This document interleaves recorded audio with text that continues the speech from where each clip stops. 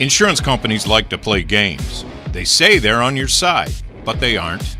We have a team that can handle any curveball they throw. At Burke, Schultz, Harmon, and Jenkinson, you get a dedicated lawyer, and every case gets a team effort. So you get nearly 150 combined years of experience going to bat for you. And we like to win. Join the team that takes your personal injury case seriously. Burke, Schultz, Harmon, and Jenkinson. We play hardball. Hey, it's Cody from Cody's Auto Body. You're a potty mouth. But we do a really great job fixing cars after an accident. I know, but you're still a potty mouth. I'm possibly the best friend you could ever have. You are, but potty mouth. If you need your car repaired, come to Cody's Auto Body, located at 851 Wilson Street in Martinsburg. Because that's Cody's with a T for f***ing trust. See? Potty mouth. Leave me alone. With 4 new car dealerships and 4 used car dealerships in 3 states, Parsons is the largest used car and fastest growing new car dealer in the tri-state area. Take Parsons Ford with huge savings on hundreds of new Fords, financing from 0%. Parsons' goal of financing for all. And Parsons' famous above-market trade-in allowances that help make Parsons #1 for used cars, too. See why so many won't buy anywhere but Parsons Ford in Martinsburg. We became #1 by making you #1 first. Parsons. The following is a special sports broadcast presentation of Talk Radio WRNR Martinsburg. Play ball! It's time for the excitement of American Legion Baseball, featuring the Berkeley Post 14 Hornets. Myers with the pitch, swung on and missed. Jason Myers gets the last out, and the Berkeley Post 14 Hornets are the state champions of American Legion Baseball in West Virginia. Let's go live to the field and join our Talk Radio WRNR broadcast team. We welcome you back here to Kaiser, West Virginia for the Area 4 championship round between Berkeley Post 14 and Post 64 out of Potomac Valley. I'm Nick Verzolini. Alongside me is Dylan Bishop for tonight's matchup here on the Skinner Law Firm pregame show. Skinner Accident Injury Lawyers representing accident injury claims for over 50 years. Go to SkinnerWins.com. Post 14 getting a big win yesterday over Post 60, getting the run rule in 5 innings, 11-1. And then we saw something similar happen with Post 64 winning 15-0 over the Post 60 Knights to advance to this area championship. Both teams are already in the state tournament, but tonight we'll crown an area champion between Post 14 and Post 64. Dylan, we look at this matchup, the two teams split in the regular season. They've played some competitive matchups over the years, and you would expect a competitive game here today between these two teams. And Post 14, a little bit short on pitching despite just playing one game due to a lot of guys not being here. Some players are sick. Some guys are on vacation. Nonetheless, though, Jet Gross is going to take the ball for Post 14, and the depth is being tested, but we know there's a lot of depth in this rotation. Yeah, it makes for an interesting day of games considering that both teams, as you said, are already in the state tournament. So today is, kind of for bragging rights more than anything, where, and whatever physical trophy or banner or whatever might come with being the area champion. And you throw that in, we kind of talked about the fact that Post 14 is in the state tournament no matter what, considering they're hosting it next week. So we thought, well, what is that going to mean for how they play, how hard they try? And I think we kind of have our answer when we dig into just how many pitchers that they have available. So it might not be a situation where the players on the field are trying any less, but they didn't exactly have the entire roster go out of their way to be here. Some guys took their vacations now, and so what it's led to is the fact that this team that we're used to seeing a lot of pitching depth from doesn't have a lot of that pitching depth here with them today. So, as you mentioned, Jet Gross is going to start. They still have a good number of guys that can pitch, like Braden Oviedo and Cole Lewis and the like, Christian Alter. So we'll see exactly who they end up digging into if they need to go deep into the bullpen, if in this first game, or if there is a second game, if Post 64 wins the first game. But I think that makes for an interesting day, considering that Post 64, on the other side, has only used 3 pitchers through 2 games. Obviously, Tyson Arnold struggled in the start on day 1 against Post 60. And then Chase Davis came in and had himself a great outing out of the bullpen. And then in 5 innings, in the 15-0 win, they only needed to go to Cam Lynch, and he pitched really well, a lot better than he needed to with those 15 runs of insurance. But overall, that'll be the story of today. Really, is the pitching. So, does Post 64 have that extra pitching depth, or were they kind of a little shallow there? We'll see. And then, do the guys that Post 14 has here today, are they going to step up in this spot where they aren't usually the second guy to go to in a tournament for Post 14? Broadwater's going to take the mound for Post 64, also their leadoff hitter today. So I believe this will be another tough matchup for Post 14 in terms of the pitching on the other side. So should be a good game, though, and we'll see if they end up playing 2 or how it ends up breaking down. But we'll take our first 2-minute break here on the pregame show. When we come back, we'll hear from manager Trip Tobin of the Berkeley Post 14 Hornets. This is American Legion Baseball on Talk Radio, WRNR and TV10. John's Pool Supplies, your local one-stop shop for all of your swimming pool needs. Located at 237 Eagle School Road, John's Pool Supplies has over 30 years of experience and a large selection of products, services, and supplies for your pool or hot tub. From custom liner installation and pool inspections to free water testing, call John's Pool Supplies at 304-267-2000 or go to johnspoolsupplies.com. With 4 new car dealerships and 4 used car dealerships in 3 states, Parsons is the largest used car and fastest growing new car dealer in the tri-state area. Take Parsons Ford with huge savings on hundreds of new Fords, financing from 0%, Parsons' goal of financing for all, and Parsons' famous above-market trade-in allowances that help make Parsons #1 for used cars, too. See why so many won't buy anywhere but Parsons Ford in Martinsburg. We became #1 by making you #1 first. Parsons. The Skinner family has been representing West Virginians for more than 50 years. We've changed the name of our firm to Skinner Accident and Injury Lawyers because we want to be clear about what we do. We represent people who have been in car, truck, and other catastrophic accidents. We're here to be a voice for the injured and vulnerable, and we take that job seriously with deep commitment to serving our clients wherever they are. Just Google Skinner Accident Lawyer or visit skinnerwins.com. We'll treat you like family. My kids, you know I want the best for you, don't you? We need to have a conversation. End-of-life planning is no one's favorite discussion, but the relief of having everything in place when the hour of need arrives is a gift. Give it to your family. Plan ahead with us. Brown Funeral Homes, a leading provider of cremations, invites you to explore the many flexible options of cremation. From environmental considerations to the benefit of greatly reduced cost, it may be the perfect answer for your family. Online at brownfuneralhomeswv.com. Brown Funeral Homes, here for you. We welcome you back here to Kaiser, West Virginia, as we continue here on the pregame show. We'll now get into our coach's interview, brought to you by Parsons Ford, located at 1400 Shepherdstown Road and online at parsonsford.com. They became #1 by making you #1 first. Parsons. We'll hear from manager Trip Tobin. Now joined with the manager of the Berkeley Post 14 Hornets, Trip Tobin. Trip, you've made it to the championship round of the area tournament, so your team will at least be runner-up. Good win for your team yesterday over Post 60. What did you take away from the win? Well, I thought our kids stepped up, to the challenge. I mean, Post 60 coming in was playing really, really well. I mean, I talked to you yesterday. I thought they come in as one of the hotter teams in the state.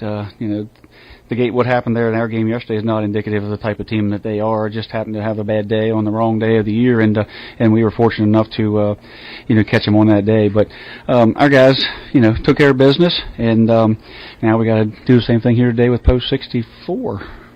Yeah, you mentioned it there. Post 64, another talented team. You guys split in the regular season. What are some things that kind of stand out to you about that bunch? Well, we have trouble. We had last year we got beat up here. We got out to a lead and they come back and beat us, and they scored 12 or 14 runs against us last year when we come up here. They pasted 9 or 10 runs here a couple weeks ago on us. Noah Broadwater's hitting 2 or 3 home runs against us up here. So, it's a tough challenge for us up here in Kaiser to beat them at home, and we need to step up to that challenge. But hard-hitting team out through the lineup. They can hit the ball of the park, and they can score runs quickly. Your depth in pitching's pretty good, and they catch the baseball. They got a really good defense out there. So I think it's going to be a great matchup and a great challenge for us going into the state tournament. I think something that stands out about the win yesterday was a lot of different guys contributing to that win. Carson Buber has 2 triples and, of course, pitches very well on the mound. Pavanelli had a lot of sacrifices, ends up getting 3 RBIs. Landon Sifford had 2 RBIs. So just for your team, I mean, how does it feel to see pretty much all 9 guys contributing in a win? Yeah, they're a tough, 1 through 9. I'll give them credit. Our team last year was really, really offensive, and we could, hit the ball at the park. Colin Reed and those guys were just tremendous. But this year, these guys string together hits. They steal bases. They'll bunt, they'll run, and manufacture runs. So they'll when a team scores, they seem to score back and fight back and through adversity. So I'm really looking forward to to tonight's game and seeing seeing how well hopefully our offense continues to click like it was yesterday and like it has been.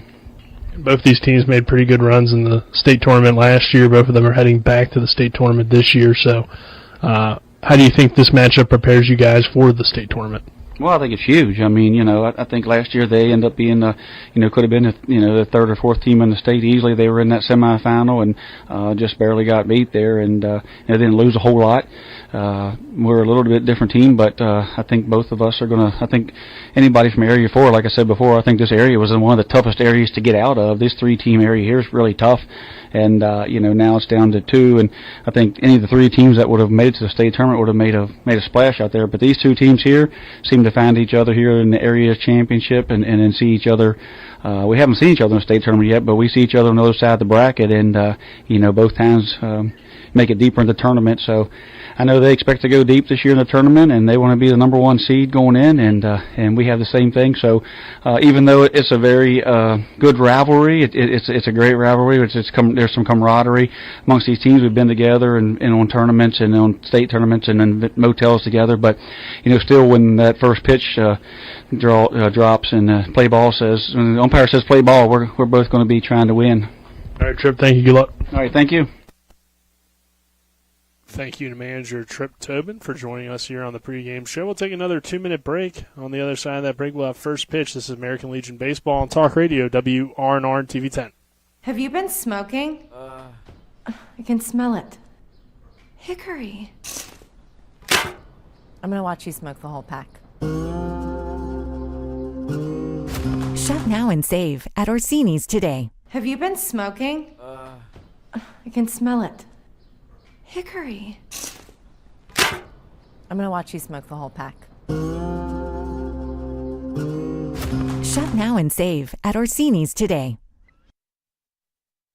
From breathtaking outdoors to unique local eats, world-class geocaching, and thriving local culture, Martinsburg, Berkeley County, West Virginia is where you can live your adventure. Berkeley County offers fantastic outdoor experiences, from our rugged hiking paths to scenic nature paths, public parks, fishing streams, and nature preserves. Cap off your outdoor adventures with a stroll through historic downtown Martinsburg. Join us and immerse yourself in our rich local history and scenic surroundings. Check out upcoming events and plan your adventure at travelwv.com.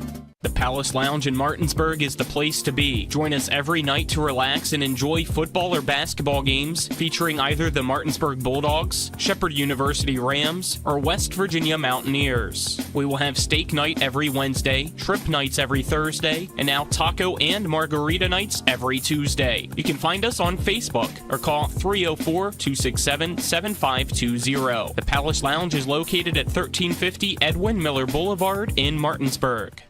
Most insurance companies see you as a claim number. Most law firms see you as a case file. When their top priority is their bottom line, you only get a fraction of the attention that you deserve. At the law firm of Burke, Schultz, Harmon, and Jenkinson, it's personal. We listen to our clients to see the whole picture, because every part of you is important. For a team built on relationships and results, call Burke, Schultz, Harmon, and Jenkinson at 304 Lawyers or visit us at burkeandschultz.com. We welcome you back here to Kaiser, West Virginia, as we get ready for first pitch between the Post 14 Hornets and Potomac Valley Post 64. Nick Verzolini alongside me is Dylan Bishop. Back in the studio, Talia Tompkins, as well as Kyle McLaughlin. And then our cameraman, Aiden Sensabaugh, here this evening. And it's Post 14, Post 64 going at it. If Post 14 takes this first game, they advance, or they're the Area 4 champions. Both teams are advancing no matter what to the state tournament.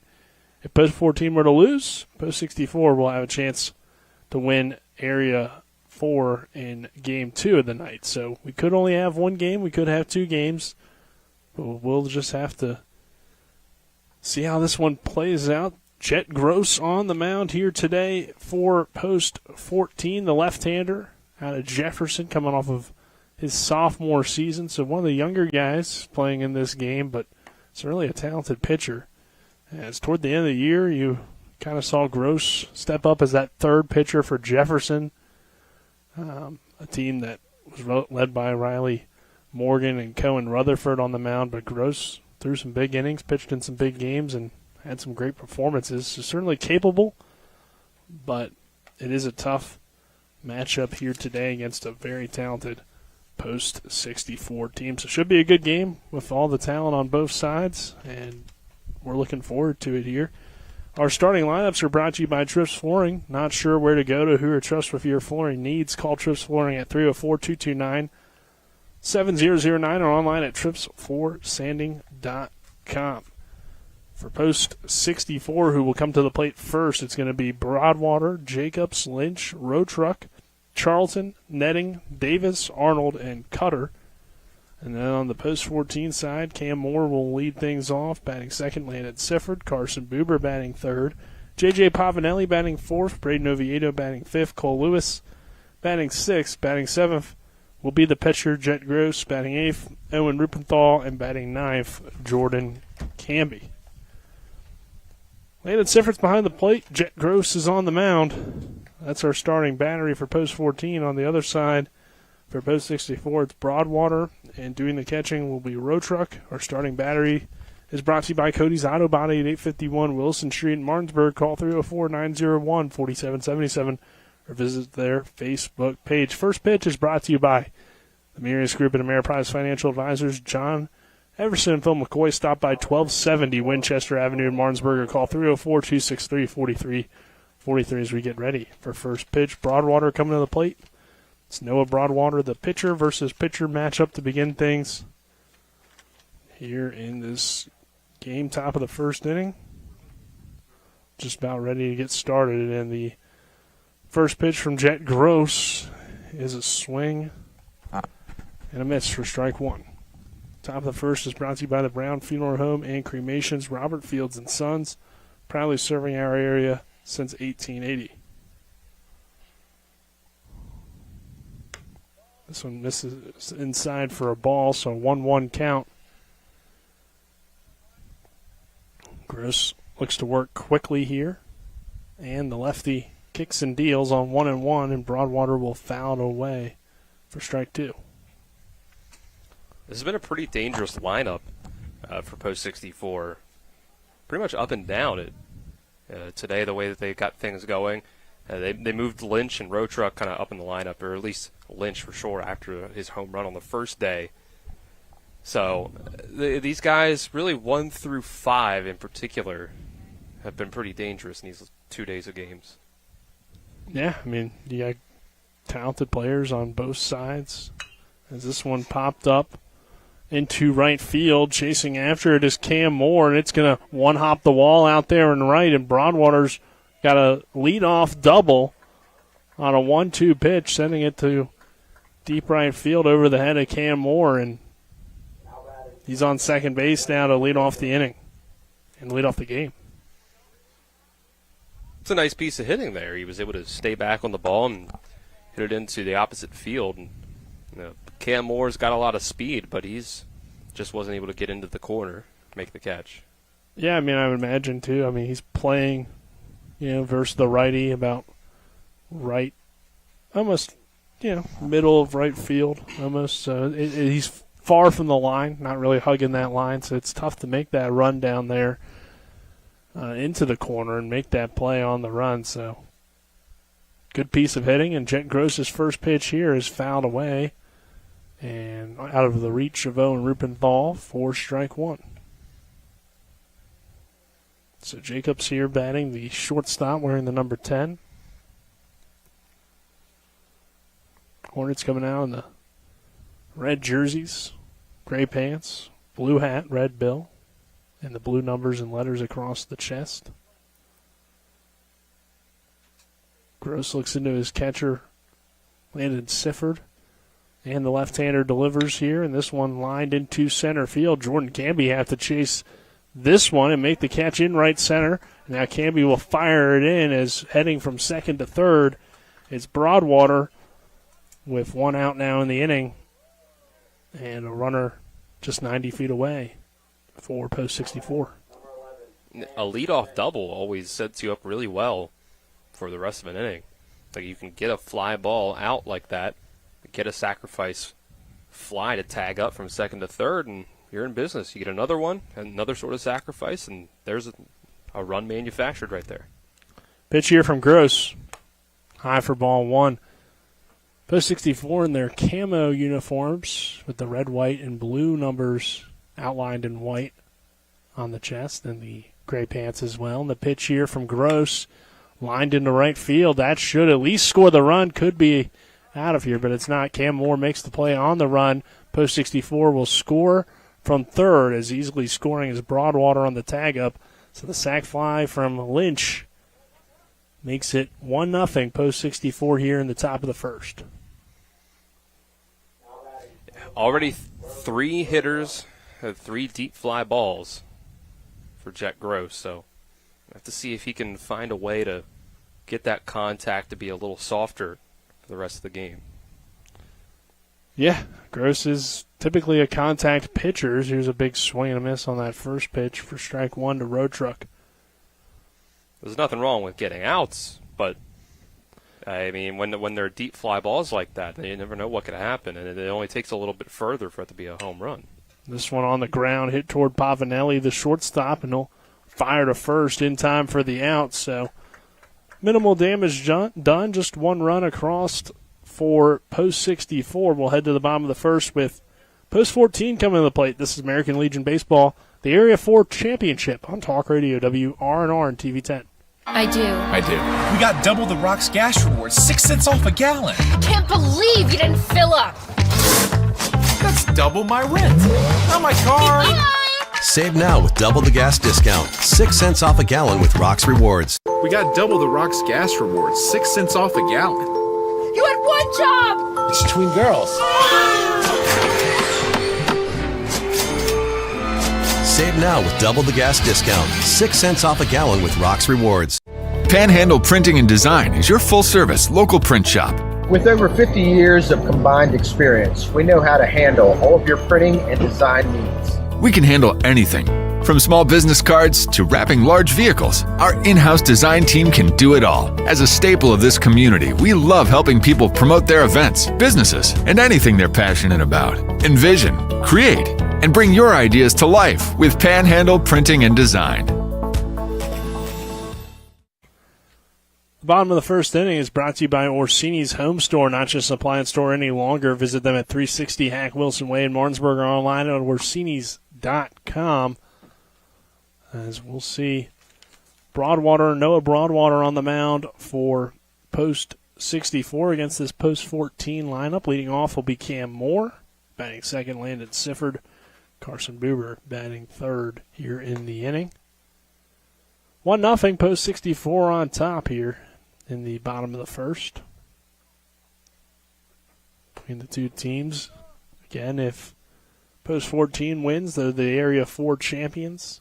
If post 64 were to win, we'll head to a game 2 to determine who will be champion in this double elimination tournament. Post 14 had the 1 seed, so they were off on Tuesday night on Tuesday night, post 64 loss. They fell to post 60. In a close one, 10-7, trailed the whole time, but rallied back late, made it exciting, but couldn't quite complete the comeback, and then they bounced back in a big way last night with the 15-0 win after post 14 got the best of post 60, 11-1. So that's how we got to this point. First pitch here misses outside for a ball to the leadoff man, the left-handed hitting Cam Moore. Next pitch from Broadwater, just apparently missed a little bit high for ball 2.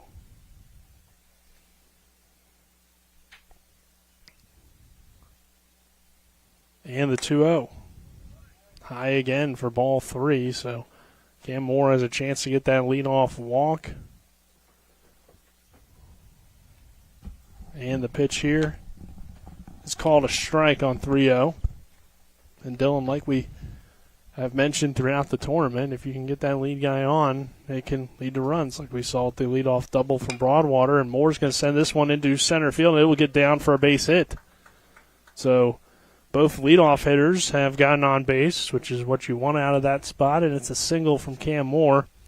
I'll bring Landon Sifford to the plate. I mean, you want it from everybody in the lineup, but especially the leadoff guy, you know, he kind of sets the tone for the rest of the guys. Right, there's a huge difference between having a base runner on with no outs and with 1 or 2 outs. Just the difference. We saw it with post 64 in the top of the inning. They got a runner on second with no outs, and then 2 fly balls gets your run. First pitch here to Landon Sifford is in there for a called strike. Moore takes his lead, the throw to first, not in time on the pickoff attempt. Sifford had 2 RBIs in yesterday's win over post 60, doing the catching again here today. And the next pitch to Landon just crosses the plate for strike 2. Sifford has a good eye at the plate. Let 2 strikes going by that time, though. You've got to get a feeling for the pitcher in your first at-bat. Yeah, these teams have seen each other a lot, but it's not really the same as playing post 60 when you see each other in the high school seasons that you've had, depending on how old you are on this team or on that team. As this one misses high for a ball, Sifford being already in college, he hasn't necessarily seen all the younger guys on post 60, but he's definitely seen the older ones as a 1-2 count. And, of course, post 64 and post 14 have had a lot of matchups over the years. Here's the 1-2. Sifford sends it the opposite way into left, or not the opposite way, but into left field, and gave it a good ride, but it stayed foul.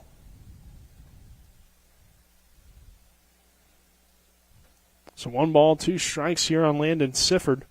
Nobody out.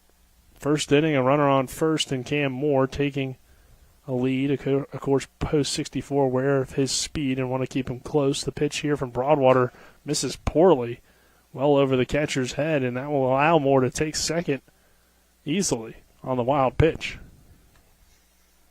And again, now it's the same scenario that post 64 was just in. You get that runner on second with no outs. Now anything hit to the right side of the field can potentially get you. The 2-2, a swing and a miss, strike 3. So Sifford goes down swinging, and that'll bring Carson Buber to the plate. Buber over at second base here today after pitching a gem yesterday, 5 innings of good baseball. It's a nice strikeout by Broadwater. Just blew the fastball by him. Yeah, especially to bounce back after that wild pitch, and the first pitch here is a strike. Let's see if Buber can continue his hot streak from yesterday. Yeah, 2 triples in that win against post 60. The pitch here slapped and foul out of play.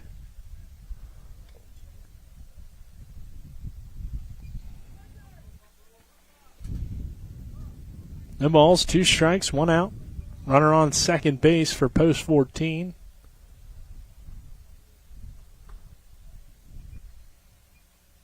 Broadwater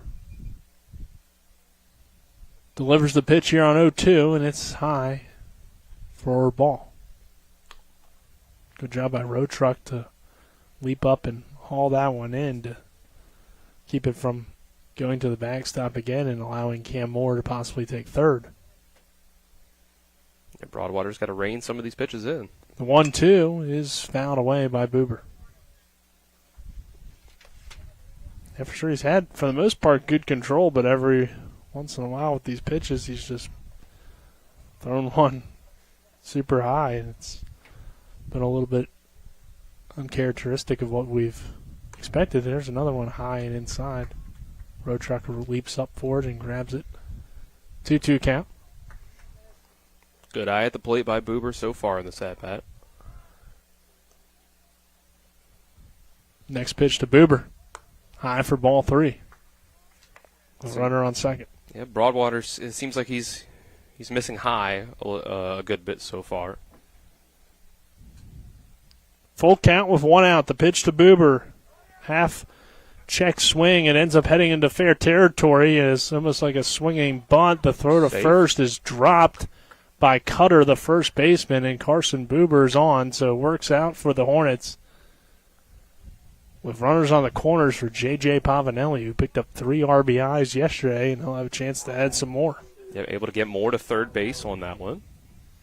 So it's a solid chance for Post 14 to at the very least try to tie this one up after Post 14 got an early run up.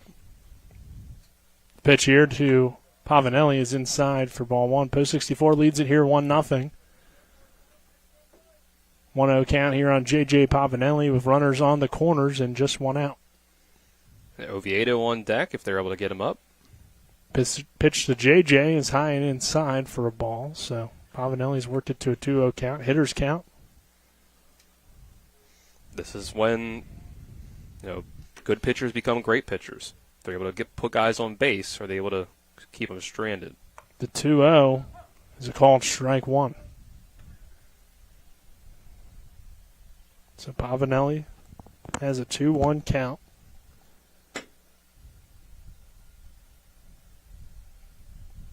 And the next pitch to J.J. is high for ball 3.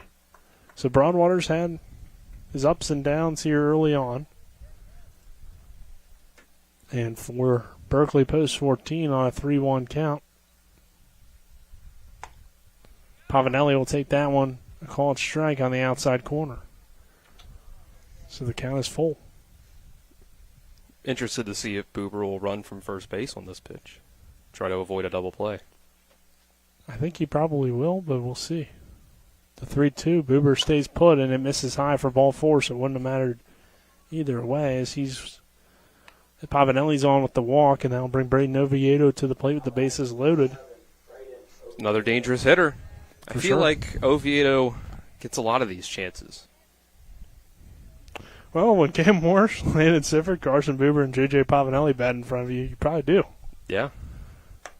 That's definitely a dangerous top 4 as this pitch misses inside for ball 1. And he's a patient guy at the plate. He will draw his walks. So if Broadwater doesn't keep these balls in the strike zone, as he doesn't on that one either, he makes it 2-0.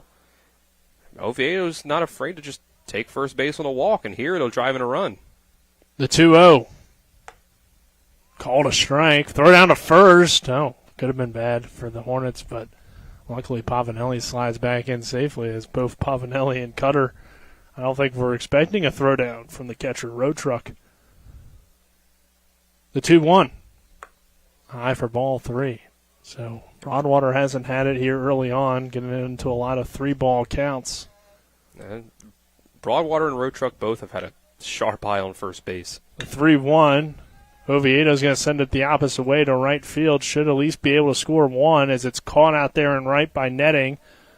Cam Moore will score on the tag up. Pavanelli stays put at first, but advancing from second to third is Carson Buber. So with runners on the corners and now 2 outs, the Hornets tie the game at 1 on the Oviedo sacrifice fly to right. Yeah, it was such a deep fly ball that netting didn't even try a throw home. He just went ahead and tried to go to third with it.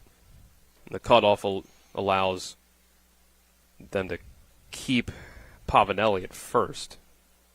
So Cole Lewis will come to the plate. First pitch to Lewis. Check swing went around. Yeah.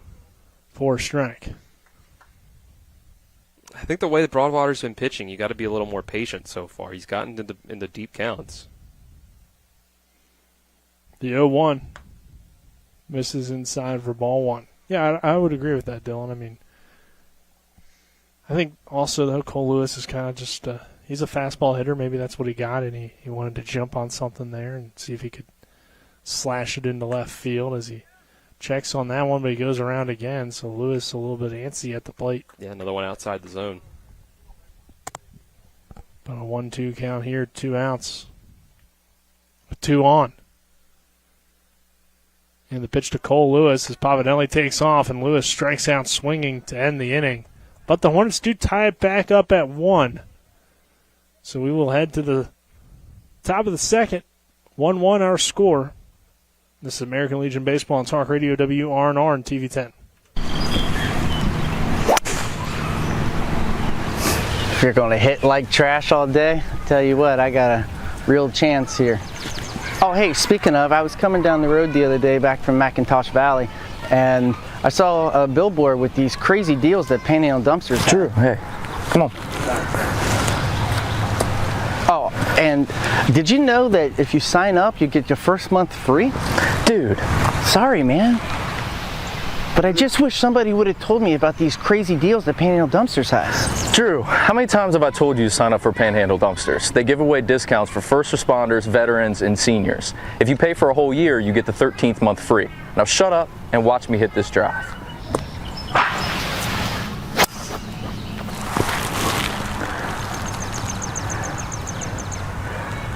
Signing up with Panhandle is like a hole-in-one every day.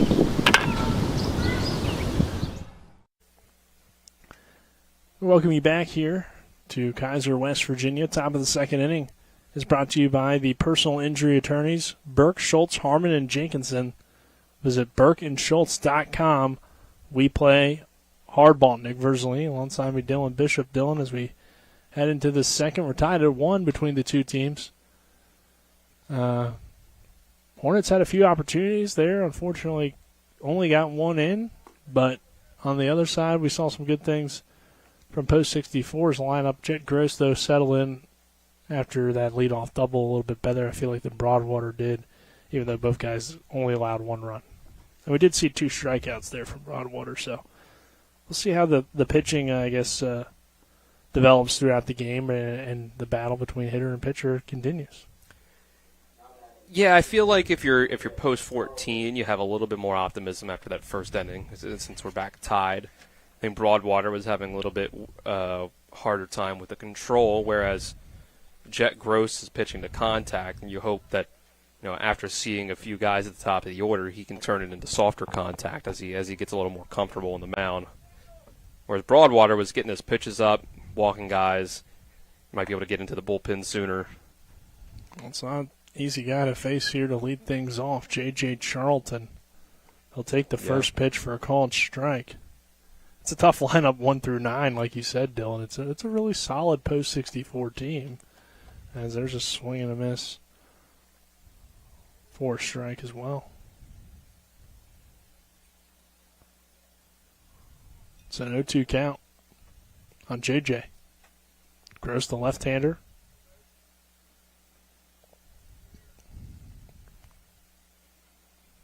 And the 0-2, a bouncer in the dirt for ball 1. I think he was trying to get him to chase a breaking ball, and I think it just got away from him a little bit. Broke a little too much. I think another thing that's impressive about Post 64, not necessarily choosing their players from the biggest areas, but still very good baseball areas when you talk about their kind of group of players that you have. A lot of them go to smaller schools. As there's a pop fly out toward left field. That's going to fall in for a base hit. Tough read. Throw into second is not going to be in time as Charlton was flying around the base pass and ends up at second base on a little blooper in the left. As it looked like also maybe Pavanelli and left fielder Cole Lewis had a little bit of a miscommunication of who should go after it once it landed there and left.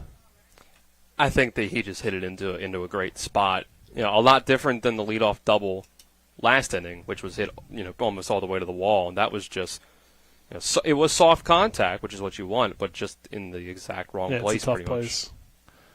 Definitely a good hit there from Charlton, but I mean, the hustle there allows him to get the double. Here's a pitch that hits the zone there for strike one to Netting, the right fielder.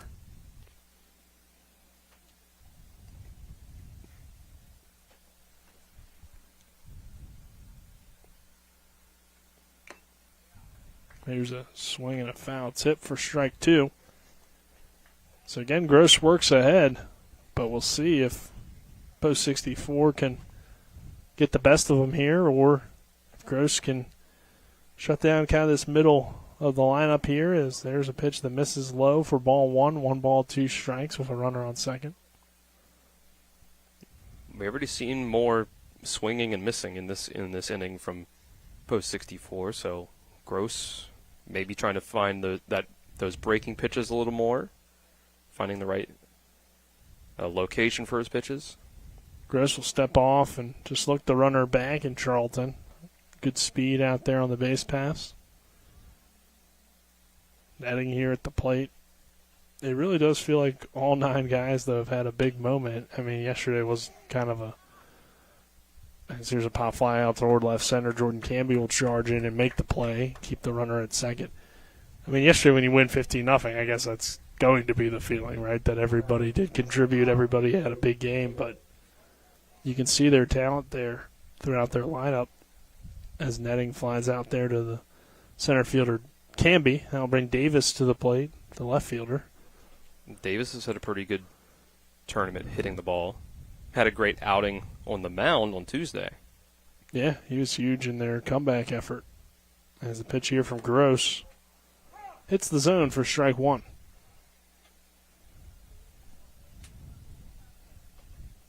So 1 out here in the inning and a runner on second base. 1-1 our score in the top half of the second.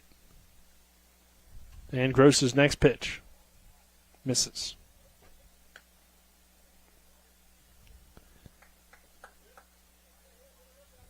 Chet Gross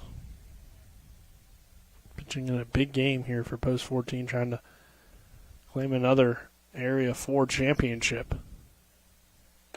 There's a swing and a miss for strike two.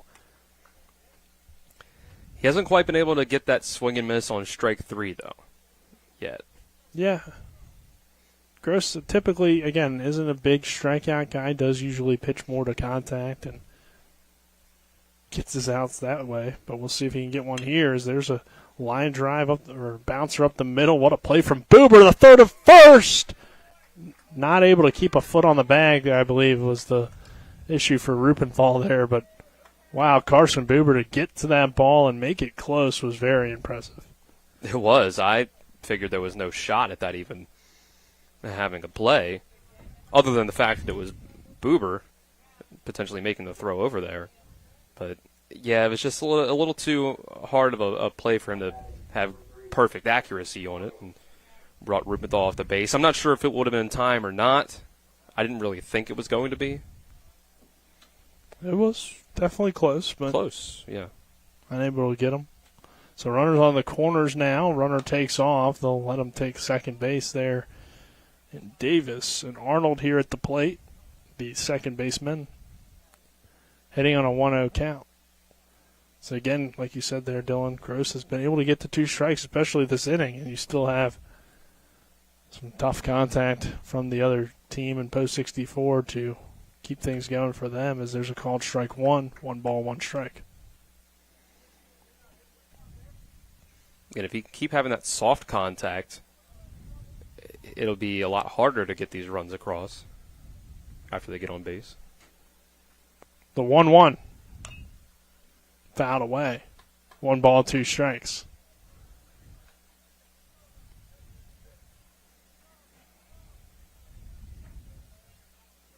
One-two count, 1 out.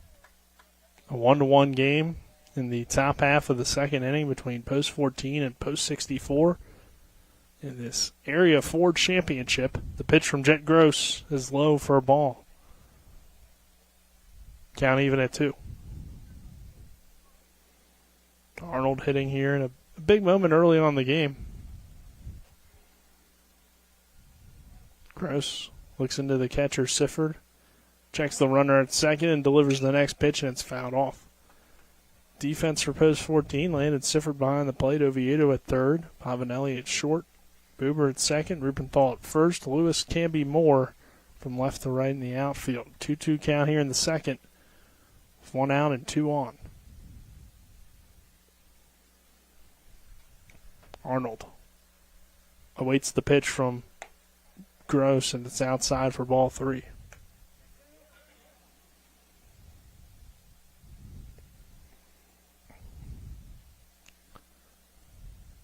So now a full count. Again, Gross gets it to 2 strikes, but he misses inside here for ball 4. So just can't get that final strike against this post 64 defense, or offense, I should say. And also, to be fair to Gross, the double was kind of just, a ball that fell in a weird spot where nobody could catch it. It wasn't, like you said, a hard hit ball. The single from Davis was more so, Buber making an excellent play to even keep it in the infield, because that was more of a hard hit ball. It's Cutter to the number 9 hole hitters coming to the plate, and Cutter takes a healthy cut at that one for strike 1 on a pitch that probably missed. But now it's an 0-1 count with the bases loaded. Just 1 out. Pitch to Cutter. Swing and a miss, strike 2. I feel like Cutter has had the most struggles at the plate as of the post 64 lineup. So, but he's had his moments. But I think maybe first time up pitcher has had an advantage against him. The 0-2 got him looking for Gross's first strikeout of the evening. And now there's 2 outs here in the inning. And back to the top of the order, though, with Broadwater. So, tough situation, but with 2 outs, you feel relatively confident here. And Gross, we'll see if he can get out of the inning. That's a huge strikeout. For sure, but now a bouncer gets away. Sifford's going to have to track it down. The throw home going to not be in time, so that gives post 64 the lead. Well, he just completely negated the strikeout with 1 pitch. I was going to yeah. say, you had avoided, getting an out while also allowing the runner come across and score. But that wild pitch there just completely makes that meaningless now.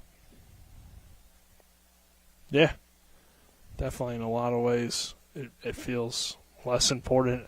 It almost feels like you just got to sacrifice it, even though that's not exactly what happened. But the 1-0 here from Gross is low for ball 2. And you're at the top of the order again, which, Broadwater had a double. Almost a home run. Very true. Really, it was only 1 hop to the wall, only a few feet away. So we wait the 2-0 from Gross with 2 outs. And there's a strike. Yeah, he was just able to get him the chase. Not even close to the zone, so it was really that breaking ball really got him. And we wait the 2-1 from Jet. It's high and outside, ball 3. So this could load those bases back up for Jacobs, as Gross has worked into a 3-1 count. With 2 in scoring position now at second and third, and the next pitch is lifted out toward deep right center field. Hornets going back, but they're going to have to wave it bye-bye. A 3-run home run for Broadwater extends the lead out to 5-1 post 64 over Berkeley post 14 here in the second inning. What a change of events, Dylan. You had that strikeout, like we said. You felt okay about everything with 2 outs, and even though the bases were still loaded, and then you get the wild pitch for a run, and then, of course, Broadwater still has his at-bat. And he goes yard. Yeah, like you said, we've said Gross is a guy that pitches to contact, and this is a dangerous lineup to have that be the case against. And Broadwater showed right there, got a little bit of a better contact on the ball than last time. Hit it the opposite way. This one hit into left field by Jacobs for a base hit. So the 64 offense continues to pile it on here in the second. Nick, manager Tobin even talked about before the game. He's seen Broadwater hit a lot of home runs against them over the years, so he knows how good this lineup is. But, again, we mentioned it, post 14 was kind of limited in their pitching options, and nothing against Jake Gross, definitely a solid pitcher, but may not be ready for this kind of lineup yet. He's still only heading into his junior year, so there's a lot of veterans on this post-64 team. Yeah, it was a big ask of him to start this game, be the second guy that we see for post-14 in the tournament. Gross here misses low for a ball. He's had his moments where things have looked good, but a few pitches later and a few mistakes, and then all of a sudden it's 5-1, and that's kind of how things go against teams like this. But you don't want to count the Hornets out yet either. They can answer with something similar, but this one's going to head into right field for a base hit. So Cam Lynch has a single. It's a big inning for post 64. Road truck coming to the plate now. Another home run caliber bat. So, in terms of a lot of innings, you don't really see that out of the guys that the Hornets do have available today. The majority of their innings have either already pitched or aren't here. So that's another thing to consider. You have Owen Rupenthal you have a lot of guys that can pitch, but not a whole lot of guys that have pitched this summer significantly for this team. But as Gross misses there, I think they're going to come out and talk to him. At least Landon Siffert's going to. And try to calm him down. And that's a good move from Siffert. He's one of the leaders on this team. Gross is kind of a younger guy. Just say, hey, Yeah, you gotta make sure that your pitcher doesn't lose his confidence up there because it's a rough inning, but hey, you can get through it with one more out and just get to the dugout and restart next inning with a clean slate. That's all you need to do. So 1-0 count, 2 outs, 2 on at first and second, and there's a swing and a miss for a strike. Road truck the batter here, the cleanup man, grounded out his first time.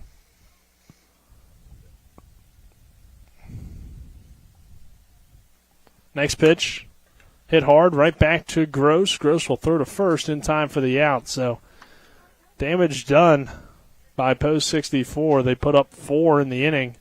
It's 5-1 as we head to the bottom of the second. This is American Legion Baseball on Talk Radio, WRNR and TV 10. We're back in 60.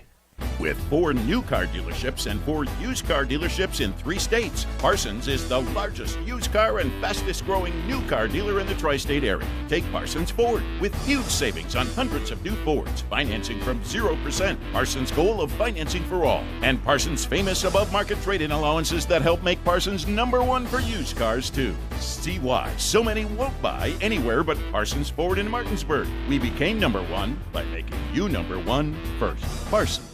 After a car accident, what do you get when you call Mansion Ferretti? You get more experience from a local law firm with over 115 years of combined service. More respect from a team who treats clients like their own family. And more fight, because we want you to get every dollar you deserve.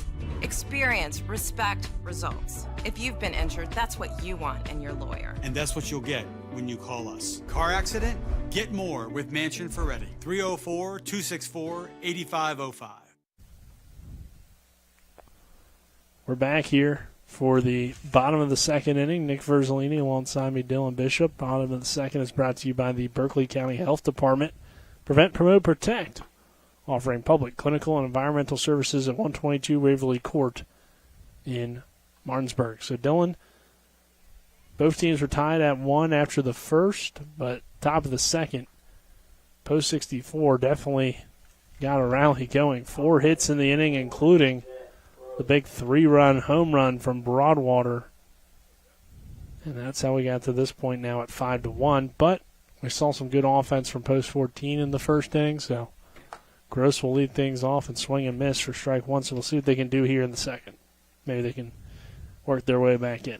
Yeah, Broadwater had some control issues in that first inning, so if he's not able to lock in, then they might be able to get back into this one as we see him pitch one into the dirt.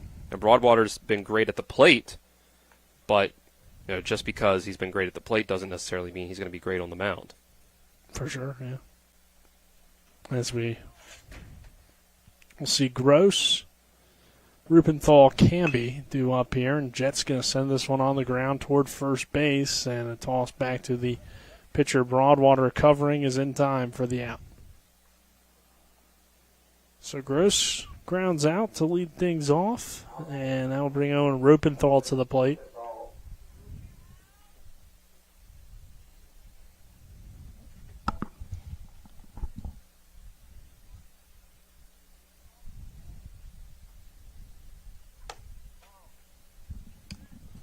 First pitch here to Rupenthal misses for ball one.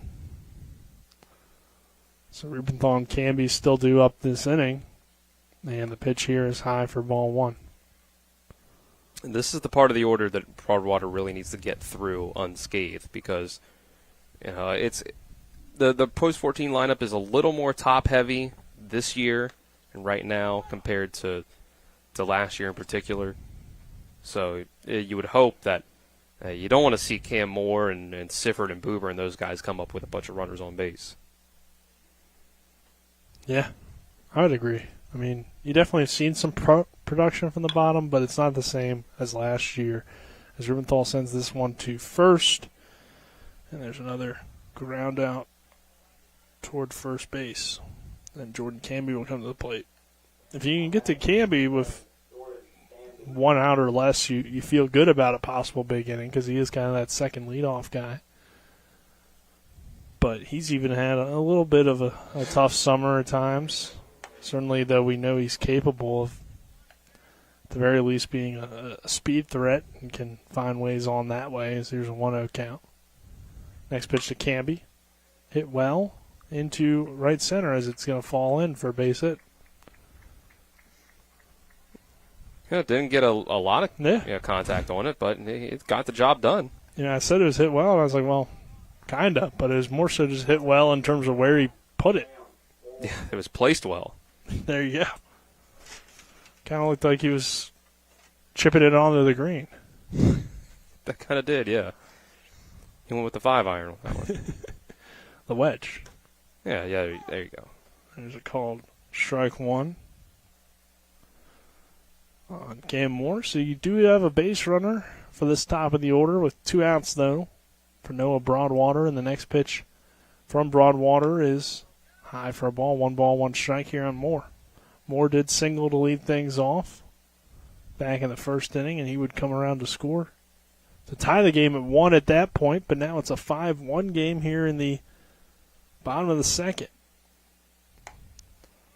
So here's called strike 2. 1 ball, 2 strikes, 2 outs.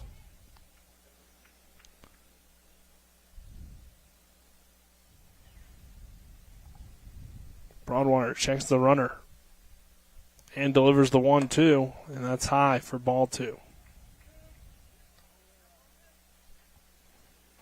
See what the strategy is for post 14 to begin the third inning. Now down 5-1 in terms of, do they leave Jet Gross out there? Do they make a change or not?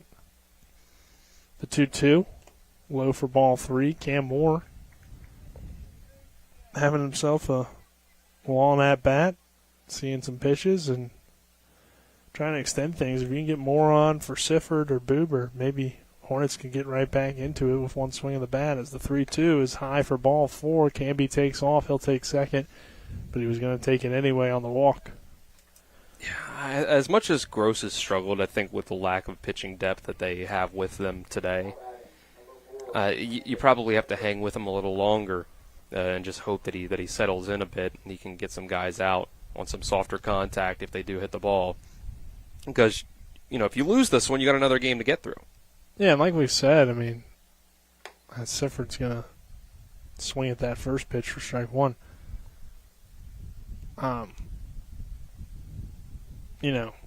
If the Hornets do lose, there is another game, but also just, a few plays here and there, and maybe things end up going a little bit differently last inning because you did have that ball kind of fall in where it wasn't hit very hard, but just nobody was there. As here's an 0-2 pitch to Landon Sifford with 2 on, and that pitch just missed. Broadwater wanted it to be strike 3. He started walking off the field. It was a nice breaking ball. It looked like it had hit the zone, but it just did miss a little bit high to Landon Sifford, who now has to protect on a 1-2, and the next pitch is slapped into left field, but foul.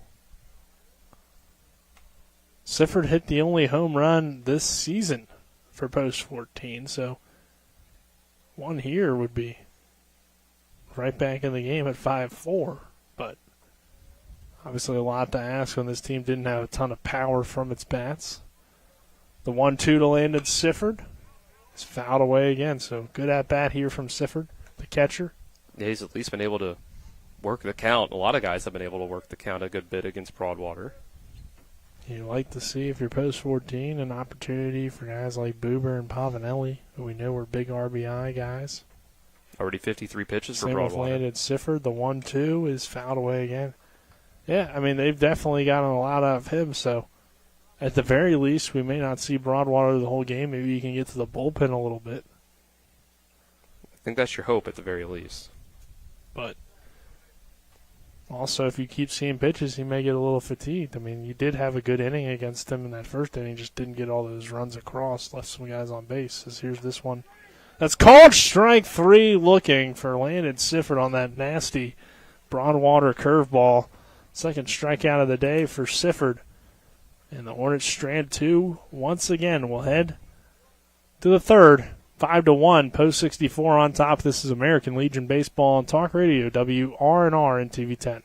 Is your skin dry or breaking out? Are your muscles sore and tight? Then take a few hours or even a whole day to refresh yourself, recover, and rejuvenate at Personal Reflection Day Spa. Located at 102 Hovatter Drive in Inwood, Personal Reflection Day Spa is an award-winning spa for 15 consecutive years. The friendly, experienced staff will give you the treatment you deserve from the minute you walk in the door. Book your appointment by calling 304-821-1333 or online at personalreflectiondayspa.com. I do. We got double the Rock's gas rewards, 6 cents off a gallon. Can't believe you didn't fill up. That's double my rent. Not my car. Save now with double the gas discount. 6 cents off a gallon with Rock's Rewards. We got double the Rock's gas rewards, 6 cents off a gallon. You had one job. It's between girls. Save now with double the gas discount. 6 cents off a gallon with Rock's Rewards. We welcome you back here to P.O. Faulkner Park. Got a new pitcher here in Blosser, Jake Blosser. And we do see the change there. We knew Blosser was also an option for the team, but maybe didn't think about it as much because, like we said, Blosser's a new guy to the team.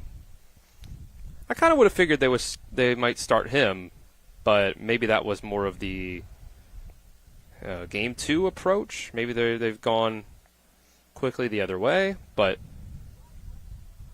I think. But he is a new member of the team, so I thought he had a pretty okay outing the first time we saw him. Just a little bit of control issues early on, and then kind of recovered. But let's see if he can keep this close, and hopefully your offense can chip back into this game. Yeah, I think the key is that Blosser's not super familiar probably with the catchers and stuff, and that's probably part of it. I would also say that maybe in some ways, Jet Gross kind of earned it since he's been with the team all year, and of course that's not really Blosser's fault, but yeah, you kind of stick with the guys that have pitched for you all season. He's a newer player to the team because he moved in a little bit later, but yeah, he's going to get this opportunity here to at least keep it close, and then if the Hornets don't come back and win, we'll see who they end up throwing for game 2. They do have a few different options.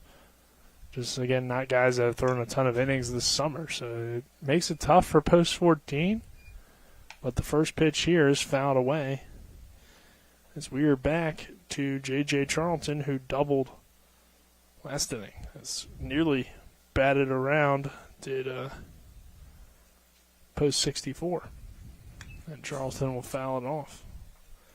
So all 9 guys coming to the plate, but you don't see the bat around with Charlton with his second at-bat in the inning. And still fall behind here 0-2. And that double a lot due to the Charlton speed and hustle.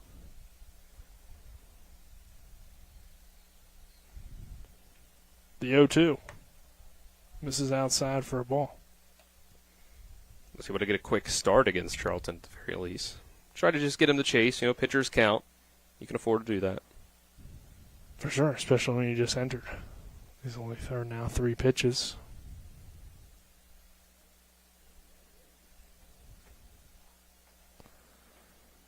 Pitch from Blosser. It's low for a ball.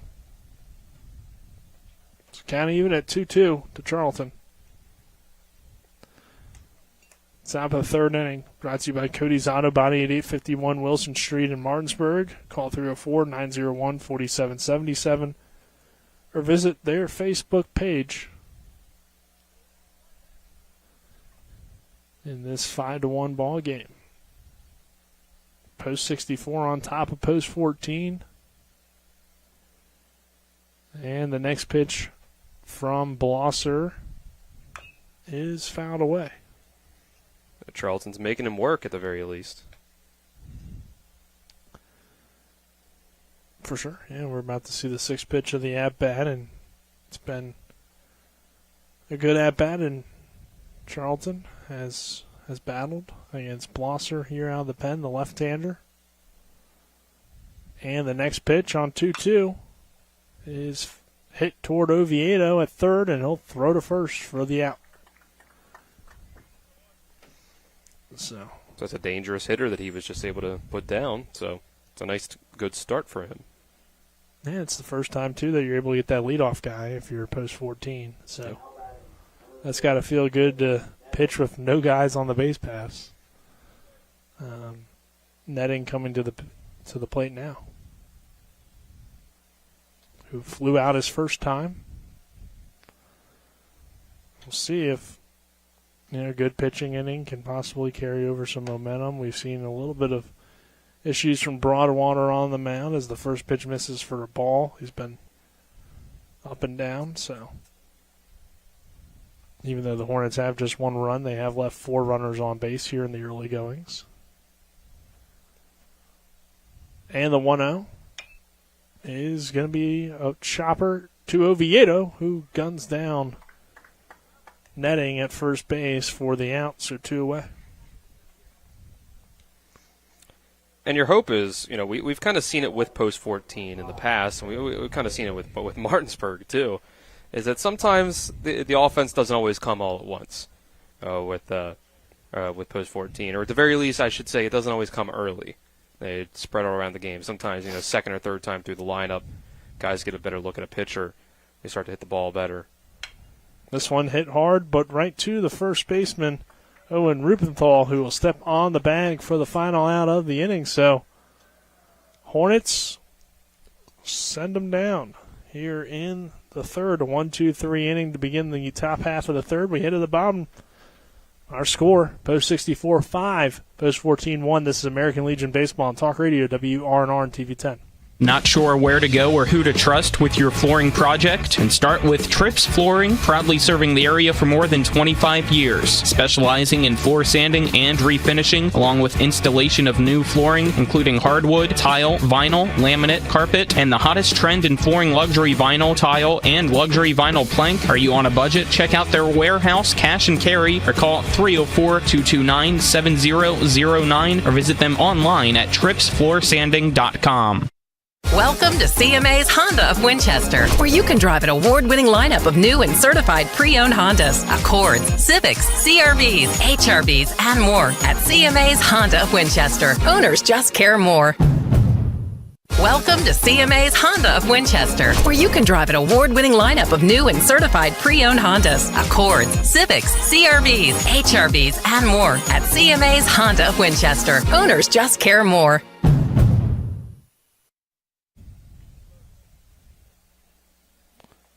We welcome you back here to Kaiser, West Virginia. Nick Verzolini alongside me, Dylan Bishop, our cameraman, Aiden Sensible.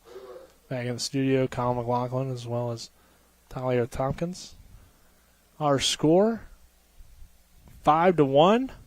Post 64 leads post 14 here, Dylan. And we'll see if the Hornets can get the offense going with Buber, Pavanelli, Oviedo duo. Good place to be. Yeah, definitely a good part of the lineup.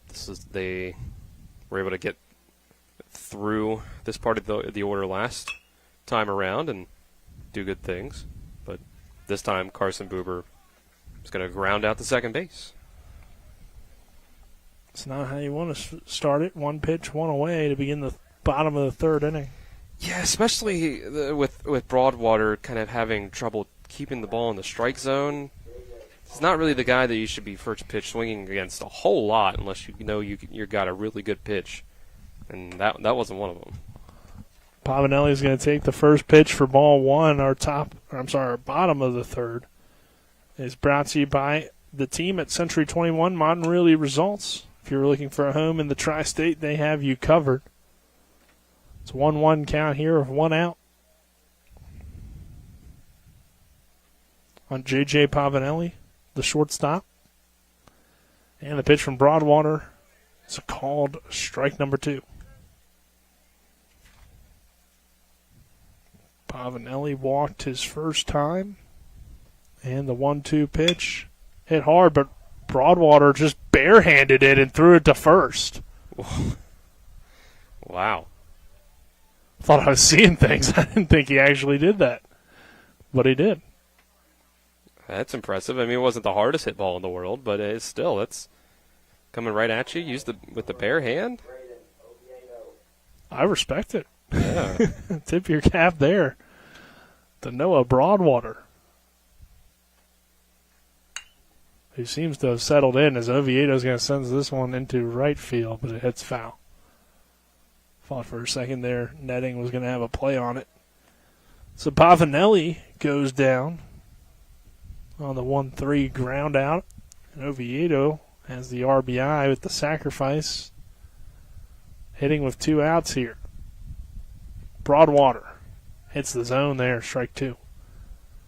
If he gets a 1-2-3 against Buber, Pavanelli, Oviedo, all of a sudden the feel on Broadwater's start, even with the 1 run only given up, changes, and he gets the strikeout looking to end the inning. So Broadwater gets through probably the toughest part of the Hornets lineup with no issues. We'll head to the top of the 4th. Our score, 5-1. Post 64 on top of post 14. This is American Legion Baseball and Talk Radio, WRNR and TV 10. If you're going to hit like trash all day, I tell you what, I got a real chance here. Oh, hey, speaking of, I was coming down the road the other day back from McIntosh Valley, and I saw a billboard with these crazy deals that Panhandle Dumpsters have. Drew, hey, come on. Oh, and did you know that if you sign up, you get your first month free? Dude, sorry, man. But I just wish somebody would have told me about these crazy deals that Panhandle Dumpsters has. Drew, how many times have I told you to sign up for Panhandle Dumpsters? They give away discounts for first responders, veterans, and seniors. If you pay for a whole year, you get the 13th month free. Now shut up and watch me hit this drive.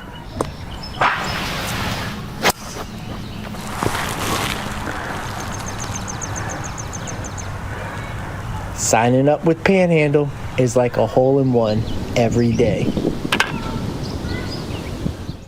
We welcome you back here for the top half of the 4th. Nick Verzolini and Dylan Bishop, happy to have you with us. Our top of the 4th is brought to you by Farmers Mechanics Insurance Companies. Reliable coverage since 1877. Call 304-263-0809 for a quote today or visit fmiwv.com. Dylan, we saw some good stuff from Blosser earlier. He's going to continue to pitch here in the 4th, but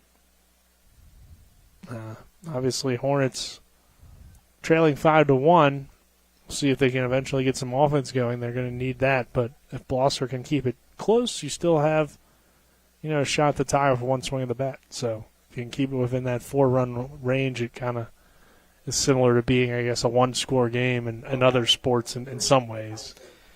Not really, though, because you got to get guys on base. Yeah, I mean, obviously the big problem right now is that you need your offense to kick into gear, but it won't. As of right now, you need 4 runs to tie, but if if you don't get a good pitching performance out of Blosser, you're going to need even more than that. So it's still important to make sure that he comes out here and keeps things in check. It's Arnold, Cutter, Broadwater due up here, and first swing from Arnold is fouled away. No balls and a strike. So Blosser, the lefty, delivers the next pitch, and it just misses outside. A little bit high for ball one. Blosser again, he moved into the area toward the end of the season, joined the Hornets. Going to be playing for Martinsburg next spring. And the 1-1, fouled away. 1 ball, 2 strikes.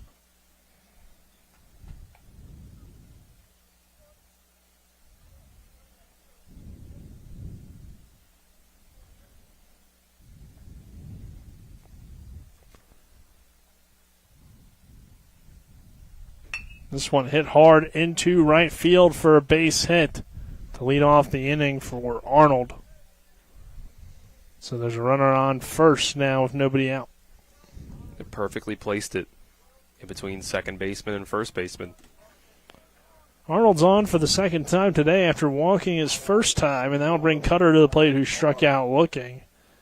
At the time he struck out, the bases loaded and just 1 out, and Dylan, we felt like, okay, Hornets might get out of this, pretty unscathed, but then Noah Broadwater came to the plate, of course, and we had a wild pitch and then a home run. So things changed very quickly in that situation. And now here the pitch is in there for a strike. Without that wild pitch, that might have been a grand slam. It's true. That he hit there. So 0-1 count here on Cutter. And the 0-1. Misses outside for ball one. Cutter playing first base.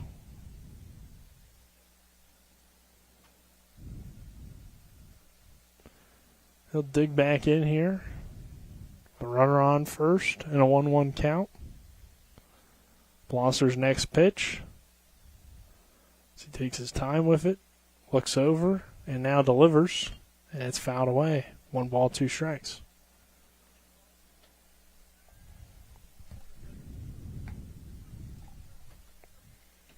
They'll come out and take some time to talk to Blosser here. Umpire gets a new baseball. I think the ump maybe needed some time. Might have hit off of him there. But 1-2 count and we'll reset. Runner on first base and nobody out here in the top of the 4th inning between Berkeley post 14 and post 64. A win for post 64 forces a game 2. A win for post 14. And the Hornets are Area 4 champs, as here's a throw over to first, not in time. Both teams already headed to the state tournament, which we play next week, beginning on Thursday in Berkeley County at P.O. Faulkner Park in Martinsburg. So the Hornets, the host team, they were already in before this tournament, is the 1-2, missed outside for a ball. Count even at 2-2. And they would have replaced the runner-up of this game if they were to have been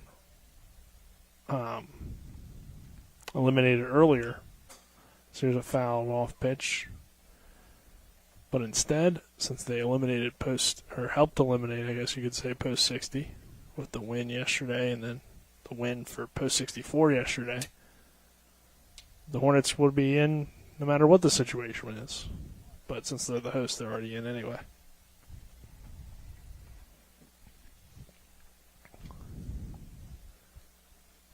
Two-two pitch from Blosser about to come with a runner on first. And here it is. And it's a breaking ball, but it just missed. I thought for a second that had cut back in. Just looking on the TV, yeah, you would have thought on the screen here that it came across the plate. But it's a little bit of a diagonal angle. Yeah, and I mean we're looking through a pretty small window, so it's kind of tough to tell. But the 3-2. Called strike 3 that time from Blosser as he gets Cutter looking for his second strikeout. I guess that's where I thought the last one was. Yeah, there you go. Similar spot, but that time called strike 3, so 1 out here, and Broadwater coming to the plate. We've already seen him hit a 3-run home run his last time and a double, and not anybody's type of easy double, but this time it's a chopper hit towards second. Could be 2. The throw back to first, though, not in time, so it's just a fielder's choice for the second out on a 5-4. And that will continue the inning with Jacobs coming to the plate, who hit a single his last time and also had a sacrifice to move Broadwater over to third his first time, so he's been productive at the plate. 2 outs here, though. Blosser has so far been really good in relief of Jack Gross. And the first pitch he throws here to Jacobs. As Broadwater takes off, Sifford guns it down to second, but it's too far and almost more toward Pavanelli, but Buber having to come over toward the shortstop side to make the catch. It is an 0-1 count. Something to consider with these lineups and the pitching choices so far of Post 14 is the right-handed heavy lineup from Post 64, and you got left-handed pitchers that they've used so far.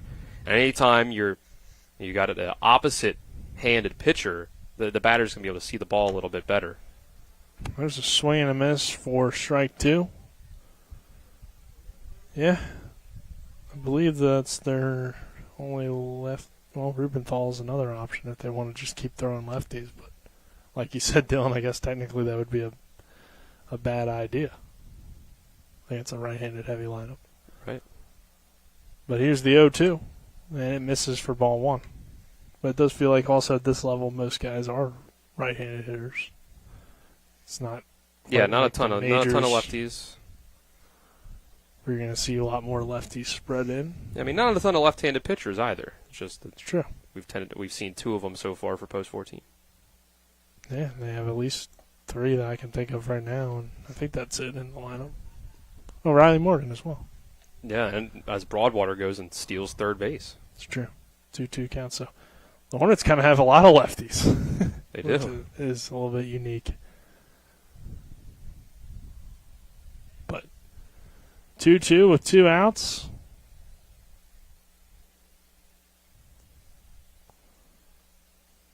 And the pitch from Blosser. Breaking ball just missed for ball 3. He's had pretty good control of that breaking ball, just sometimes just barely missing the zone on it. Mm-hmm. Full count with a runner on third and 2 outs, a 5-1 Post 64 lead here in the top of the 4th. And the next pitch here from Blosser hit hard on the ground, but fair down the third base line, and Broadwater's going to come around to score. Just slipped inside for a base hit, and that's now 6-1.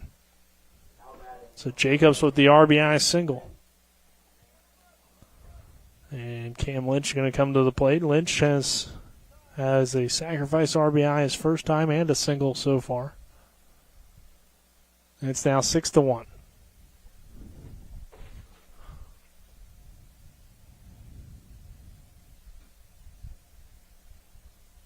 Runner takes off. Sifford's going to hold on to it.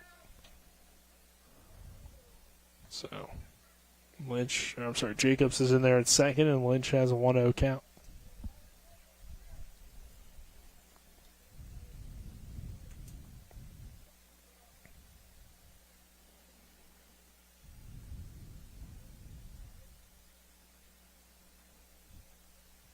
Blosser checks the runner.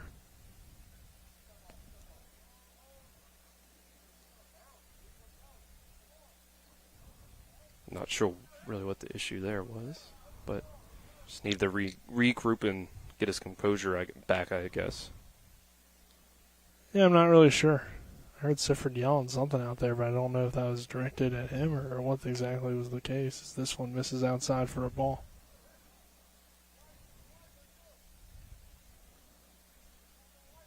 So, maybe just some miscommunications between the pitcher and catcher. And now a throw back to second. That gets away into center field. And the runner advances to third. It's just things have not gone post 14's way so far in this one. On either side, really. Yeah, seems like a little bit of just kind of a collapse from the team a little bit here. But again, it's not, a super significant game for them, as even with a loss, they're still in the state tournament. But you don't want to ever go in, feeling bad about how you're playing. So it's going to be important if they don't come back for this game to bounce back in a big way, I feel like, for this next game and at least put together a better performance. As this one's popped up toward right field. Everybody trying to chase it down, but Cam Moore makes the play on the run for the out. So we will head to the bottom of the fourth. 6-1 our score. This is American Legion Baseball on Talk Radio WRNR and TV 10. I like the layout of the course very much. I think it challenges the low handicappers and is very playable for the mid and high handicappers. All different levels can play on this course. I think it challenges you from the get-go. And the first tee program here is one of the best, if second to none. It is the best in the state of West Virginia. The men have a league, the women have a league, the kids have things going on. Like, it really is kind of the whole package here at Locust Hill. Everybody's very welcoming. Love the folks here that play golf, but a lot of great relationships and friendships with people here. Sometimes you can only judge a course by their members. We have a great core membership here. I was able to build some fantastic relationships here, and that's why I've been here for 30 years. When you join any club, you're joining to play golf, but you're really paying for the experience. And the experience here at Locust I found to always be a good time and a fun affair. To schedule a tee time, become a member, or see upcoming events, visit www.locusthillgolfcourse.com or call us today at 304-728-7300.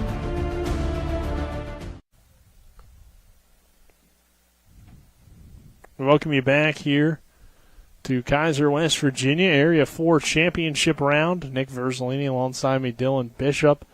6-1 our score. So we head to the bottom of the fourth here, Dylan, and see if the Hornets can get something going.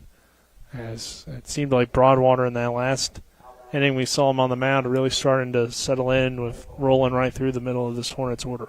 Yeah, he was able to get more strikes across the plate. That was kind of the big issue, was his walks really more so than anything in the first inning. So we'll see if that continues. This is a chopper hit towards short, but error is going to allow Michael Poltar to lead off and get on base. So Poltar here hitting for Cole Lewis in the lineup.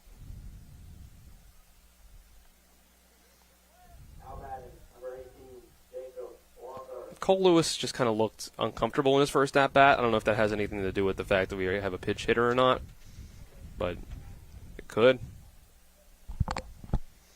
This one misses high for a ball. Probably a few different things. It's a 5-run game. Poltar's been a guy that has pretty much been there every game and kind of done whatever manager Tobin's asked from him. Not that he's not a quality player or anything like that, but it's like, hey, he's always here.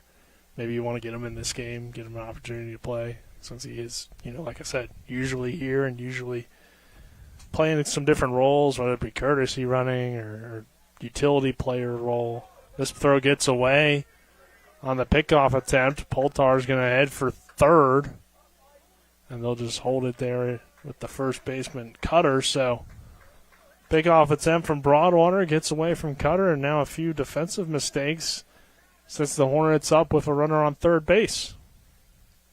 Well, got to start a rally somewhere. You need 5 runs. You've only got 4 innings to do it, so you need some breaks like that. Blosser at the plate.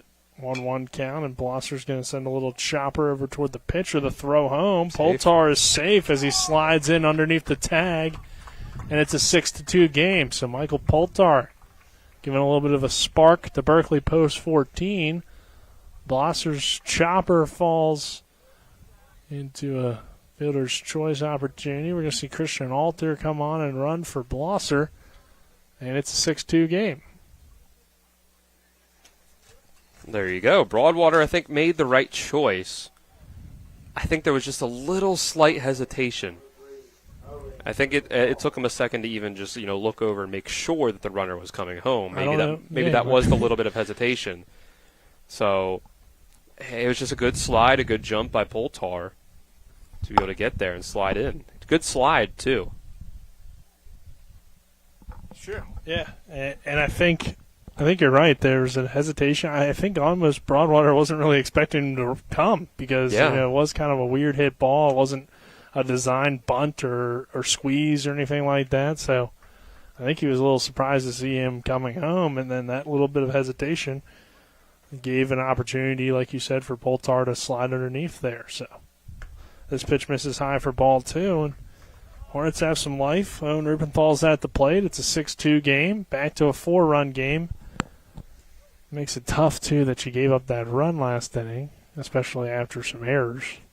Yeah, I could kind of tell that Broadwater was maybe thrown a little off in these 2 pitches of this at-bat, especially that last one.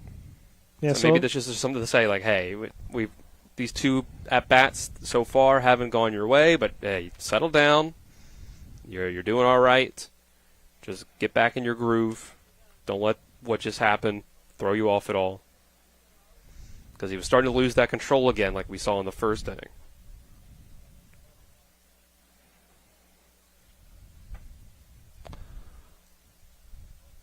Two-0 count.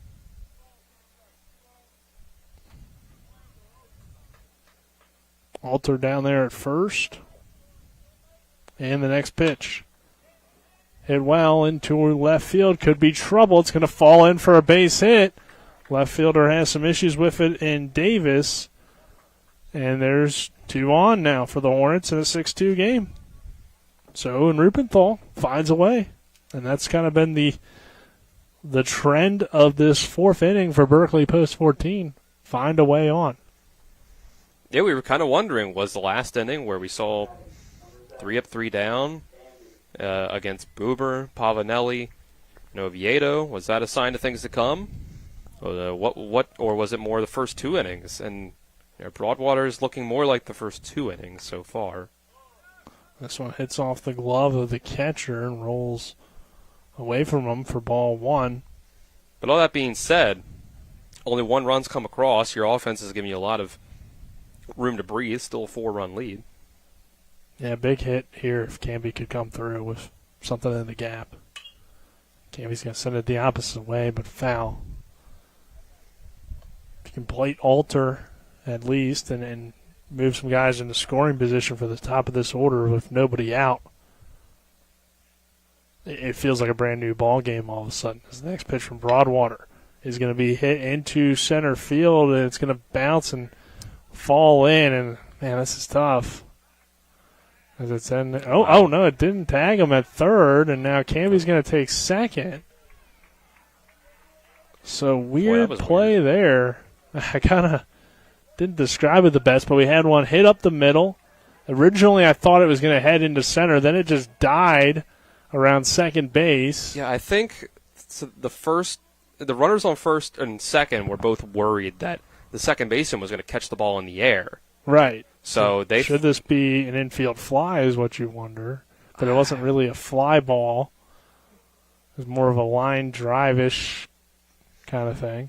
So it bounced in front of it. It bounced in front of the second baseman. And then, Rupenthal on first was not anywhere close to second base, so they easily were able to get the force out, stepping on the base, throwing the ball. Alter ran to third, but and then they tried to get the lead runner because they had the same situation there, where Alter was very late trying to get to third base, so they tried to throw over to third base. Yeah.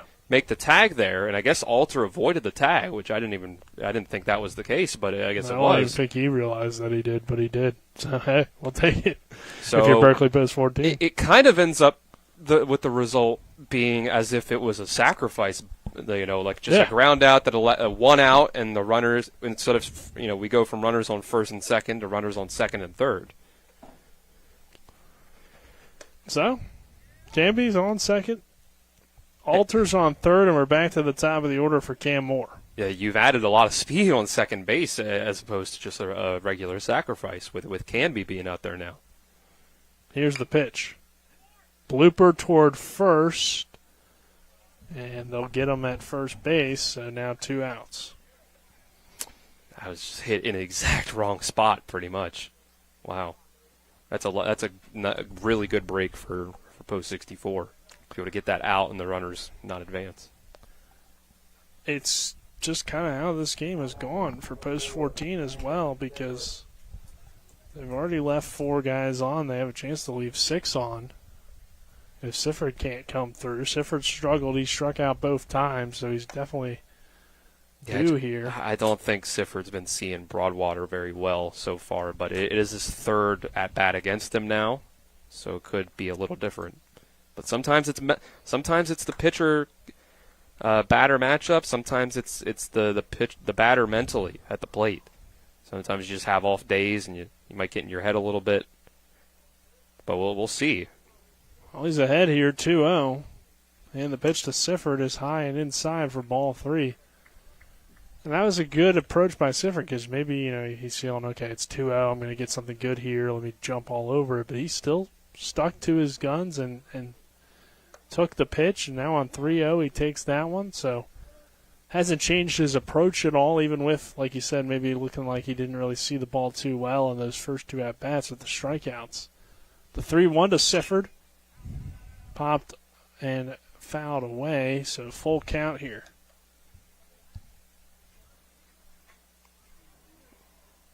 From my view, I'm not sure if that was in the zone. If that would have been ball 4 or not. Yeah, felt like one I feel like you had to take a cut at, but not sure exactly if it would have been. And there is a called strike 3 on Landon Sifford. So a 3 strikeout game for him. And we head to the 5th.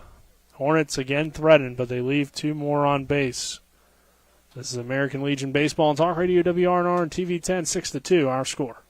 WVU Medicine is pleased to have physical medicine and rehabilitation, neurosurgery, and neurology all in one place at the WVU Rockefeller Neuroscience Institute Martinsburg Clinics, located in a custom-designed suite on the 3rd floor of the WVU Medicine Spring Mills Medical Office Building at 61 Campus Drive. We look forward to welcoming patients at this larger location in Spring Mills. For more information about the WVU Rockefeller Neuroscience Institute Martinsburg Clinics, call 304-596-5038.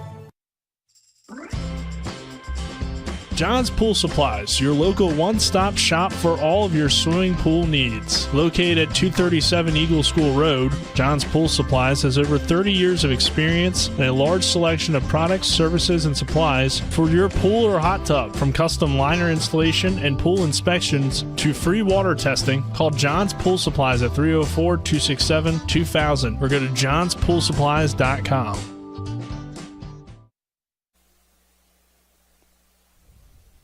We welcome you back here at Kaiser, West Virginia. Nick Verzolini alongside me, Dylan Bishop and Dylan, as we head to this bottom half of the 4th inning. I'm sorry, I missed my read last inning, so that's why I got thrown off. But bottom of the 4th was brought to you by Hagerstown Ford, revolutionizing the car buying experience. Go to FordHagerstown.com. Our top of the 5th is brought to you by L.A. Roberts Jewelers, committed to excellence in quality design and craftsmanship, located at 146 North Queen Street in Martinsburg. So we're going to see more from Blosser here in a 6-2 game. Hornets have threatened, but they've left now 6 on base. They did get another run across, though, to make it 6-2. But overall, it's been a tough game on both sides. But still, it's a 4-run deficit as the 2 teams trade runs in that last inning. Yeah, it's a positive trip to the bat in the end because you got a run in. But yeah, you can't help but feel like you should have gotten more than one when you had runners on second and third with one out. This one hit well by J.J. Charlton. I'm sorry. By Road Truck. Thought I saw it too for a second. But Road Truck there at the leadoff single in the left field. And that will bring Charlton to the plate.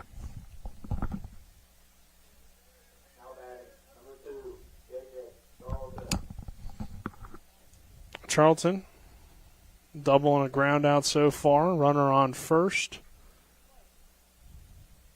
for post 64. This time called, and Blosser was about to throw his pitch, but time called, I believe, by Charlton.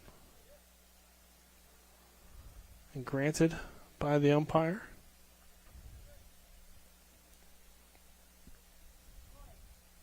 So we'll resume play here.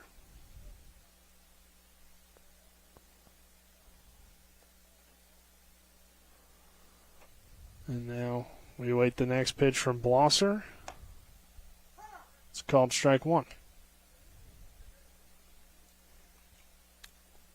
Letting the leadoff guy get on base always makes things tougher, but if you can recover. And the Hornets have done that a lot here. They have. As Blosser's next pitch has missed low. Every inning except for one, we've seen the leadoff guy on. Right. You know, all you really have to do is make sure he doesn't come all the way around, but it always obviously makes it tougher on yourself. 1-1. Misses for ball two. Yeah, the only time it's good to get the leadoff guy is if you get a double play on the very next pitch. Yeah.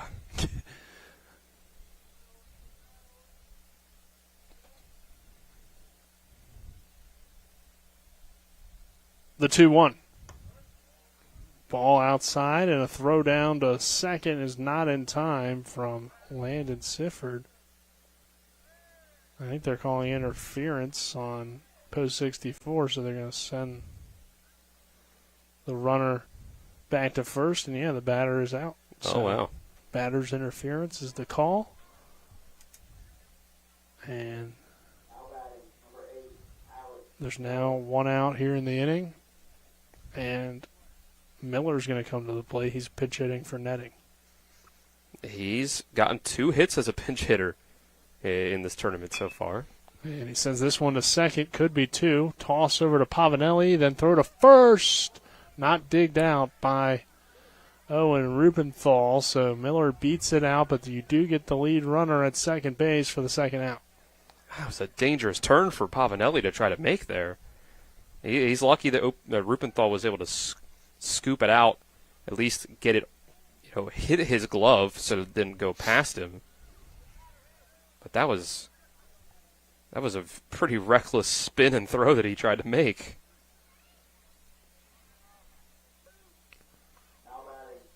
Yeah. Down 6-2, might as well go for it, right, Dylan? I guess. Sure. So 4-6 on the fielder's choice will bring Davis to the plate. Single and a ground out so far for him.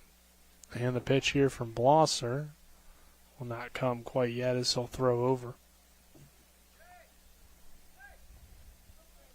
Davis in left field, as we saw him pitch in game 1 to keep post 64 in the game. Here in the top of the 5th. Batting for post 64, and he'll take this one for a called strike 1. Overall, Blosser's been good in relief of Jet Gross. He's had a few issues out there, but for the most part, it's been good. Now we're going to see a pinch runner, since it's for the right fielder. I think netting came back on to run. I could be wrong now. I can't quite read those numbers there with the camo. And Owen Rubenthal, of course, standing in front of him makes it a little bit more difficult. Yeah, try to be some help to you, but can't really be from this angle.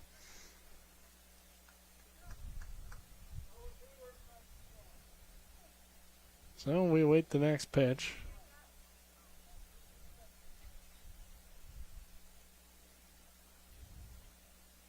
Blossers 0-1 with 2 down. He'll step off again.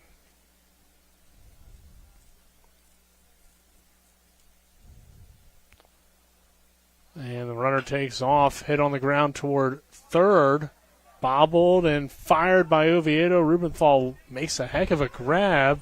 Now throws the second, runner caught in a rundown, and they'll make the tag. So weird play there, but hey, you'll take it if you're post 14. It's one way to get out of an inning. Yeah. As the throw from Oviedo was high, I think the runner thought that Rubenthal had completely missed it, so he started heading to second. But instead, Rubenthal snagged it and then got him in the rundown. So that will work for the out.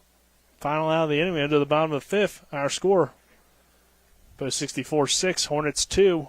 Hornets coming back to the plate. This is American Legion Baseball and Talk Radio, WRNR and TV 10. Mother Shuckers. Fresh Florida stone crab straight from the boat to your throat. Blue crabs, king, snow, Dutchness, all available year-round. Try and find that anywhere else around here. Homemade soup specials every day. Mother Shuckers is located at 1014 Winchester Avenue in Martinsburg. Mother Shuckers, we have an opinion. If you don't like it, shuck it up, Buttercup.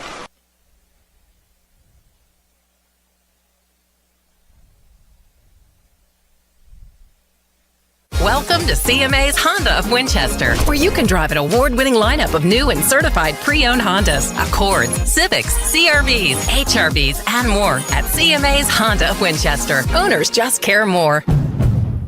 Welcome to CMA's Honda of Winchester, where you can drive an award-winning lineup of new and certified pre-owned Hondas, Accords, Civics, CRVs, HRVs, and more at CMA's Honda of Winchester. Owners just care more. 2, Post 64 on top of Post 14 here in the bottom half of the fifth inning, which is brought to you by Trips Flooring. Not sure where to go or who to trust with your flooring needs? Call Trips Flooring at 304-229-7009 or online at tripsfloorsanding.com. Nick Verzolini alongside me, Dylan Bishop, as the pitch from Broadwater to Boober is hit into right field, and charging in and making the catch is, again, I believe that's netting now back in right field for the first out. So Boober is retired on the fly out, and now bring Pavanelli to the plate, a walk and a ground out so far. Yeah, this is the part of the order that Broadwater sent down 1-2-3 just 2 innings ago, so see if he's able to have similar success again. One pitch. Misses for ball 1.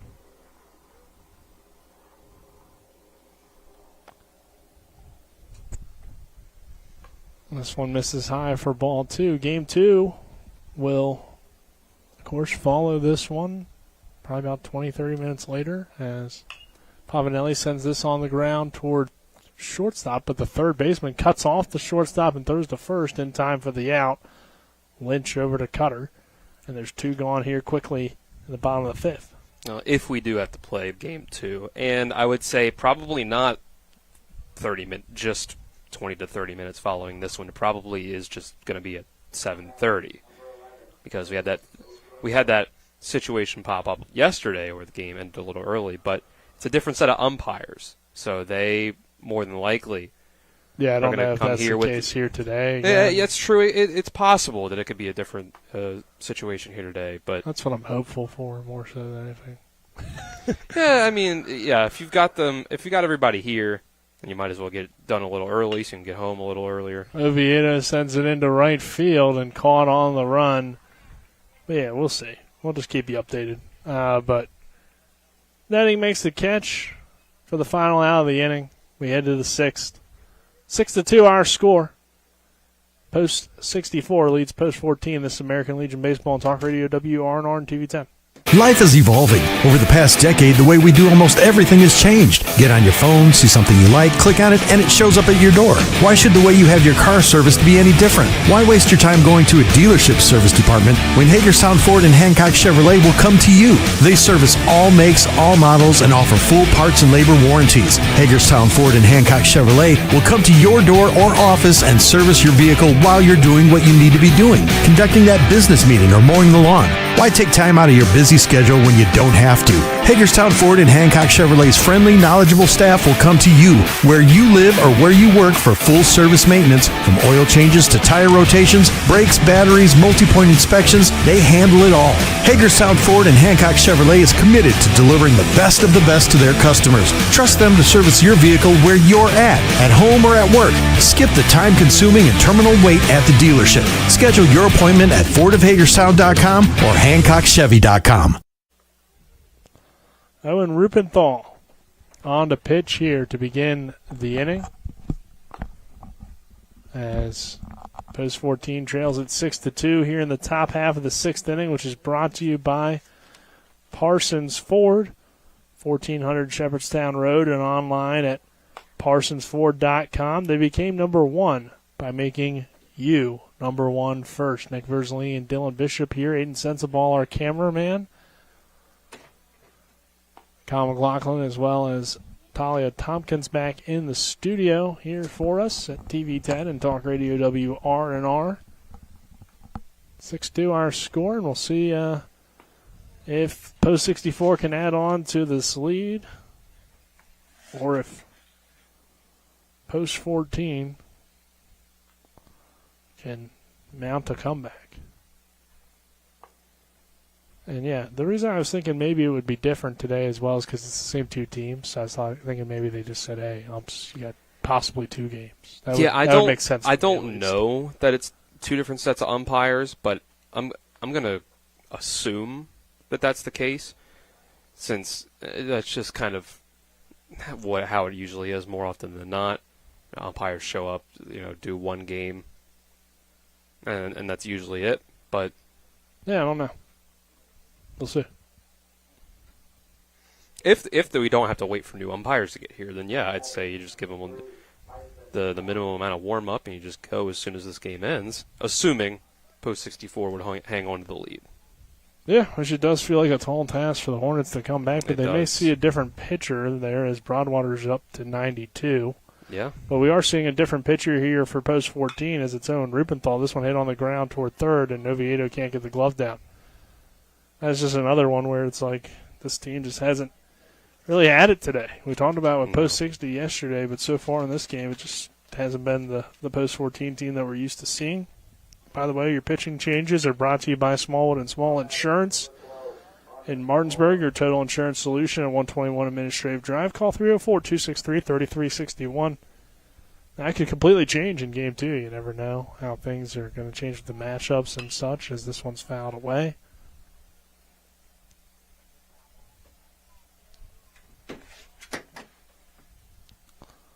So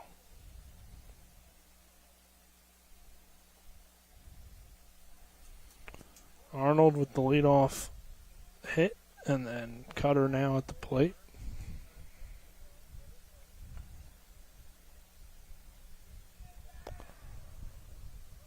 And a 0-1 count on him.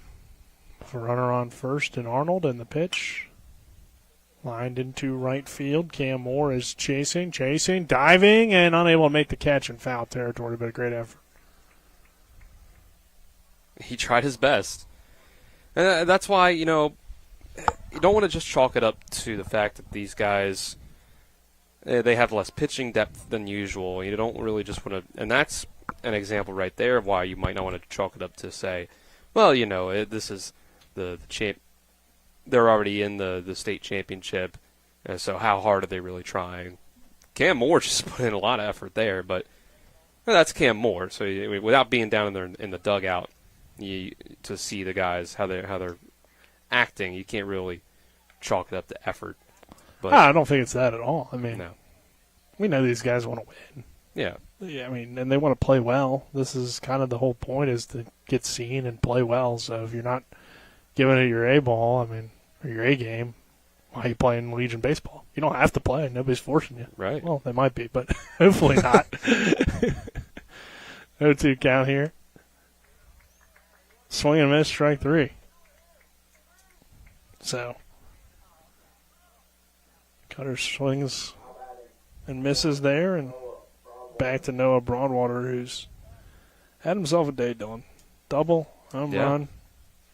He's pitched very well as well. Fielder's choice they hit into last time, but he's been pretty tough out there. He'll take this one for ball 1, and the pitching, while it started off a little shaky for him, he's definitely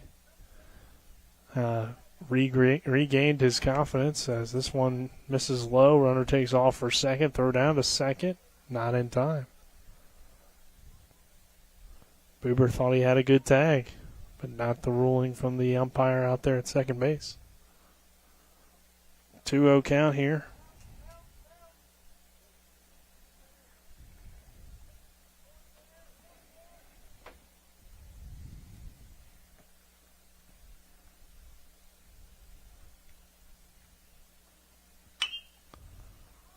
This one hit out toward center field, and making the catch on the run is the center fielder, Jordan Camby. The runner will tag from second to third. So, with 2 outs in the inning. Now we'll bring Jacobs to the plate.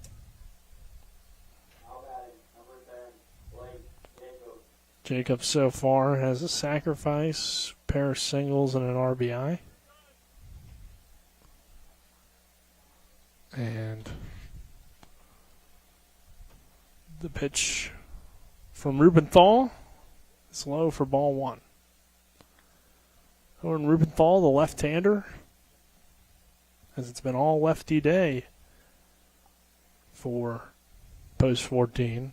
By the way, over there at first, as this one misses for ball 2, is Jet Gross, who's re-entered the game to play first base with Rubenthal headed to the mound. That's the only defensive change that I see for the Hornets.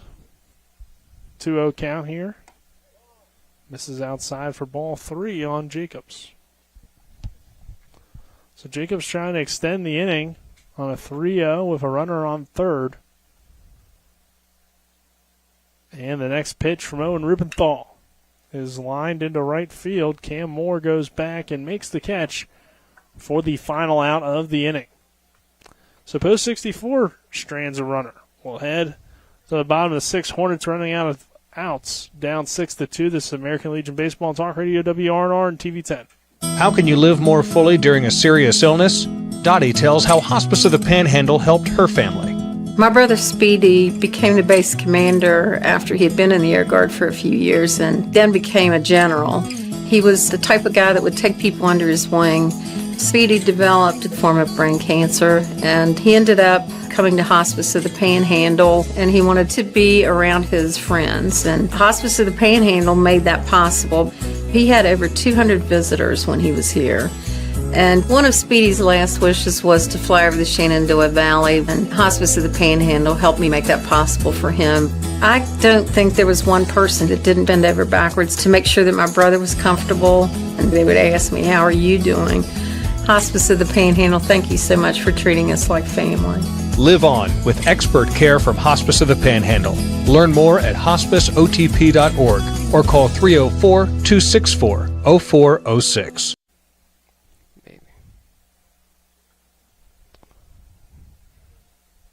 We're working on the camera situation here, I do believe. But if not, Dylan, maybe you want to run this battery out to Aiden if he's not aware of the situation. And, yeah, there we go. We're good now. So I think everything should be good on our end as camera's back. And this one ripped into left field for a base hit for Michael Poltar to lead things off.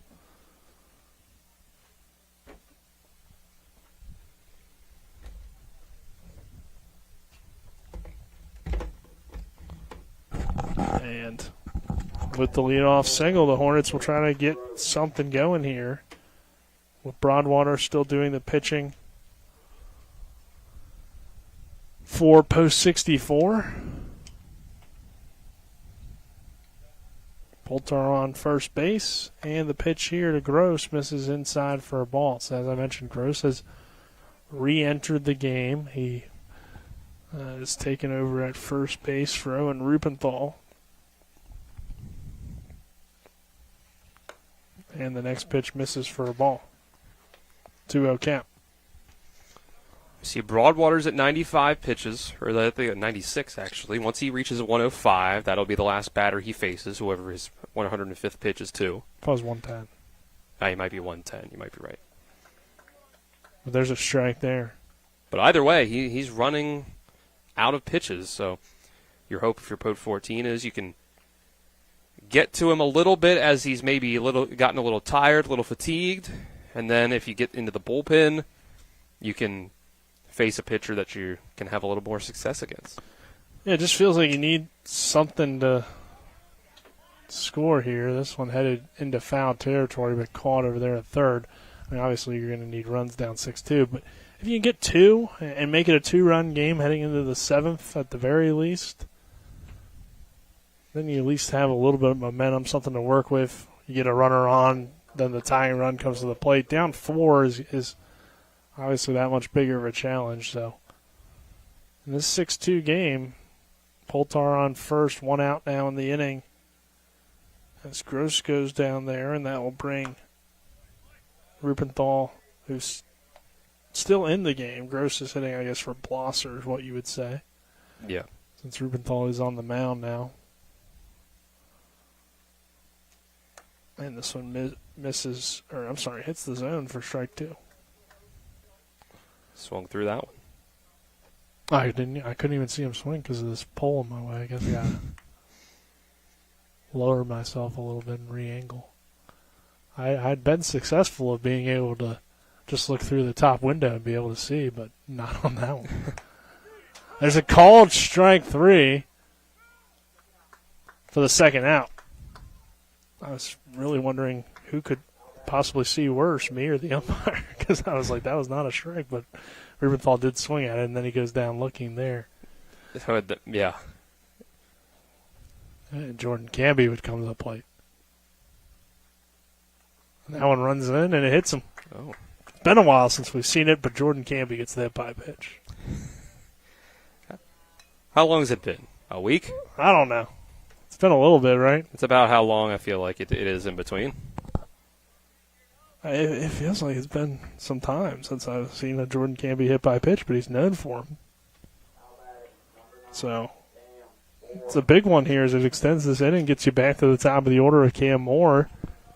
And with 2 outs, we'll see if Moore can come through with an RBI here and get something going for the Hornets. Moore's going to lift it center field. Nope. But right to the center fielder, J.J. Charlton, for the final out of the inning. So the Hornets leave more guys on base as we head to the 7th inning. 6-2, Berkeley Post 14 trails Post 64. This is American Legion Baseball. It's the Area 4 championship round between Post 14 and Post 64 on Talk Radio WRNR and TV 10. We're back in 1 minute. CMA's Toyota of Martinsburg has over 100 new vehicles in stock and on the way. We've got a great selection of your favorite models, like the new 2024 Tacoma. Towing your boat or camper? Check out a new 2024 Tundra and get up to $5,500 off MSRP. Need better gas mileage? Check out the iForce Max Tundra and save up to $7,000 off MSRP. And every new Toyota comes with Toyota Care and our lifetime powertrain warranty. Visit us online at CMA'sToyotaofMartinsburg.com, where owners just care more. The Skinner family has been representing West Virginians for more than 50 years. We've changed the name of our firm to Skinner Accident and Injury Lawyers because we want to be clear about what we do. We represent people who have been in car, truck, and other catastrophic accidents. We're here to be a voice for the injured and vulnerable, and we take that job seriously with deep commitment to serving our clients wherever they are. Just Google Skinner Accident Lawyer or visit SkinnerWins.com. We'll treat you like family. Welcome you back.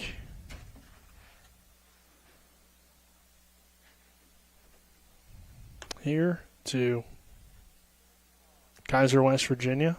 Nick Verzolini alongside me, Dylan Bishop. Our score 6-2.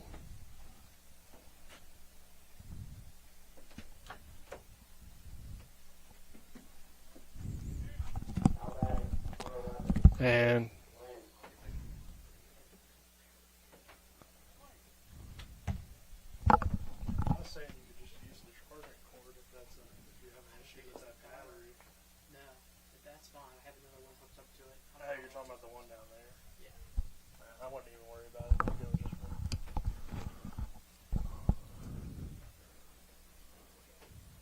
sorry about that. I was discussing some things with some technical difficulties that we've encountered here, but no too big of a deal, I don't believe. But 6-2 our score. And the pitch here on 2-0 is low and inside for ball 3.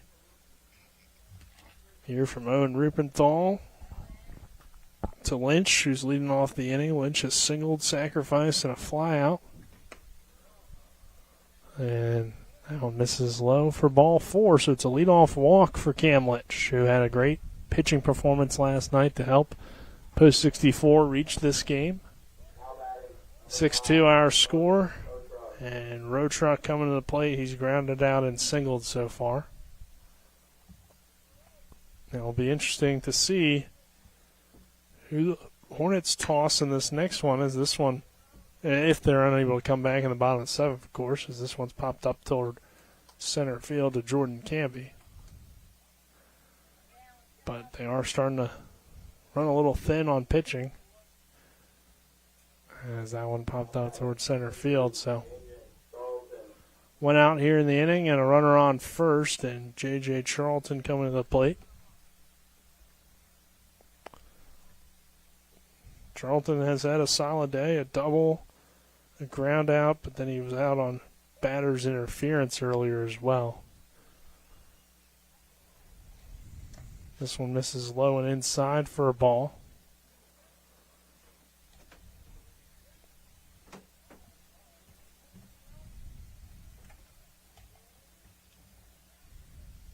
So 1-0 count with one out and a runner on first.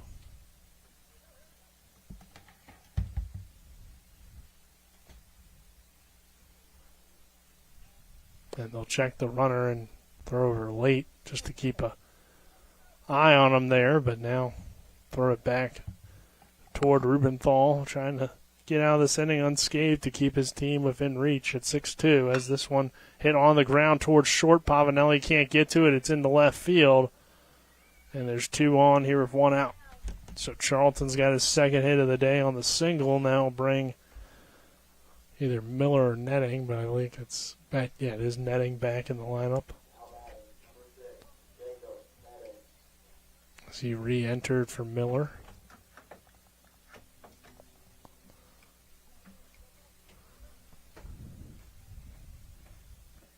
And the pitch. This one's hit on the ground into left field. That will score at least 1. And it only will score 1, but it's a 7-2 game as Netting comes through with the RBI double. And now it's a 5-run game, so big insurance run there. We talked about it earlier. If you were able to somehow get the bases loaded in a 4-run game, you bring the tying run to the plate. Now you're going to have to get at least 4 guys across and then another one, so even less of a chance there to probably get 5 runs across in 1 inning, but you never know. As this one hit on the ground up the middle for a base hit. Now it's an 8-2 ball game on the RBI single there. Another run comes in to score, make it 9-2. Throw home not in time. Runner advances the second. So Davis is hitting now with the RBIs.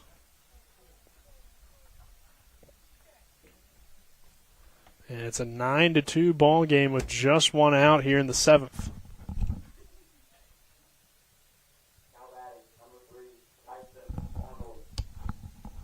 So it's been a rough inning, and overall it's been a rough game for Berkeley Post 14. And 9-2 is our score here in this area for championship round. Again, if Post 64 holds on, we're headed to another game. If Post 14 will have a comeback, that would be highly impressive. We'll head home. We'll be done with this one. But I don't see it happening right now with how Post 64 swinging the bat, and you do wonder how this sets up things for Game 2 because, like we said, Hornets a little bit shorthanded on their pitching, and secondly, we've seen some struggles from the Post 14 bats as well. Post 64, for the most part, Dylan has really not used too much pitching, so presuming we are headed to a Game 2, it's definitely the favorite now all of a sudden changes, I think, from the 1 seed to Post 64 just based off scenario. Yeah, I think you could see, Braden Oviedo, maybe Christian Alter, a few other guys. But as you've mentioned before, it's guys that haven't really pitched a ton in the summer. So may not... It's 2-2 pitch is fouled away. May not be as ready to pitch as some of these other guys on Post 64. And again, Post 64, they've only used Broadwater. I think we'll need to see... Just 7 pitches left. So. Right, probably another pitcher to close things out, but then they'll have the rest of their rotation. It's only the 4th pitcher in as many games for Post 64, or for 3 games. It will be 4 though at that point. Now it's the 4th pitcher. The Broadwater's the 4th pitcher that they've used in 3 games. Yes. But that's kind of ended up coming back and helping them out a little bit in that way that they lost the very first game. That's why they've only played 3 games instead of 4. Yeah. In some ways, it did work out as Rubenthal's going to check that runner there at second. Hornets just haven't had it in this first game, but a lot can change with the matchups for Game 2. And, of course, there's still baseball left to be played. The pitch from Owen Rubenthal here in the 7th, with just 1 out, has popped up. Cam Moore diving right on fair territory. That's going to be ruled a fair ball and a base hit stretched into second. Goes the runner, Arnold. And this inning just continues to get tougher and tougher for Post 14 as we're back to Cutter.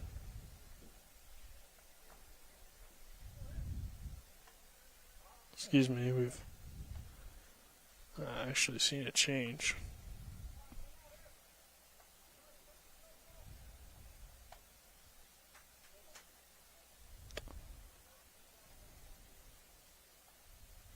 As the pitch here from Rubenthal's low for a ball.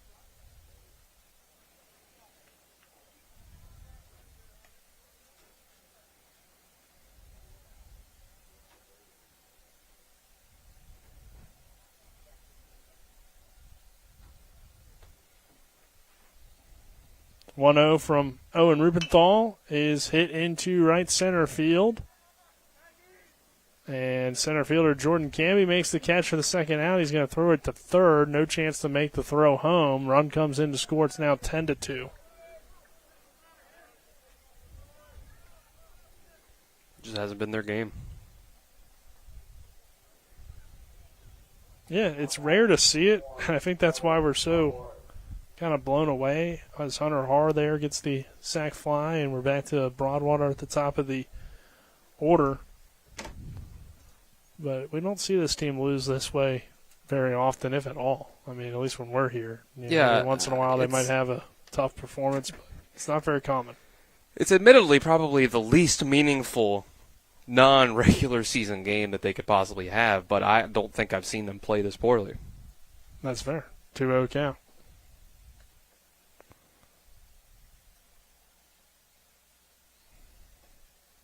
And it's a weird way to say that it's not meaningful because it is a championship at the end of the day. Yeah. I mean, you want to always go out there and try to win it, but it isn't meaningful in terms of it doesn't end your season. You still have baseball left to be played, win or lose. So, right? It doesn't keep you out of the state championship, and it doesn't keep you from being the area champion.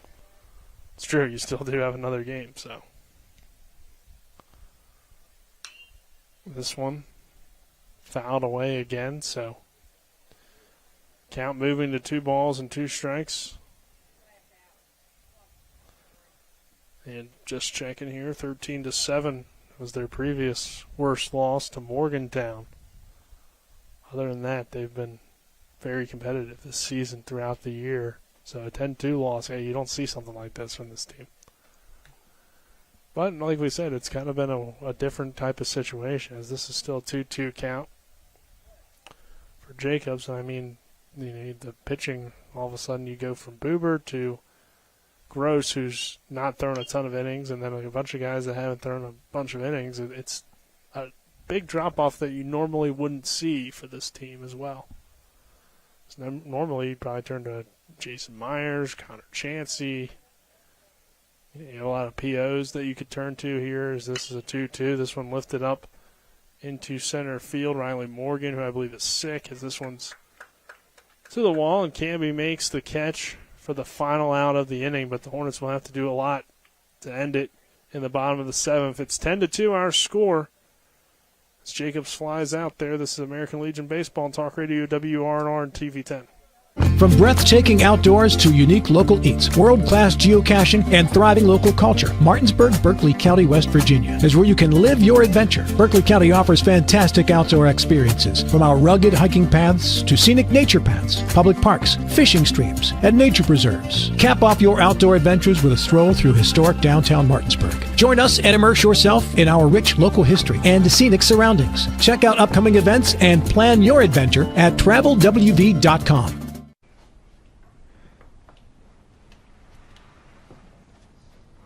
Really? Yeah.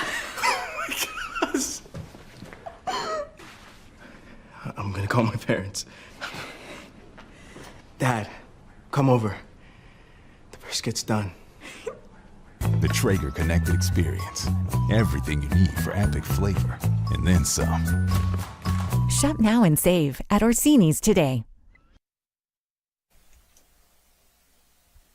We're back here at Kaiser, West Virginia.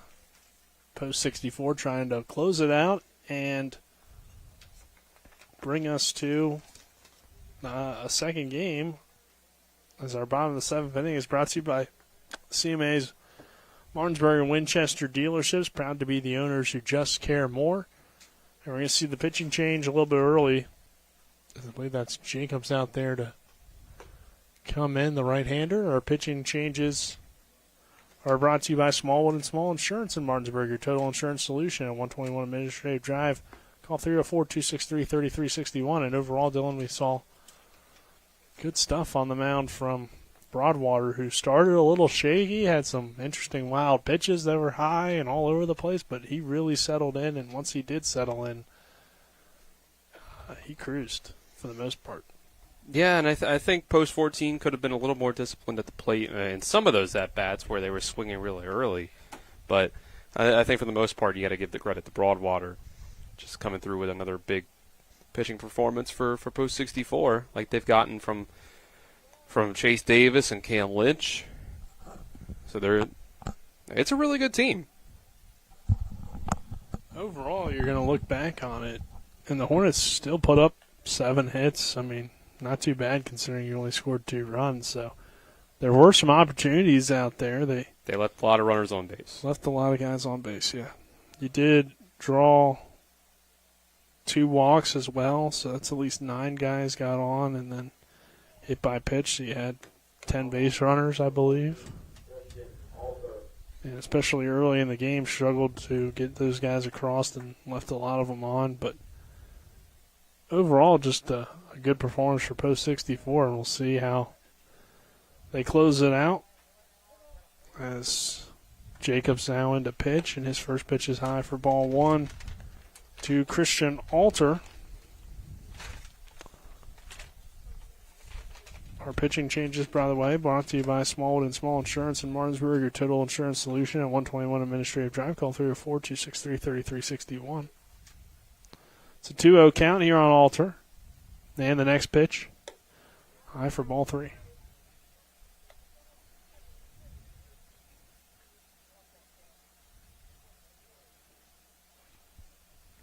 Jacobs is 3-0 as a called strike. I'm interested. We may see Alter on the mound to start the game if they do end up having to play another one here today, as Alter will swing and lose his helmet for strike 2.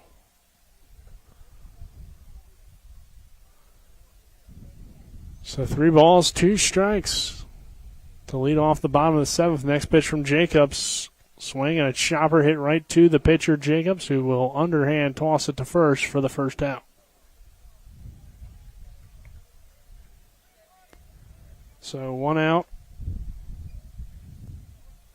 And Carson Buber coming to the plate. His Alter pinch hit there for Landon Sifford.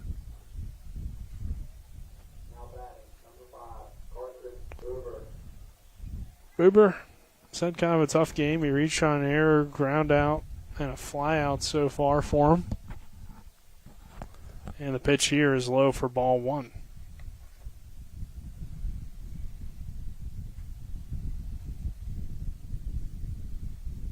Next pitch from Jacobs. High for ball 2.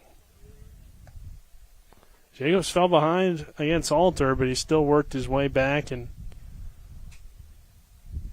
ended up getting the out. Buber lifts this one to left, and that is off the wall. I thought it was going to leave the park, but it stayed in, and it's a single for Carson. It's one of the longest, hardest hit singles you'll ever see. Yeah, I thought it was gone for sure. Davis ends up playing it off the wall and getting it in quickly, but Buber gave it a good ride out there to left field. It's not a very big fence, and it just barely hit off the top. They're 309 to left and not very high out there, but hey, just a long single, really. This one's popped up and playable and caught by the catcher, Rotruck, for the second out.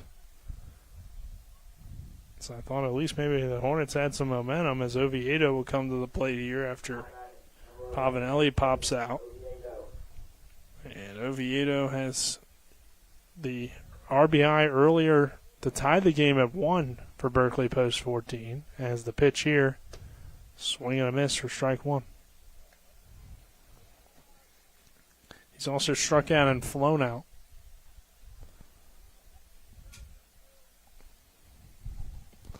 As the 0-1, low for ball 1.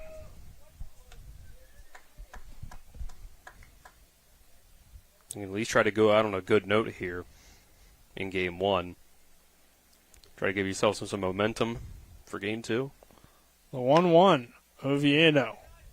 Fly ball toward the second baseman, Arnold, and it is caught. And that's your game 1 is complete. Potomac Valley post 64 gets the best of post 14 and forces a game 2 to determine who will be the Area 4 champion. We'll take a quick 2-minute break. On the other side of that break, we'll have the Palace Lounge post-game show and then get you set for Game 2. This is American Legion Baseball Talk Radio, WRNR and TV 10. We're back in 2 minutes. Panhandle Printing and Design is your full-service local print shop.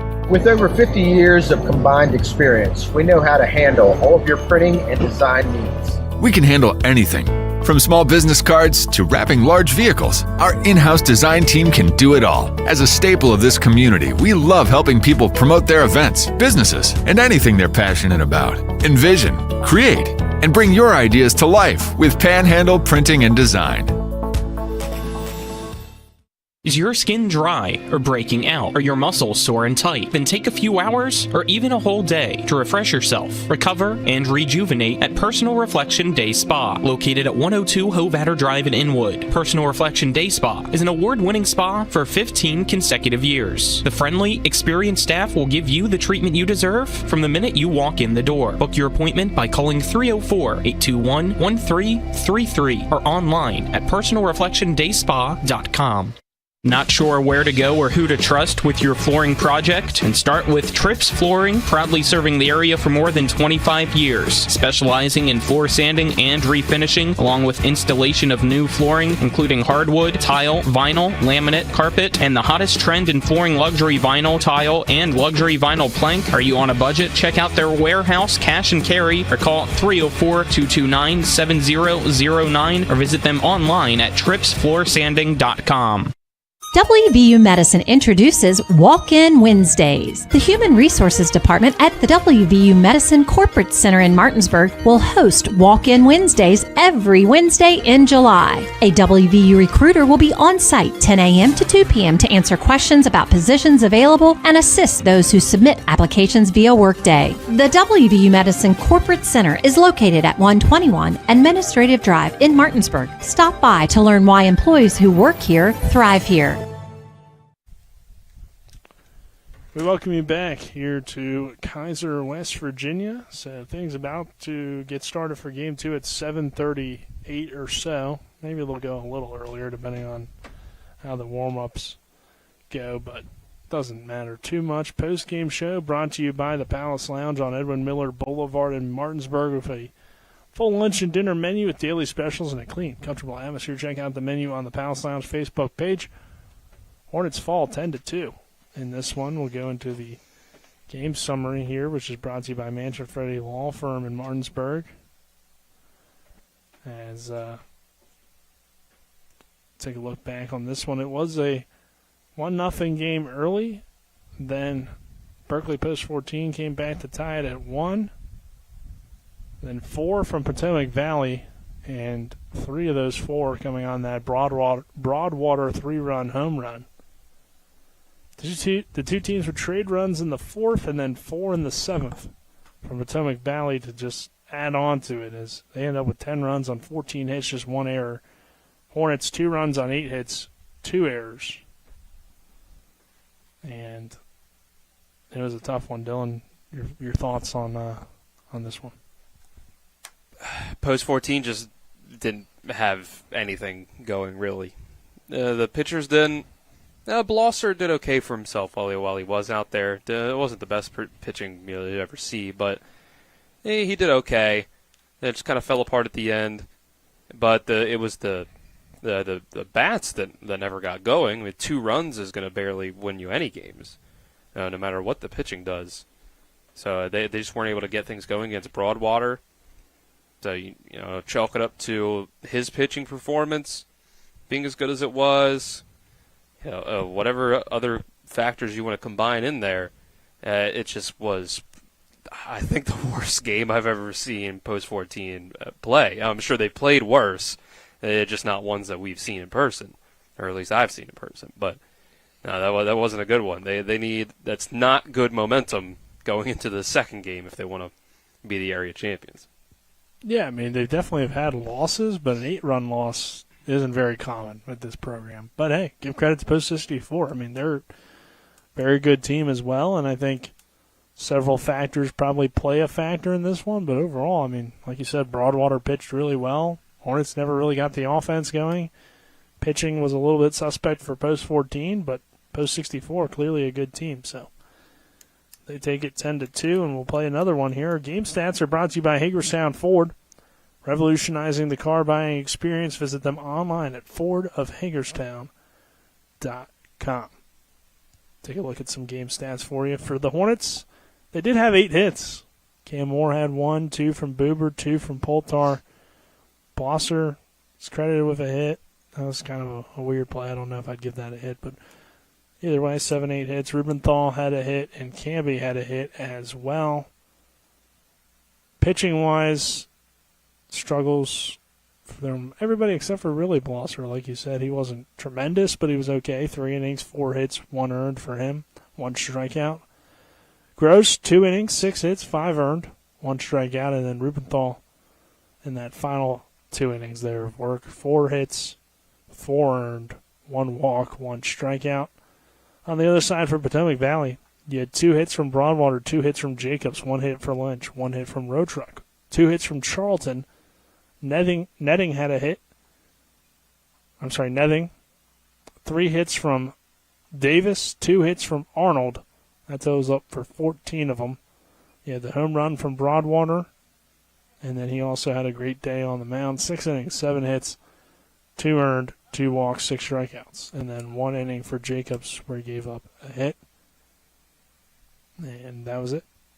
10-2 is your final score. Dylan, finally the player of the game, brought to you by Rock's Local Markets with convenient locations around the Eastern Panhandle. Rock's, fast, fresh, friendly. Noah Broadwater. Yeah. I mean, had himself a 3-run home run, and he pitched really well. Almost got through the whole game. 6 innings, only gives up 2 runs. I mean, you got to give it to him. Yeah, easy one. Pretty much won the game by himself. 3-run home run and only gave up 2 runs. Yeah, I mean, obviously somebody had to get on for him, but besides that, you're right. He did do a lot for himself to help himself get the win. But it's a team game, Dylan. Of course. But yeah, just one way to put it. That's all you needed, really, was the Broadwater home run and his pitching, and you were good. Exactly. So, that'll do it here for us. For Talia Tompkins back in the studio, Kyle McLaughlin there as well, Aiden Sensabaugh, Dylan Bishop, I'm Nick Verzolini saying so long for now, but don't go anywhere yet. Around 7:38, we'll have Game 2 to determine the Area 4 champion. This is American Legion Baseball on Talk Radio, WRNR and TV10. You've been tuned into American Legion Baseball for the continued excitement of high school, college, and Major League Baseball. Keep it tuned to 106.5 FM, AM 740, Comcast Cable Channel 10, and online at talkradiowrnr.com.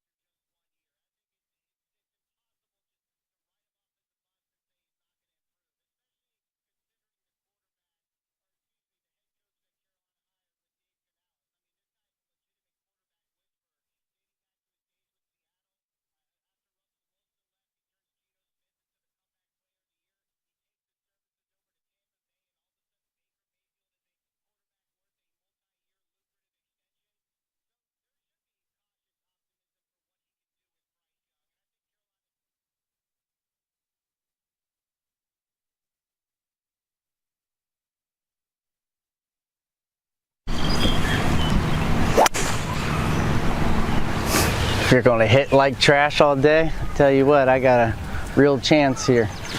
Oh, hey, speaking of, I was coming down the road the other day back from McIntosh Valley, and I saw a billboard with these crazy deals that Panhandle Dumpsters have. Drew, hey, come on.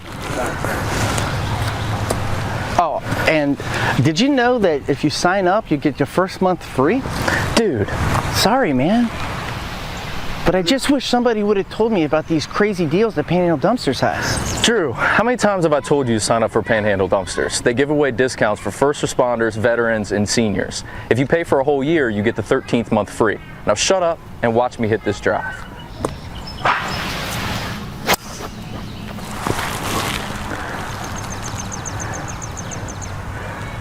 Signing up with Panhandle is like a hole-in-one every day. With 4 new car dealerships and 4 used car dealerships in 3 states, Parsons is the largest used car and fastest growing new car dealer in the tri-state area. Take Parsons Ford with huge savings on hundreds of new Fords, financing from 0%. Parsons' goal of financing for all, and Parsons' famous above-market trade-in allowances that help make Parsons #1 for used cars too. See why so many won't buy anywhere but Parsons Ford in Martinsburg. We became #1 by making you #1 first. Parsons. The following is a special sports broadcast presentation of Talk Radio WRNR Martinsburg. Play ball! It's time for the excitement of American Legion Baseball, featuring the Berkeley Post 14 Hornets. Myers with the pitch, swung on and missed. Jason Myers gets the last out, and the Berkeley Post 14 Hornets are the state champions of American Legion Baseball in West Virginia. Let's go live to the field and join our Talk Radio WRNR broadcast team. Welcome back to Kaiser High School, here for now the winner-take-all area championship game between Post 14, the Hornets, against Post 64, Potomac Valley. Dylan Bishop and Nick Verzolini with you on the call. Talia Tompkins and Colin McLaughlin back in the studio. Aiden Sensabaugh behind the camera on TV 10. We're just about ready for first pitch here in this game, where we'll see Post 14 out in the field first. So we'll get you the starting lineups, brought to you by Trips Flooring. Not sure where to go or who to trust for your flooring needs? Call Trips Flooring at 304-229-7009 or online at tripsfloorsanding.com. For Post 64, it'll be Noah Broadwater leading off. The catcher in this game, Blake Jacobs, shortstop, batting second. Cam Lynch in left field, batting third. Logan Rotruck at third base, batting fourth. J.J. Charlton in center field, fifth. Right fielder Jacob Netting bats sixth. Chase Davis, DH, bats seventh. Tyson Arnold at second base, batting eighth. And Alex Miller at first base, batting ninth. The starting battery brought to you by Cody's Auto Body at 851 Wilson Street in Martinsburg. Call them at 304-901-4777 or visit their Facebook page. For Post 14, it's Braden Oviedo, starting pitcher. And they'll be throwing to Cam Moore behind the plate. Get you the other side in the bottom of the first. The first pitch of the game to Broadwater is a foul ball. The first pitch is brought to you by the Marius Group and Ameriprise Financial Advisors, John Everson and Phil McCoy. You can stop by 1270 Winchester Avenue in Martinsburg or call 304-263-4343. Yeah, it'll be interesting to see here. Oviedo getting the start. His second pitch is low and in the dirt for ball one. For the summer, Oviedo's only thrown 3 1/3, so he hasn't pitched very much at all. But he is a talented pitcher. This is his first start as well. Only his third appearance. The 1-1 from Oviedo will be strike two. Cam Moore can't bring it into the glove, but it finds the strike zone.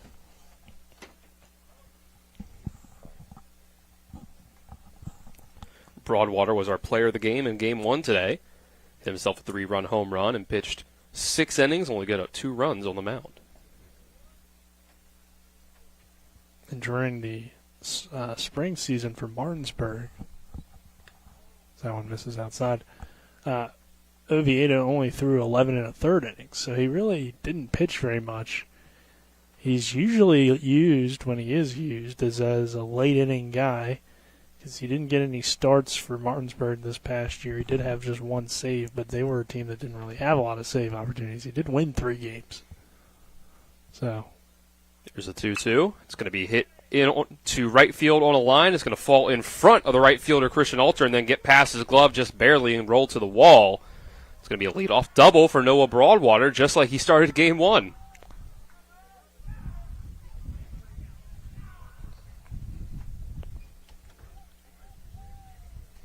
So he'll start things out on second base.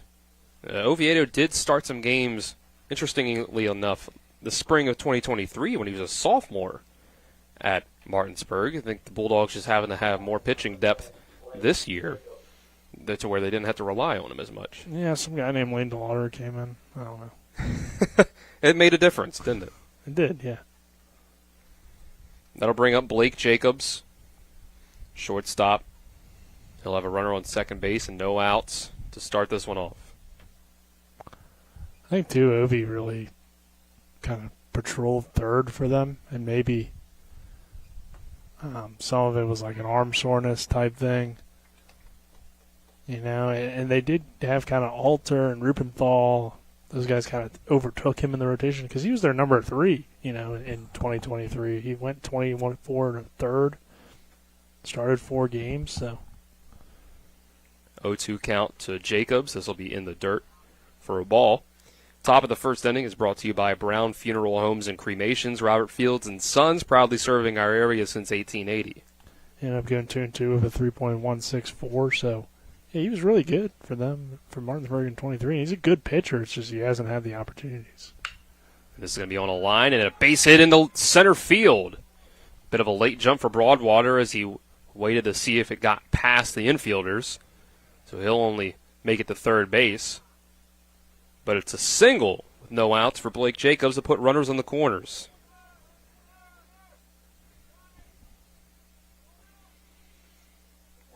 Two quick hits for post 64.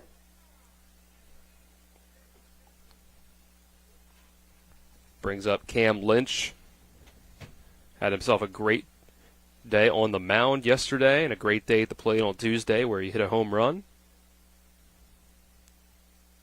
First pitch to him would be a bouncer in front of the plate for ball 1.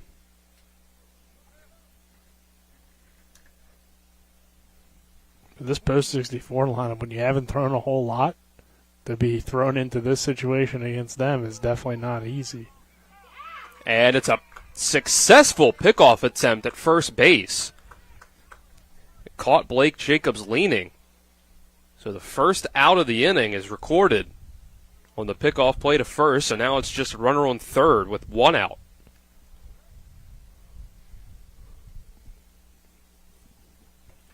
That's big. Oviedo takes a long look in at the catcher. Now he'll throw, and there's strike 1 called. It's big to get that out there, so. I mean, obviously, still a good situation here for post 64, but a little bit less pressure on you with only one guy on, but he is still on third. Here's the 1-1 pitch. Hit on the ground towards second base. Play made by it's off the glove of Carson Buber over at second base. So I have to make a correction in our scorebook, as the scorebook had Sifford, Buber, and Pavanelli kind of moved around. Or maybe that was the last-second decision by the manager and the coaches. So it's Landon Sifford at third, Carson Buber at second, and J.J. Pavanelli at shortstop. Yeah, it might have been, and you know, I could see either one kind of being the combination there because Sifford certainly has not really played a whole lot of infield that I can remember. So it's 1-0. Have to, outside of course, catcher. But. Yep, regroup after that one. The ball hit off of the glove of Carson Buber. Call that an error. Runner on first base now with 1 out. It's a 1-0 lead for post 64. Pickoff attempt again by by Oviedo, this time runner safe. It's definitely a very strange lineup out there for post 14, but I think a lot of it's partially trying to get everybody some playing time. Probably trying to change some things up a little bit. 0-1 pitch was bounced for ball one. Logan Rotruck steps up to the plate for this at-bat. Here's the 1-1 pitch to him. Outside for ball two. And obviously you're not going to make Sifford catch both games, so you want him in the lineup somewhere. You got Poltar in the lineup, I believe, so you kind of move some guys around. And 2-1 pitch is also low, and it gets away from a late strike call from the umpire. So it was a strike, but it just bounced off the glove of Moore. This time that happened. That's the second time that's happened this inning, but this time happens with runner on base, so that allows Cam Lynch to move from first base to second. Maybe you would have been better off, putting Sifford in the outfield, but maybe he's played a little bit more infield with his college team, so I don't know. But I haven't seen him play a whole lot of third or second or any of those type of positions. Can't say I've seen him play third base either, or really anywhere in the infield. This is a big shot from Logan Rotruck into left center field, and that ball is out of here. It's Logan Rotruck's second home run of the tournament. He hit one on Tuesday against Post 60, and now he launches one against Braden Oviedo to make it 3-0 Post 64. I'm not sure if it's going to matter, Dylan, with this Post 64 lineup and how they've been swinging the bat, and the fact that the Hornets don't have pitching that has thrown a lot of pitches, which when you haven't pitched in a while, it's already hard enough to pitch against a team like Post 64, but when you haven't pitched in a while and you got to face guys like Rotruck and this power in this lineup that we've seen with Broadwater going deep and Charlton is just a great slasher, it's going to be extremely tough. So the Hornets kind of got, unlucky with guys not showing up, guys getting sick, whatever the case may be. But also you got to give credit to this lineup and what they're able to do. J.J. Charlton will step in and take strike one on the first pitch of his at-bat. So a quick 3-0 lead that Post 64 has jumped out to. And this is going to be another shot into the outfield, but it looks like Michael Poltar is going to be under it, and actually he's going to have to run in for it and make a diving catch. Nice play in the end, even though, I think he made it harder on himself by not quite having a quick jump on where the ball was. He saw it in the air, but then he realized that he needed to run in for it. High up in the air, but not very deep. Poltar's kind of been a utility guy for them, but he's not typically an outfielder. Again, he's more of a catcher. He's played some corner spots for them, but again, his main position is catcher, so he's learned some outfield and he can play it, but it's not necessarily where he's most comfortable. So a lot of guys are kind of playing secondary positions, which could lead to some defensive miscues. First pitch was a strike to Jacob Netting. He's going to hit the second pitch into left field on the ground. It's a base hit for him to keep the inning going.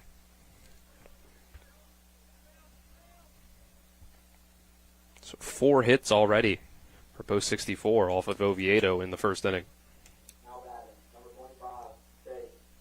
Yeah, and outside of Oviedo, you got Christian Alter, definitely an option, but you are kind of limited outside of him. Brings up Chase Davis. He will just barely lay off of the first pitch. He took the bat off the shoulder, but didn't get it much further than that, so that's ball one. Oviedo will set again on the 1-0 pitch. This is going to be hit again out to left field. See if Poltar can get under it. Dives, and it hits off of his glove. It's allowed a runner to get to third base from third. Here's a play at second. Safe. So make it a double for Chase Davis.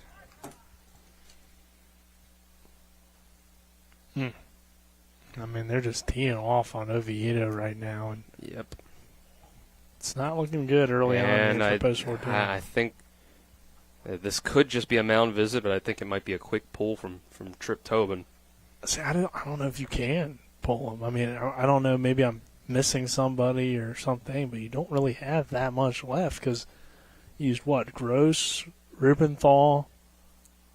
You used 3 guys, I believe, in that first game, and Blosser. So it's just a quick mound visit. I don't believe Post 14 has their pitching coach with them. Yeah. So I think it's just Tripp acting as the mound visit coach. You got Cole here. Lewis, I guess, if you had to, but I don't think Henderson, Chansey, Myers, all those guys, Morgan, I don't think any of them are here. So your normal guys are not really available. So I guess you have maybe 3 guys left. Alter, Lewis, and Oviedo. So runners are on second and third with 2 outs. It's going to bring up Tyson Arnold for his first at-bat. He takes a ball on the first pitch. So he has to get through at least an inning or 2, I would think. Yeah.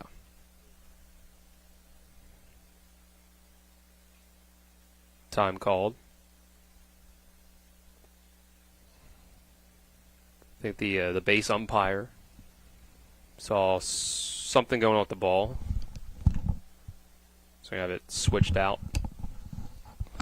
I'm thinking the strategy is their hope was probably to get 3 innings out of Oviedo, maybe 4 out of Cole Lewis, since Cole Lewis is not in the lineup for this game. So he's probably their guy they're looking to turn to.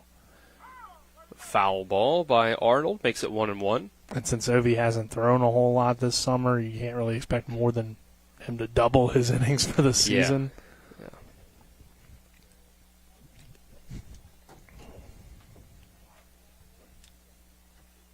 You have Christian Alter out in the outfield if you want to go to him. Yeah, I'd say Alter's like your emergency guy right now because, again, he hasn't thrown a whole lot.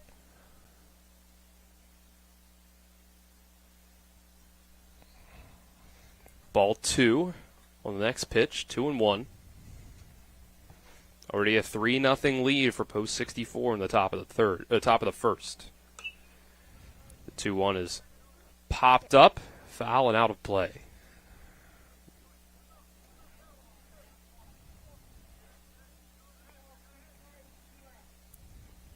It's Netting on third and Davis on second. Oviedo 1 strike away from getting out of this inning. Here's the 2-2 from him.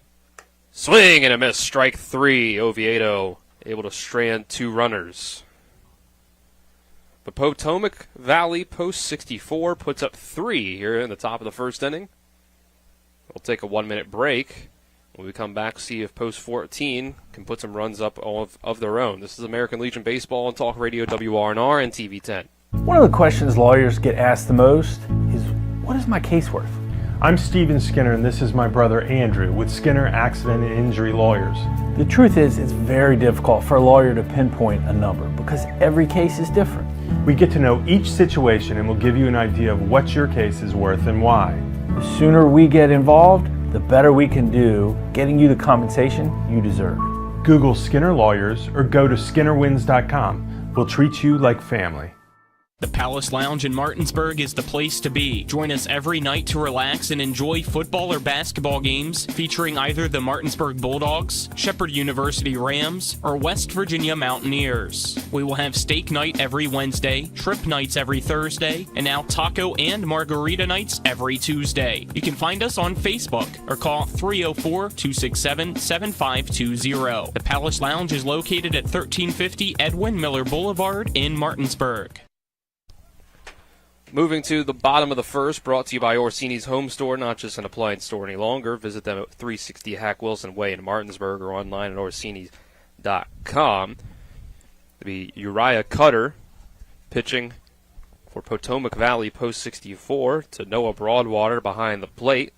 Starting lineup for Post 14 as they come to bat for the first time looks like this. It'll be Cam Moore leading off and behind the plate. Carson Buber at second base. Bats second, J.J. Pavanelli. Shortstop bats third, Braden Oviedo, the pitcher, bats fourth. Landon Sifford at third base, bats fifth. Christian Alter in right field is sixth. In the seventh spot, it's Jet Gross at first base. It's Michael Poltar in left field batting eighth, and Jordan Canby rounding things out in center field. Yeah, we're going to see Cutter and see what he's got. And the last name should be a good pitcher, right? I mean, Cutter. You would hope. So, Post 64 definitely seems to be in the better situation. But, again, we don't know them as well as we know Post 14. So, outside of a few guys here and there, don't know how deep they are or how many guys showed up or whatever the case may be. But you would think for them they have their full team since they went into this tournament, needing to win and needing to advance. Post 14 really didn't, so the guys kind of probably felt like for some of them, hey, I want to go do this or whatever. So they chose to do that, and then they're not here, which allows the Hornets to throw some different guys, but also puts them in a situation where they got to pitch guys that haven't pitched a whole lot. 1-1 count to Cam Moore. Now this 1-1 is way outside, kind of slipped out of the hand of Cutter for ball 2.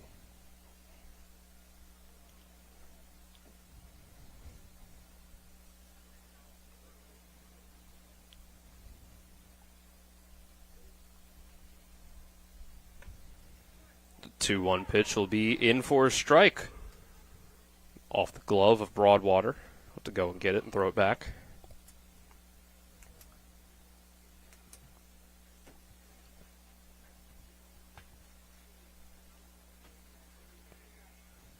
Cutter will step back on, wind up and throw. This will be hit on the ground towards second base. Diving played just under the glove of Tyson Arnold and then past the glove of Jacob Netting in right field. He'll try to throw it into second base, but Cam Moore will slide in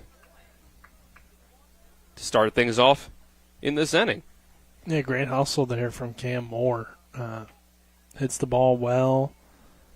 Kind of a misplay out there in right field, but he sprints around, heads into second base, and now you got a runner in scoring position for Carson Buber, who we know, dangerous hitter. He'll take the first pitch inside for a ball. Won the Player of the Year in the state of West Virginia, so doesn't get much better than that for the start here offensively.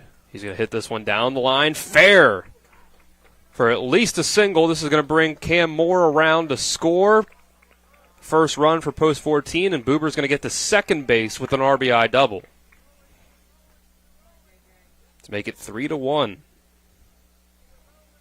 Well, hey, if Post 14 could somehow, come back and take a 4-3 lead, all of a sudden, if you're the pitcher on the mound, whoever that ends up being for the second inning and beyond, you can pitch with a lead and feel a little bit maybe better about the situation that you're entering into. Because like we said, these guys just haven't pitched a whole lot this summer. We know Oviedo, Alter, even Cole Lewis, they can pitch. They're not bad pitchers. It's just they haven't had a whole lot of opportunities, so it's a tough thing to do.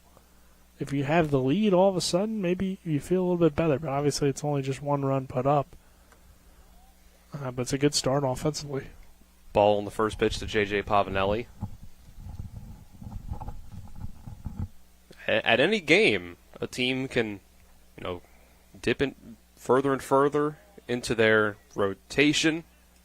So another ball comes in to make it 2-0, and you never know when you reach that level of pitcher who's going to allow you to break through. They weren't able to do it against Noah Broadwater, but they do get an early run here against Uriah Cutter.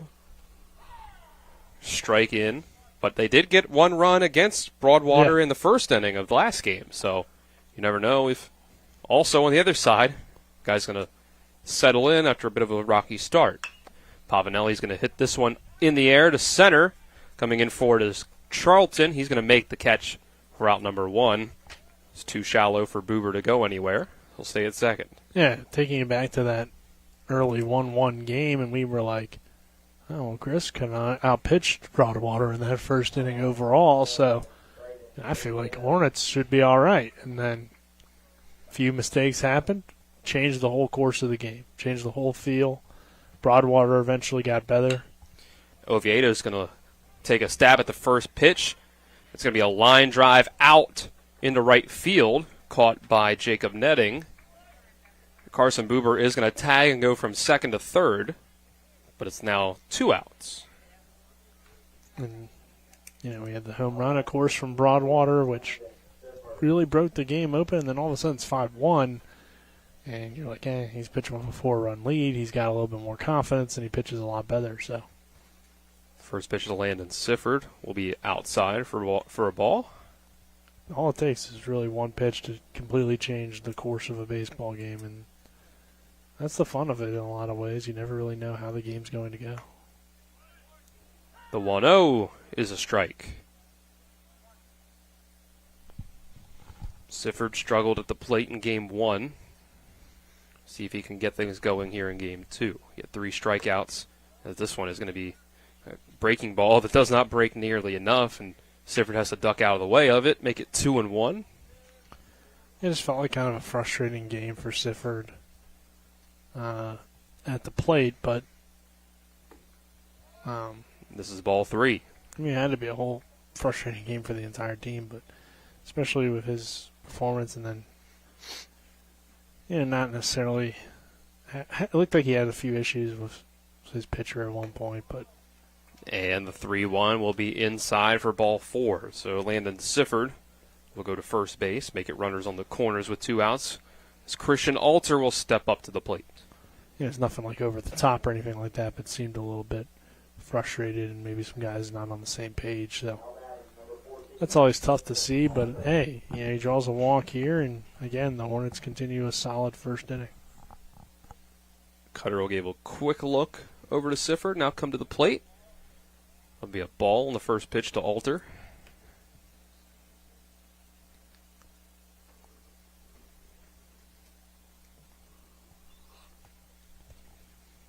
And here's the 1-0. Alter's going to hit this one high into the air, shallow center.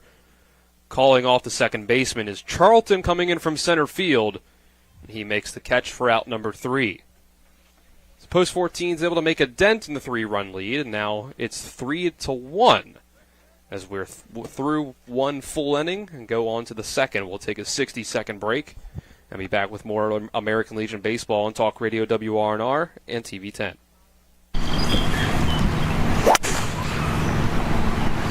If you're going to hit like trash all day, I tell you what, I got a real chance here. Oh, hey, speaking of, I was coming down the road the other day back from McIntosh Valley, and I saw a billboard with these crazy deals that Panhandle Dumpsters have. Drew, hey, come on. Oh, and did you know that if you sign up, you get your first month free? Dude. Sorry, man. But I just wish somebody would have told me about these crazy deals that Panhandle Dumpsters has. Drew, how many times have I told you to sign up for Panhandle Dumpsters? They give away discounts for first responders, veterans, and seniors. If you pay for a whole year, you get the 13th month free. Now shut up and watch me hit this drive.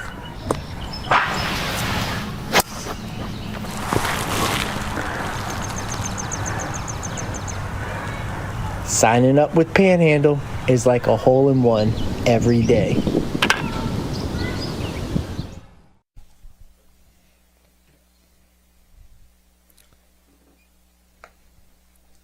Second inning, and already the second pitcher for Post 14. Christian Alter will take the mound for the Hornets as they trail 3-1. Top of the second is brought to you by the personal injury attorneys Burke, Schultz, Harmon, and Jenkinson. Visit burkeandschultz.com. We play hardball.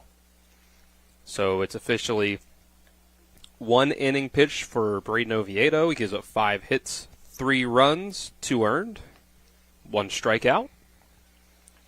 So Oviedo will move to third base. Landon Sifford will go from third to right field. So Alter comes in to pitch. Yeah, a little bit more, I think, comfortable with this defensive lineup, too, with Sifford and Wright, opposed to having him in the infield. Even though he didn't make any mistakes or anything, it ended up being Buber making an error.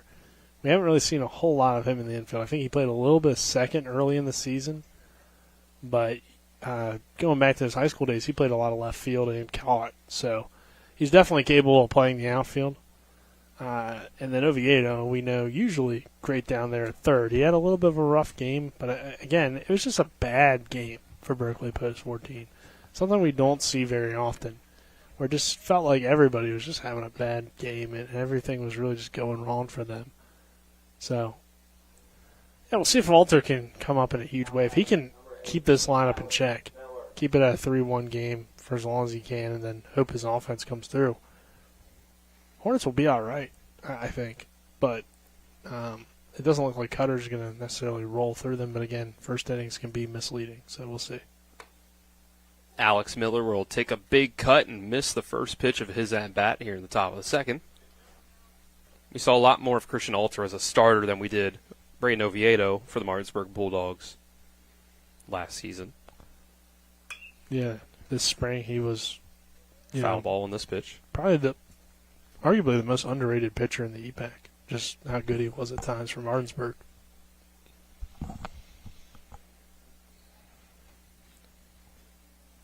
The 0-2 from Alter is going to be just barely inside.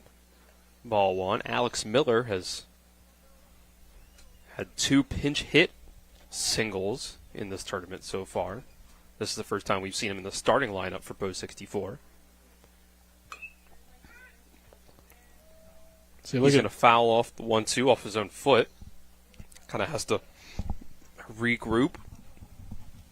See the numbers for Alter: 38 2/3 during the spring for Martinsburg, 7-1 record, and 2.534 ERA. So he was very good.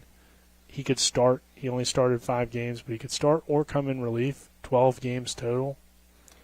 I'd say he was probably the number 3 starter for them. For sure, yeah. I mean, behind Boober and Lane DeLauder. Just the numbers tell you that as well. He had the third most starts on the team, tied with Jameer Brown, who ended up being kind of that Saturday guy. Yep. When they would play a non-conference game. 1-2 is a cut and a miss. 1 batter faced and 1 struck out for Christian Alter. But this summer, he hasn't thrown barely at all, I think. Alter's only thrown 1 2/3 innings, so Oviedo's had a little bit more action than him, but not much. Brings up the second at-bat for Noah Broadwater. He's going to swing at the first pitch, but hit it foul behind him. But for what it's worth, in his 1 2/3, he's been very good. No earned runs. Limited sample size. Yes. But, hey, nonetheless, they don't need too big of a sample size from him in this one, just 1 game. Broadwater's going to hit this one on the ground towards Pavanelli. Get it into the glove, spin, and fire to first for out number 2. Look, if he can give you 4 or 5 innings, you'll take it. And I don't know, how much he's been thrown in practice and all that stuff. But presuming that they, knew that they weren't going to have all their main starters available, Alter's a great option. And honestly, a little bit surprised maybe they didn't start him, but maybe they just felt like Oviedo had a little bit more this season, because Alter also wasn't really here just in general too often at the beginning of the year. Ball 1 to Blake Jacobs. Start his at-bat. But as the season went on, he became a bigger and bigger part of this team, and now he's pitching in the biggest game of the season in some ways, and in some ways still a meaningless game in others. But it is a championship. It is the Area 4 championship now. It doesn't mean anything in terms of who's going to states, because that's already determined, but it will impact standings for states, I believe. Ball 2, 2-0. Now here's the 2-0, and it's be in the dirt as well. Makes it 3-0. So there is something on the line besides just the trophy or whatever you get for winning.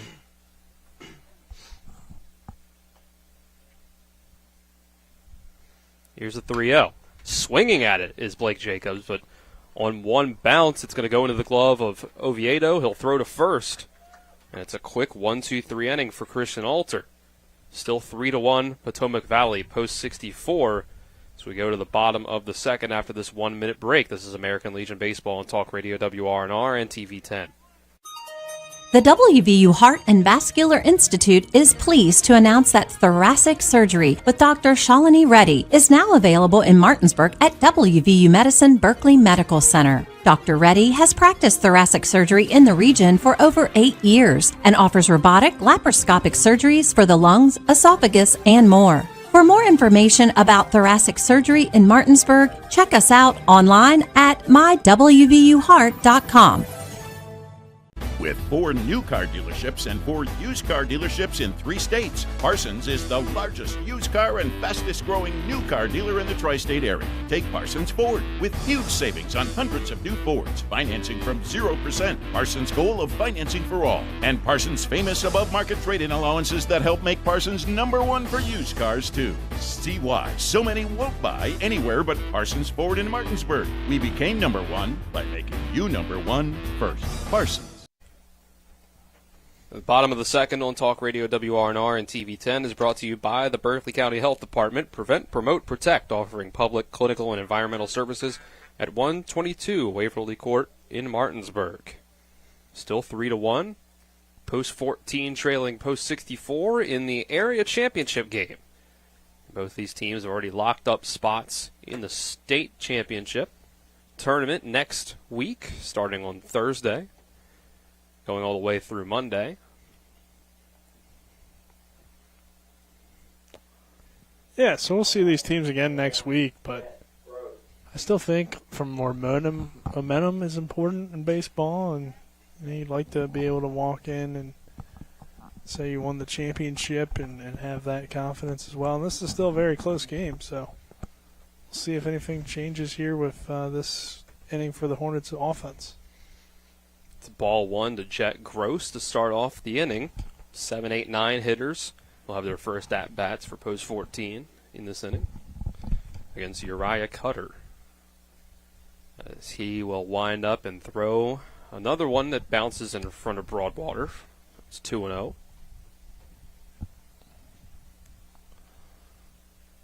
It's 21st pitch so far for Cutter. And he'll wind for pitch 22, and that one is also outside, ball 3.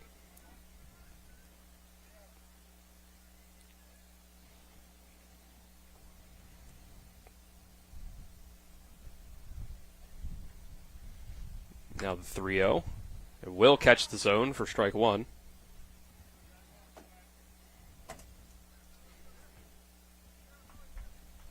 It's Michael Poltar on deck and Jordan Canby to follow. Strike 2 again on the corner. Gross was about ready to toss the bat and go down to first base, but instead it's a full count.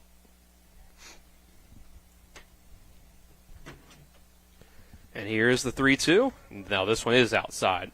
This time Gross can safely toss the bat, take off and toss the shin guard, and go down the first with a walk. And Michael Poltar coming to the plate now, and he had 2 hits in that last game, so he gets the start here for game 2, and swinging a little bit of a hot bat. So manager Tobin decides to throw him in the lineup. First pitch out of the stretch for Cutter goes over the head of Poltar.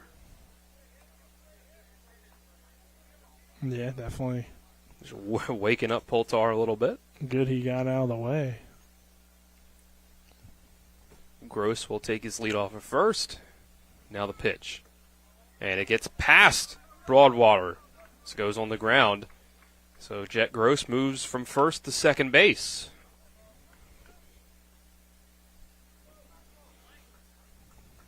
I think you'll take it if you're the Hornets. And again, base hit here. You can get a run on the board, possibly. Ball 2 on that pitch as well. 2-0. Here's the pitch. Swing and a miss by Poltar for strike 1.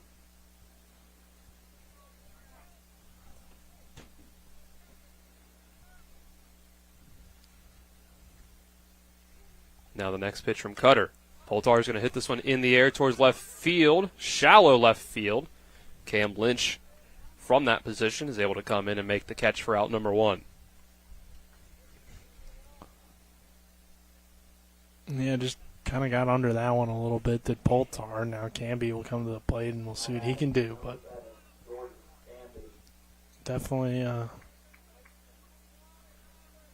not exactly what you wanted, but you did have the runner Gurish move up on that wild pitch.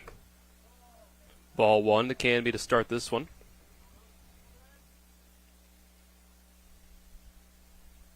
Gross still out at second base, now with 1 out. Hornets trail 3-1. And we'll have ball 2 on this pitch. Still just the bottom of the second. here from Kaiser. Final game of this area tournament. And Cammy's going to put this one on a line into left field. Jet Gross is going to hold up at third base. But with one out, Jordan Camby gets himself on base with a single. Camby starting to heat a little bit up here toward the end of the area tournament. I think they're going to keep him in this 9 spot because I think it's a really good spot, honestly, to have him in because of that second leadoff. And I like Cam Moore also in the leadoff spot. So it gives you the opportunity to move Camby down and not really be that true 9-hole hitter. But he's starting to heat up a little bit for this team. Cam Moore back up for the second time. He'll take strike one. Flipping the lineup over to the top with just one out and runners on the corners. I mean, it kind of reminds you a little bit of what you had during Camby's junior year at Martinsburg, where it was, of course, Hudson Clement leading off, and Camby was in the 9-hole, and he had just so much speed if they both got on the base pass. Another ball. Makes it 1-1. Moore's going to put this one in the air center field. Charlton has to back up for it slightly. He gets under it, but it is going to allow Jet Gross to tag up. And it's an RBI sacrifice fly for Cam Moore. Cuts the lead for post 64 down to 3-2. Yeah, so right back in it is post 14 after the way this game started. And now it's only a 1-run game. You're at the top of your order. Christian Alter looked very good in that inning that he just had. So runner takes off here, going to go for second. And they got him. Can be thrown out. Don't see that too often. Noah Broadwater. Didn't get a good jump. Yeah, a bit of a late jump. Broadwater able to get him. And with that means that we see a runner stranded for post 14, but they do cut the lead down to just 1 for post 64, 3-2, as we go to ending number 3. After this 60-second break, this is American Legion Baseball on Talk Radio, WRNR, and TV 10. WVU Medicine is pleased to have physical medicine and rehabilitation, neurosurgery, and neurology all in one place at the WVU Rockefeller Neuroscience Institute Martinsburg Clinics, located in a custom-designed suite on the 3rd floor of the WVU Medicine Spring Mills Medical Office Building at 61 Campus Drive. We look forward to welcoming patients at this larger location in Spring Mills. For more information about the WVU Rockefeller Neuroscience Institute Martinsburg Clinics, call 304-596-5038. The Palace Lounge in Martinsburg is the place to be. Join us every night to relax and enjoy football or basketball games featuring either the Martinsburg Bulldogs, Shepherd University Rams, or West Virginia Mountaineers. We will have steak night every Wednesday, shrimp nights every Thursday, and now taco and margarita nights every Tuesday. You can find us on Facebook or call 304-267-7520. The Palace Lounge is located at 1350 Edwin Miller Boulevard in Martinsburg. Move to the third inning, the top of the third. Brought to you by Cody's Auto Body at 851 Wilson Street in Martinsburg. Call 304-901-4777 or visit their Facebook page. So now 3-2 as Christian Alter will come to the mound for his second inning of work. Trying to keep his team with just a 1-run deficit. It's post 14 trails post 64 3-2. Dylan Bishop and Nick Ferzolini on the call with you. Talia Tompkins and Colin McLaughlin back in the studio. And Aiden Sensabaugh behind the camera on TV 10. I'll see if Christian Alter can continue his good inning that he had last inning and keep this game at just a 1-run deficit for Berkeley post 14 after kind of a rough first inning for Oviedo. Cam Lynch steps in for his second at-bat and takes strike 1 to start it off. Alter got the 9-1 and 2 hitters to go down in order in his first inning of work. This next pitch is low and in the dirt for ball 1. He'll have to deal with the 3-4-5 hitters this time, though. Lynch, Rotruck, and Charlton. It's a tough spot in this order, but again, everybody in this order has been pretty productive. So you don't really get a break. Here's the 1-1. That'll be low and inside for ball 2. And like we said before in Legion Baseball, you have so many guys that usually hit toward the top on their high school or even their college teams. 2-1. Also low and in the dirt for ball 3.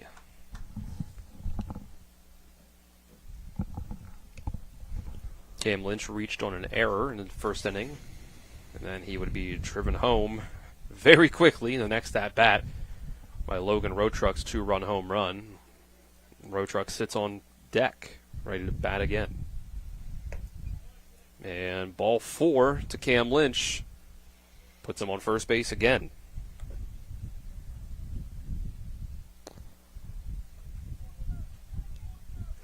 Well, that feels pretty significant with how well Alter pitched last inning. You get a runner on here with the walk. That'll bring up Rotruck. 2 home runs in the 3 days of the tournament, including his last at-bat here, for sure. He's going to swing at the first pitch, but foul it back. If he were to get a hold of one a year, or even just, a double or a big hit, it would just kind of take away what felt like was some good innings from the offense at post 14 if you were to extend this lead back out. The 0-1 pitch from Alter. We hit on the ground, and it stays in fair territory. Oviedo's going to have to go to first base with it. He will make the play in time, but that allows Lynch to move up 90 feet to second base. Yeah, so a productive out, but definitely not what you wanted from Rotruck, and give credit to Alter and the pitching there to get him to ground out. I do wonder, too, if Christian continues to, of course, pitch the way he has so far, how long can he go, I guess, because he hasn't pitched a lot. So, getting a meeting between Coach Broadwater and J.J. Charlton, as well as Cam Moore, giving a talk real quick to his pitcher. So obviously Coach Broadwater was seeing something that he wanted to say to Charlton, who steps back in. Charlton flew out to left field in the first inning. First pitch of the at-bat is going to be hit deep into left field. Poltar's going back for it, but that one is long gone out of here. I don't know what Coach Broadwater said to Charlton, but it worked. 2-run home run makes it 5-2. Wow. Coach Broadwater needs to tell me what to do when I was up there back in the day. Because he was on top of it. I guess. I don't know. J.J. Charlton's a lot better than I ever was, though. That's going to bring up Jacob Netting. So back up to a 3-run lead. And that's what I talked about earlier. It felt like the Hornets fought pretty hard to get right back into the game. They had some momentum. They had cut it down to just 1. Maybe Alter was going to give you enough good innings to keep it that way and have a shot. But this lineup for post 64 just takes the life right out of you with that home run. Swing and a miss by Netting on the first pitch of his at-bat. They've been swinging a great bat. And, of course, it is, their home field. So they're pretty familiar with how it plays. And this pitch by Netting is hit on the ground towards Pavanelli. He's going to throw it on the first and just barely in time to get Netting. It was racing down the line. And if they hold on to win this game, of course they're Area 4 champions, but also they would win the overall season series between Post 14 and Post 64, which this has kind of been Post 14's area. While we talk about it obviously as a competitive one and you see a lot of good talent, you kind of still expect them to win because it's, again, the bigger area of the where the teams are chosen from, bigger schools, but not all that matters. There's a lot of talent throughout this Kaiser, Romney area as well. Strike 1 to Chase Davis, starting his second AB. And the second pitch, he's going to line right back past the glove of Christian Alter for a single.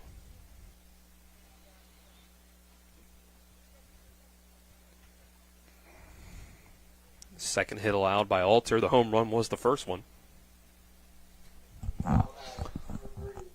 Now, you could obviously make some excuses for post 14 with some of the pitching that they didn't have available, but hey, the way post 64's hit it in this tournament, I'm not sure if it would have mattered or not. I mean, obviously it's a completely different matchup then. And another one lined back up the middle, this time by Tyson Arnold for his first hit of the day. And we'll see how things go next week when things are at P.O. Faulkner, and if that helps the Hornets out a little bit. Certainly doesn't hurt. And this game's still far from over, but it just feels like every time they get close that this team just blasts the ball out of the park. Alex Miller now with runners on first and second. It's going to hit a slight chopper that Cam Moore is going to let roll foul. The at-bat will continue. You can't really just blame it all on, we didn't have all of our pitchers available because, you just got to deal with the lineup that you have, play who's in front of you. If ifs and buts were candy and nuts, we'd all have a happy Christmas. Exactly. Yeah, no, I don't want to make any excuses. I mean, obviously it is a factor, and it is part of the storyline of the game. But they got 8 hits in 3 innings, and it's still rolling. So, I mean, they're hitting the ball just well. And it's not like these guys can't pitch, like we said.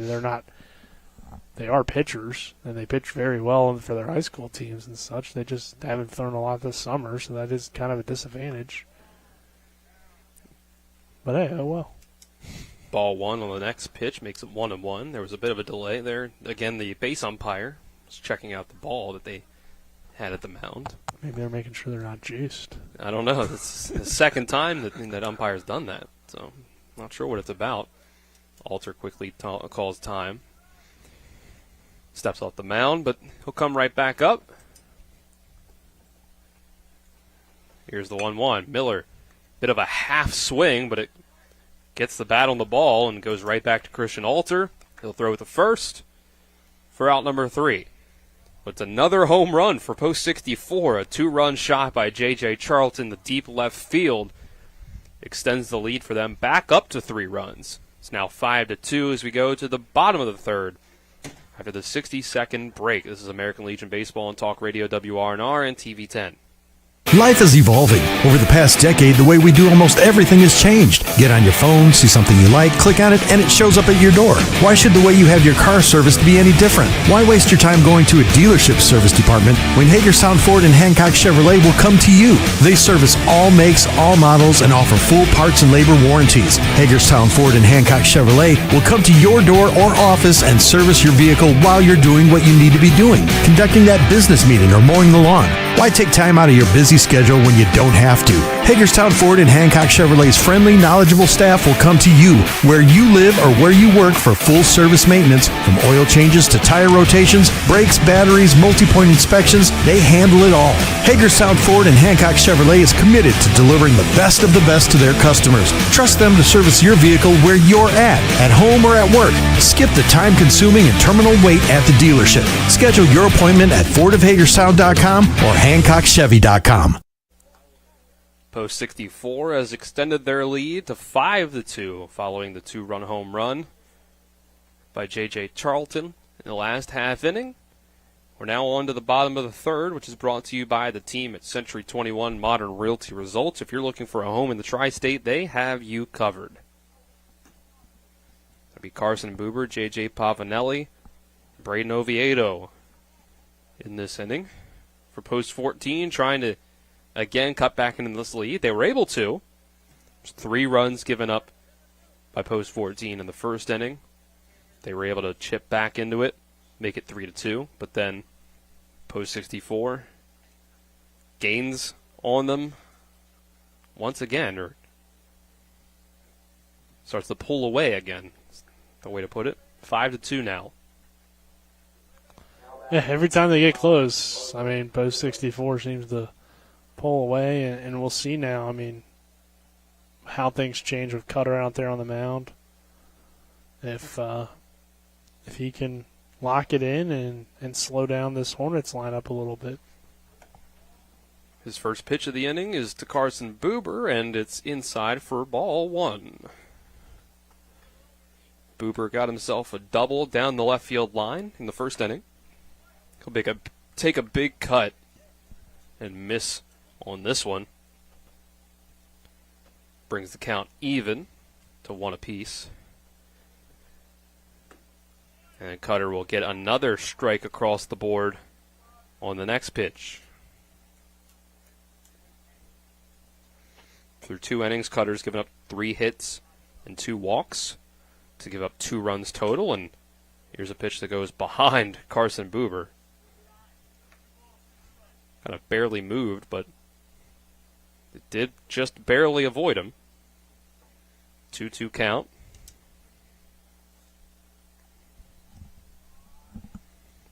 Now Cutter.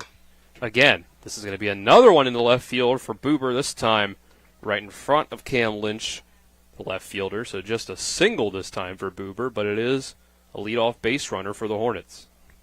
And I think you'd like to see some fight from post 14, and that's what I would expect. I wouldn't expect it for them to just go down and give up on it at 5-2, but I think Carson Buber there showing that fight a little bit. J.J. Pavanelli will take a ball on the first pitch of this at-bat. It's 42 pitches now for Cutter. Here's 43 inside. Pavanelli going to lean out of the way. Cutter's been brushing back the batters a little bit here and there.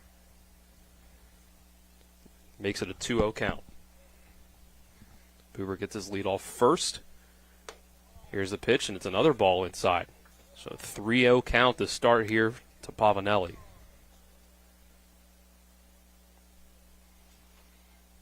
JJ's been a big RBI guy for the Hornets all season. And it'll be a 4-pitch walk. Pavanelli gets on base, so it's runners on first and second with no outs to start this inning.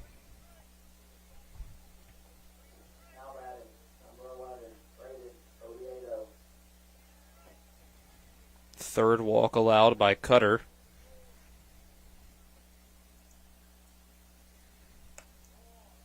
And it'll be a 5th straight ball as Braden Oviedo steps in and takes one.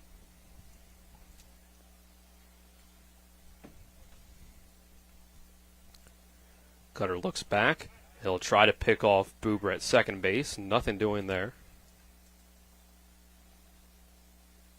Oviedo, team trailing by 3 runs, has 2 runners on and a 1-0 count.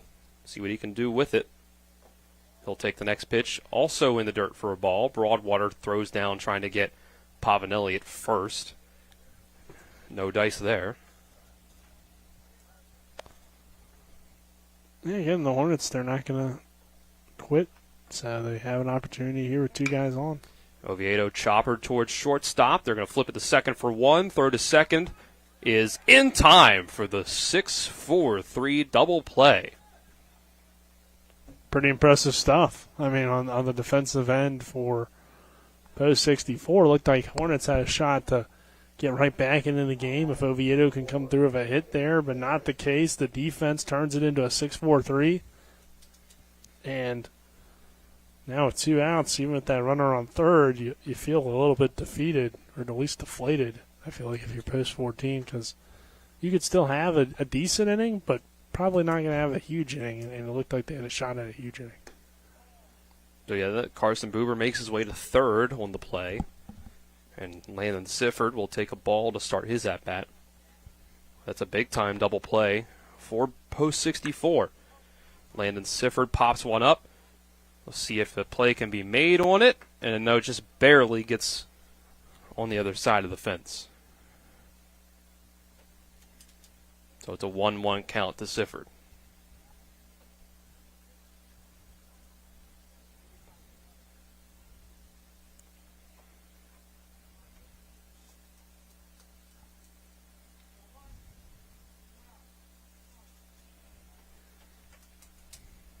Now the 1-1.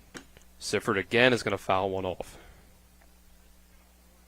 Cutter's now just a strike away from getting out of this jam he got himself into, where he had runners on first and second with no outs. Still the runner on third, Buber, just 90 feet away from scoring. Sifford is going to hit it on the ground, and potentially the play made over at shortstop by Blake Jacobs as he got the ball on the ground ball. It popped up after hitting his glove, but he was able to get the ball back in and throw it to first in time to beat Sifford to the bag. So that'll be the third out. And that ends the bottom of the third. Post 14 leaves 2 runners stranded on base. We'll move to the 4th inning after this 60-second break. It's American Legion Baseball on Talk Radio WRNR and TV 10. I do. We got double the Rock's gas rewards, 6 cents off a gallon. Can't believe you didn't fill up. That's double my rent. Not my car. Save now with double the gas discount. 6 cents off a gallon with Rock's Rewards. We got double the Rock's gas rewards, 6 cents off a gallon. You had one job. It's between girls. Save now with double the gas discount. 6 cents off a gallon with Rock's Rewards.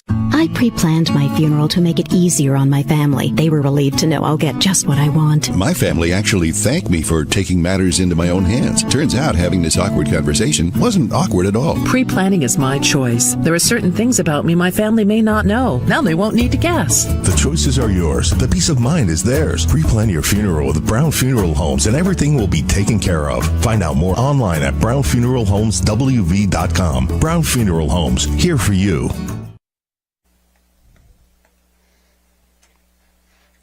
Top of the 4th is brought to you by Farmers and Mechanics Insurance. Reliable coverage since 1877. Call 304-263-0809 for a quote today or visit fmiwv.com. Still 5-2 post 64 against post 14 in the Area 4 championship game of the West Virginia American Legion Baseball. Post 64 needed to win 2 in a row here against Post 14 for this area championship. And it looks like they might be able to do it. They lead right now. So we are 3 full innings into this one. But only a 3-run deficit for Post 14 to potentially make up right now. See if Christian Alter can keep it that way on the mound.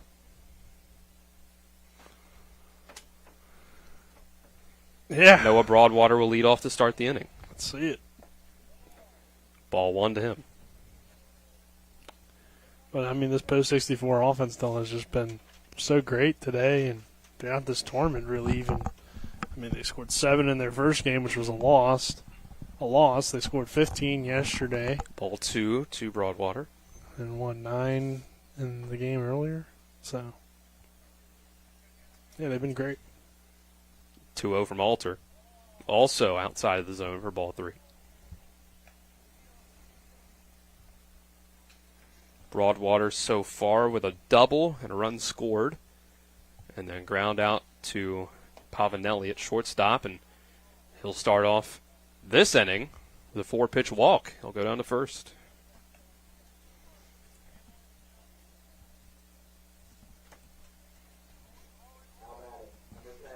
Only the second walk from Alter as he starts his 3rd inning of work. Brings up Blake Jacobs, who's 1 for 2 with a single and a run scored.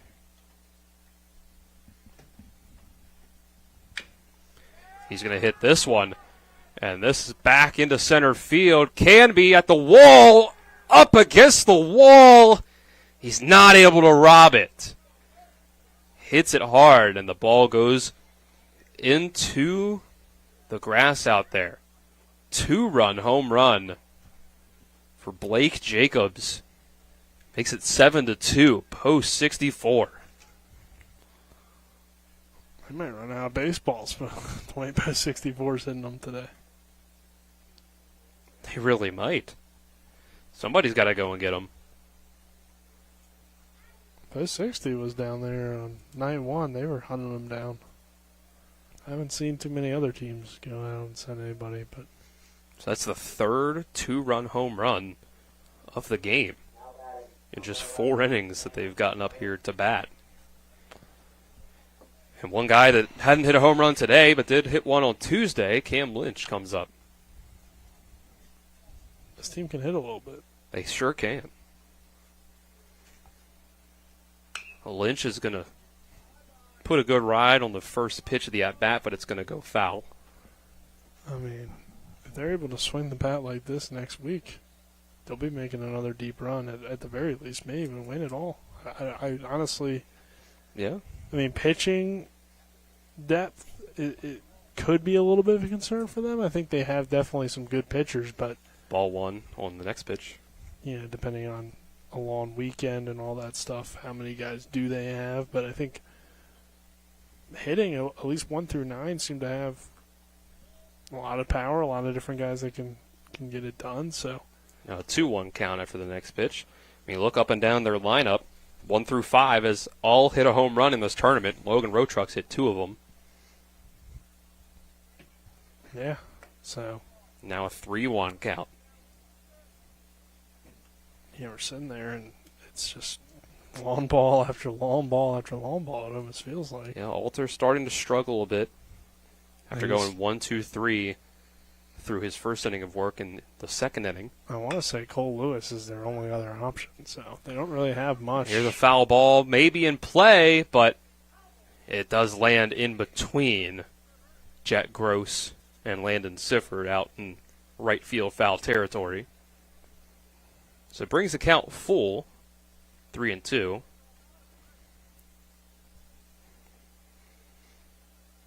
Just a little bit into no man's land on that one, even though it stayed inside the fence. In Post 64, they did have a 3-0 loss earlier this year to Morgantown. So that's their only matchup with them, but they're in there with some of the best teams in the state, I would say. Post 14 still, I think, is very much in there as well. It's just, kind of been a tough day, and sometimes you have these bad days. Time called by the umpire. Now we will reset. Payoff pitch from Alter. This is going to be sent on a big ride out to left field, but it looks like Poltar will, in fact, be able to get under it and retire Cam Lynch for the first out. So allowed out number 1 on another big, deep, long fly ball by Post 64. And again, it's a short fence, so some of these balls that are kind of close, like that last one that Canby tried to rob, that's going to hit off the wall at P.O. Faulkner. But, yeah, overall, I mean, they're swinging really good bat, and even off the wall is still extra bases. So Roetruck will step in, takes the first pitch for a strike. Actually, I guess, but again, different field, different conditions, everything's going to change. Ball 1 on the next pitch. And again, it's going to be a completely different game, too. So all that stuff really doesn't matter that much. What matters is the game that we're playing this weekend. Another long fly ball. Can be going back for this one. This is going to hit off the fence. And Roetruck is going to have to just simply stop at first base. So a long single like we saw from Boober in the last game. But, yeah, that was just hit so much on a line, and Roetruck was kind of content to jog out maybe a double or even a home run if it ended up that way. Canby made a good play on it. He read it well that it was going to bounce off the fence, and he was able to immediately get the ball and throw it in and keep Roetruck to just one base. Yeah, sometimes a ball hit all the way to the fence, like on a line like that. If it rolls to the fence or one hops the fence or whatever the case may be, you have a better chance of turning it into a double.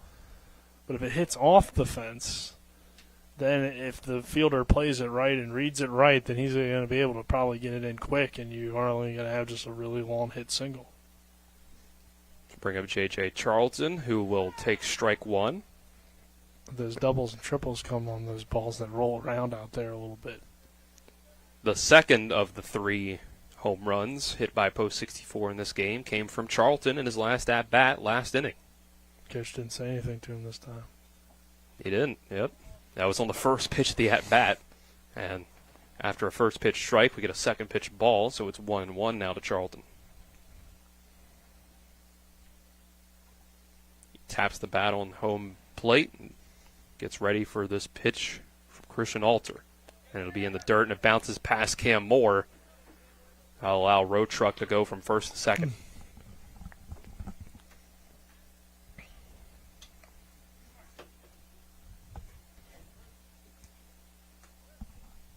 So it's a 2-1 count to J.J. Charlton. It's now a 7-2 lead for Post 64 here in the top of the fourth inning. Added on 2 in this inning so far on a home run by Blake Jacobs.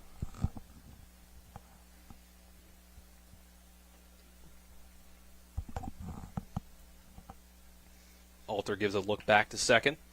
Now he comes to the plate. Big cut and a miss by Charlton.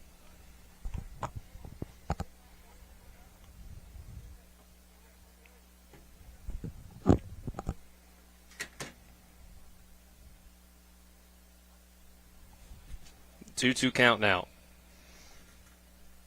Pitch comes in, and Charlton's going to hook this one into foul territory on the left field side.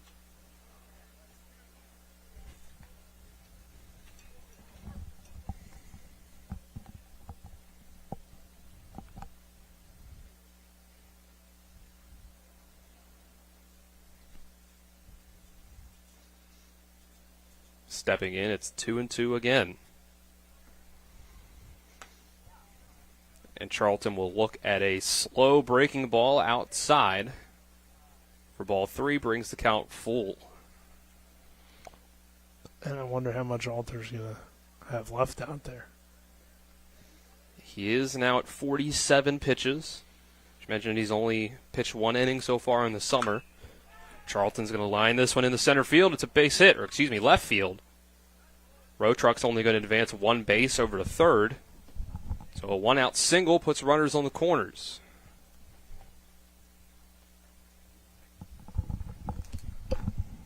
And I think that's it. Yeah, it's the 5th hit given up by Alter. He did well overall, considering he hasn't pitched much, but I mean, this 64 team just rocked him around a little bit. Cole Lewis appears to be, I think, the guy coming in. Yeah, that's who stepped out of the bullpen. So we'll see if he can keep it at just a, 7-2 game. So. Yep, so we'll go ahead and get ready to take a 30-second break while Cole Lewis steps in to be the next pitcher for Post 14. This is American Legion Baseball on Talk Radio WRNR and TV 10. Most insurance companies see you as a claim number. Most law firms see you as a case file. When their top priority is their bottom line, you only get a fraction of the attention that you deserve. At the law firm of Burke, Schultz, Harmon, and Jenkinson, it's personal. We listen to our clients to see the whole picture, because every part of you is important. For a team built on relationships and results, call Burke, Schultz, Harmon, and Jenkinson at 304 Lawyers, or visit us at burkeandschultz.com.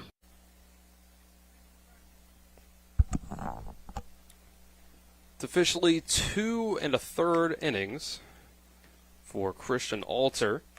Gave up 5 hits, 2 walks, struck out 1. Currently responsible for 4 runs. Jacob Netting will be the first batter faced by the new pitcher, Cole Lewis, stepping to the mound. Yeah, again, I think originally they were hoping to probably get 3 or so out of Ovi. Go to Lewis, and he kind of could close it out because he's thrown the most innings out of all the guys they have left. I don't know if they have another arm. Maybe somebody that pitched in Game 1 could throw again if needed. But well, that was just the first game. Yeah, Blosser, perhaps. I don't know. I think it's pitch counts are usually about days of rest rather than games of rest. So yeah, no, for sure. But if you did throw only like 30, I think you could come in and pitch again. Maybe. Pitching changes are brought to you by Small Wind Small Insurance in Martinsburg, your total insurance solution at 121 Administrative Drive in Martinsburg. Call them at 304-263-3361. I'll have to double check those pitch counts though. But yeah, Lewis has pitched a little bit this summer. I'll get you his official numbers here in a little bit, but Seen him start a few games, been kind of in these split game situations. So hopefully he can go for a little bit just so you don't have to use another guy at the very least. But in terms of game one pitch counts, Blosser was at 39, Rubenthal at 36, so maybe they could go again. I mean, Gross even only threw 44, but I'm not exactly sure. I think it's 30, though, because remember Landon Pence threw 30, but that was one day rest. There was a day in between, yep. So maybe I'm thinking like Little League. It all kind of runs together, to be completely honest. First pitch to netting is going to be popped up. See if it stays in play. Cam Moore will go over for it, and he will, right by the fence, make the catch for the second out.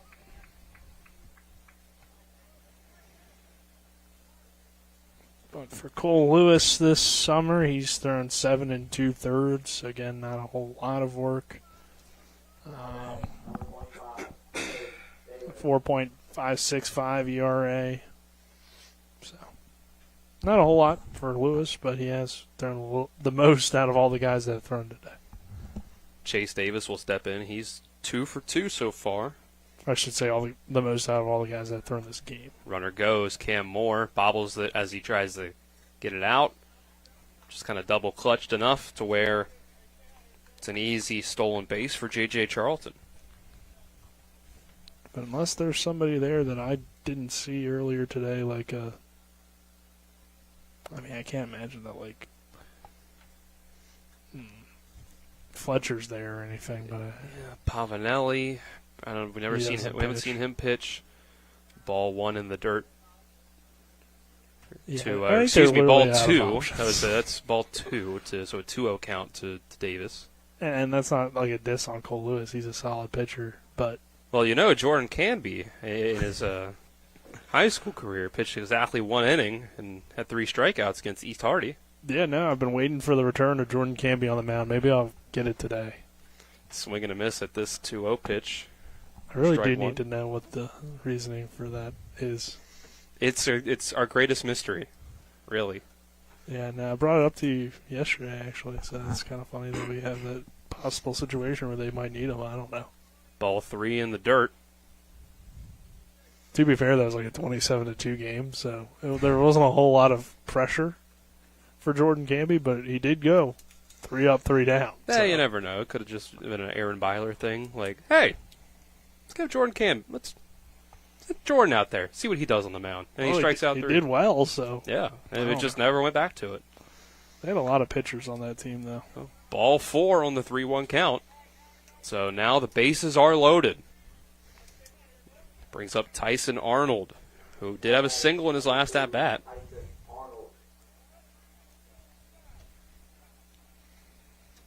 Arnold, though, say one of the quietest hitters in the lineup for 64. He started the first game of the tournament. Foul ball in the first pitch, so he was not in the lineup for that one. And then the game they played last night, he was in the lineup. Believe he went hitless. He does have one in his last at-bat. That one was against Alter. Here's the 0-1 from Cole Lewis. Bounces for ball 1.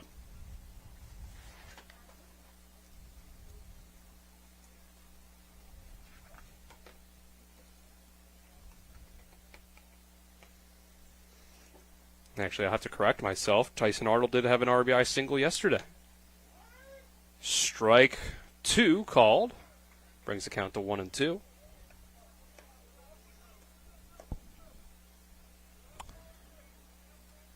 Yeah, so, again, it just feels like this whole lineup has been hitting the ball well.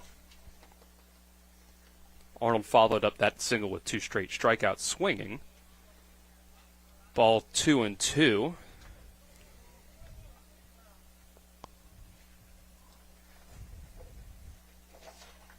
So add all that up.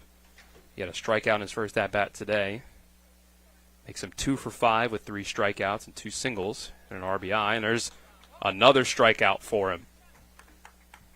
Cole Lewis gets him to swing and miss at the 2-2 pitch. And Lewis is able to come in and leave runners stranded.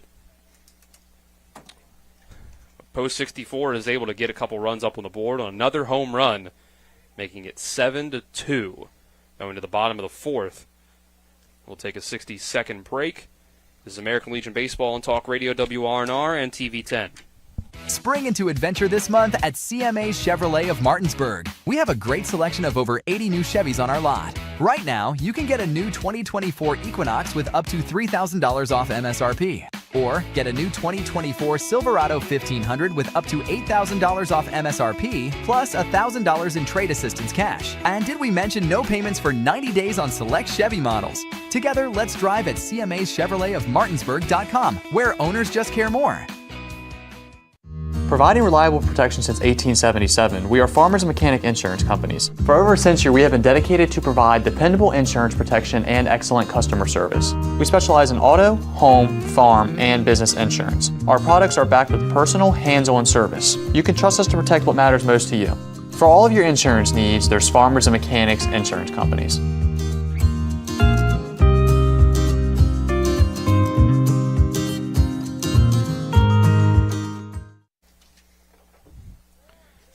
Move to the bottom of the fourth in the 7-2 game as Post 64 leads Post 14 by 5 runs in the area championship game. West Virginia Area 4, American Legion Baseball. The bottom of the fourth is brought to you by Hagerstown Ford, revolutionizing the car buying experience. Go to fordofhagerstown.com. Well, Hornets continue to trail in this one. Can they get a little bit of offense going? I think we're at Cole Lewis in the lineup, so he's now pitching, he's now hitting. If he has taken the place of Christian Alter in the lineup.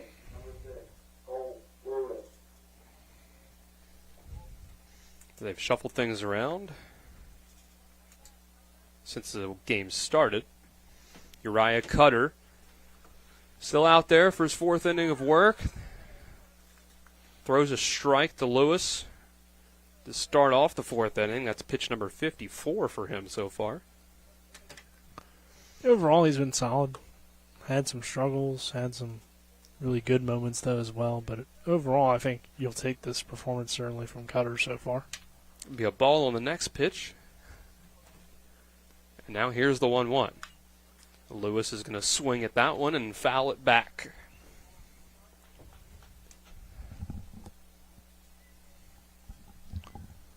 Cole Lewis, he's had kind of a tough tournament swinging the bat, so we know he can come through for him.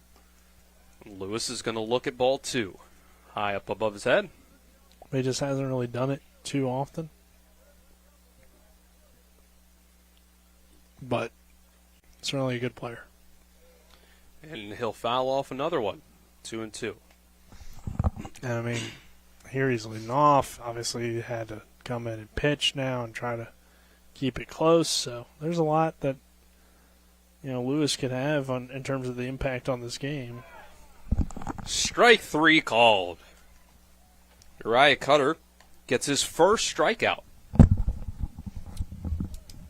Lewis will go back to the dugout.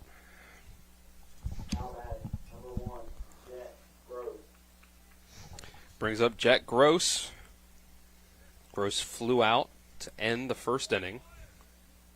His only at bat, takes a ball to start this one.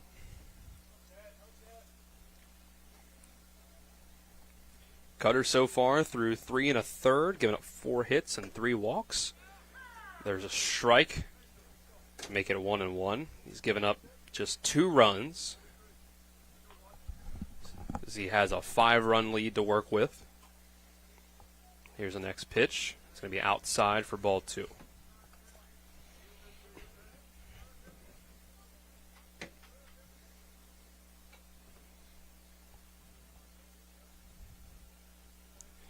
Gross steps back into the box, and he will look at ball 3. As the breaking ball doesn't quite find the location.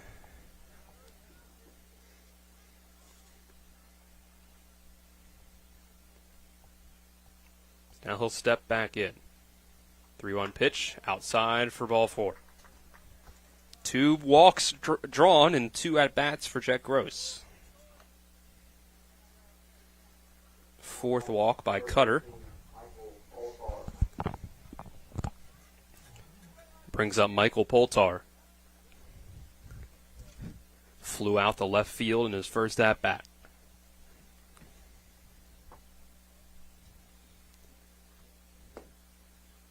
Strike one on his first pitch. Poltar didn't like that call. I personally thought it was a little low and thought Broadwater just did a good job of framing. But 0-1 count. And that's a ball one.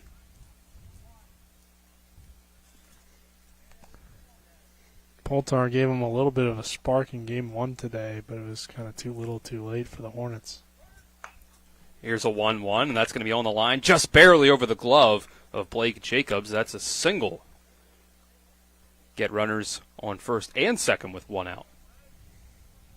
And there he does it again. He's been a nice spark plug for the team here today. Unfortunately for the Hornets, it just hasn't been a very good team performance. Camby's, though, been pretty good. So yeah, it could possibly be another too little too late from Poltar, considering it's a 5-run deficit they have to cut into. But here's the first pitch to Canby, and that's a big hack, but not able to get anything on it. Strike one. Yeah, this feels like, again, another big at-bat for the Hornets, and Canby has been solid today as well. 0-1, bounces in front of Broadwater for ball one. But there has been a few times when even he's turned it over and you felt like there was going to be a run coming, and then either the top of the order didn't produce, so it didn't really matter. And then that's kind of been just the trend of the day for Post 14. 1-1. This is on the ground and just barely again past the glove of Jacobs, this time on the ground. There's going to be a play at the plate, perhaps. Not going to be in time. Jet Gross is going to score on the RBI single for Jordan Canby. Canby having a good game, too, again. He's been good overall today, so.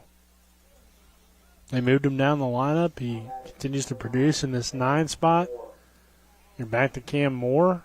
It's only a 4-run game, even though it just keeps feeling like Post 64 lets him back in a little bit, but then pulls away some more. So we'll see if that continues or if the Hornets can get it a little bit closer and maybe pull this one off. I mean, there's still a lot of baseball left. Ball one on the first pitch to Moore. And now a second one outside, 2-0. Top of the order with 2 runners on and only 1 out. It's a nice chance for Post 14, but they've been leaving a lot of base runners on today. Strike one. Make it a 2-1 count. Yeah, Tripp can't believe that was called a strike.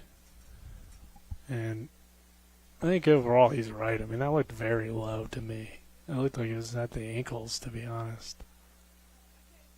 And he's letting them know about it. I don't think he's going to do anything too aggressive to well, get tossed. I don't think that's the first time that he's made a complaint in this game, because I heard the home plate umpire say, that's it, next one, you're out. Yeah, and I think Tripp understands, This is hit into left center field. Cam Moore is going to have one in the gap. It's going to bounce over to the fence. 1 run is going to score. Canby holds up at third base. It's an RBI double. Makes it 7-4. So the Hornets are on the comeback trail. Yeah, they're right back in the game. And again, I like Tripp Tobin there going down there and arguing this call, because it shows that you got your guys back. Now, obviously, there's different levels. You can push it too far and then get yourself tossed out of the game, which is definitely not what you want to do. And I think Manager Tobin understands that. But you got to protect your guys if you feel like they're going to. First pitch to Boober is a single in the left field. Canby's going to score. Moore holds up at third. So cutting back into the lead again. It's now just a 2-run lead for Post 64. And when do you think about pulling Cutter here? Because the Hornets are getting some good contact. It's the top of the order, the middle of the order. I think it might be right now, Nick. I definitely would. There's at the very least, they're going to get a mound visit from Coach Broadwater. Because Pavanelli, we know he's just an RBI machine. He'll find a way to get somebody in. So, ducks on the pond, I feel like this would be the right time to make a change. It's only a 2-man bench for Post 64 overall. The Hornets don't have too many guys here today, but usually they have a lot more. But yeah, you're right. It's a smaller team, but again, they have less kids to kind of pull from too. We saw Jacobs for the very end of the first game. We saw Cam Lynch yesterday. Tyson Arnold on Tuesday. As well as Noah Broadwater today.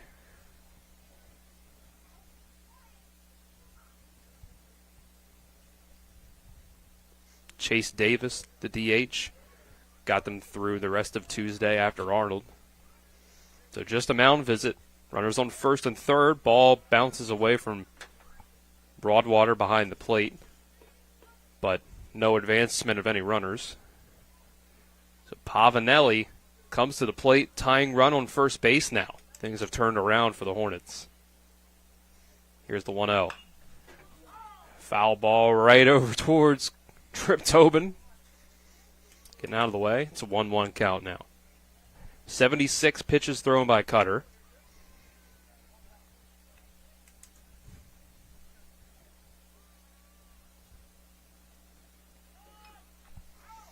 Bunt attempt by Pavanelli. Doesn't get it to stay fair. Bounces back for ball two. For strike two. 1-2 count.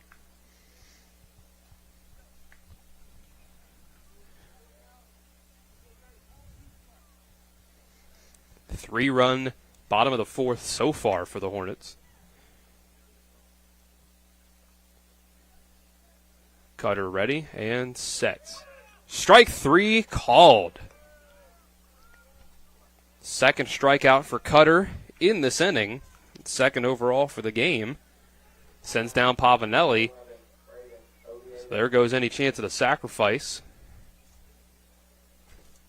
Brings up Braden Oviedo. He'll look at the first pitch for a ball. I think Post 64 is just going to try to get as much out of Cutter as they can with the short bench. The 1-0 is fouled off.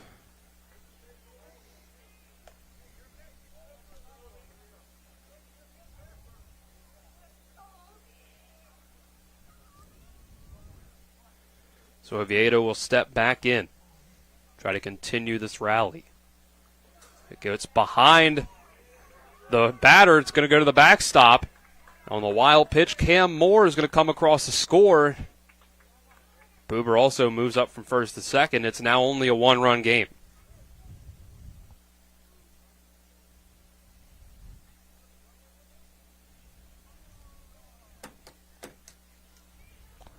Well, you love the fight here from Post 14. Not going down, not just going to lay down and die. That's why they're the defending state champs. I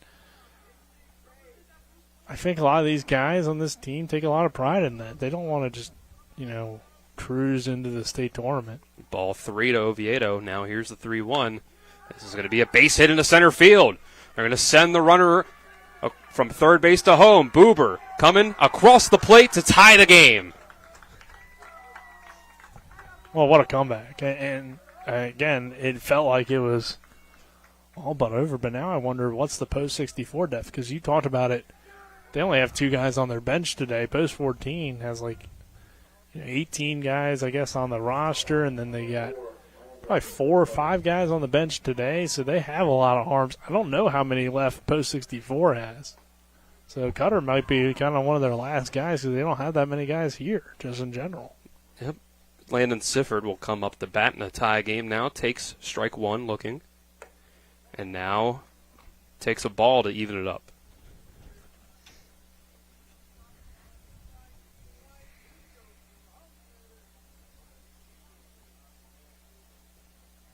Five-run inning. It's a strike comes across. Makes it 1-2.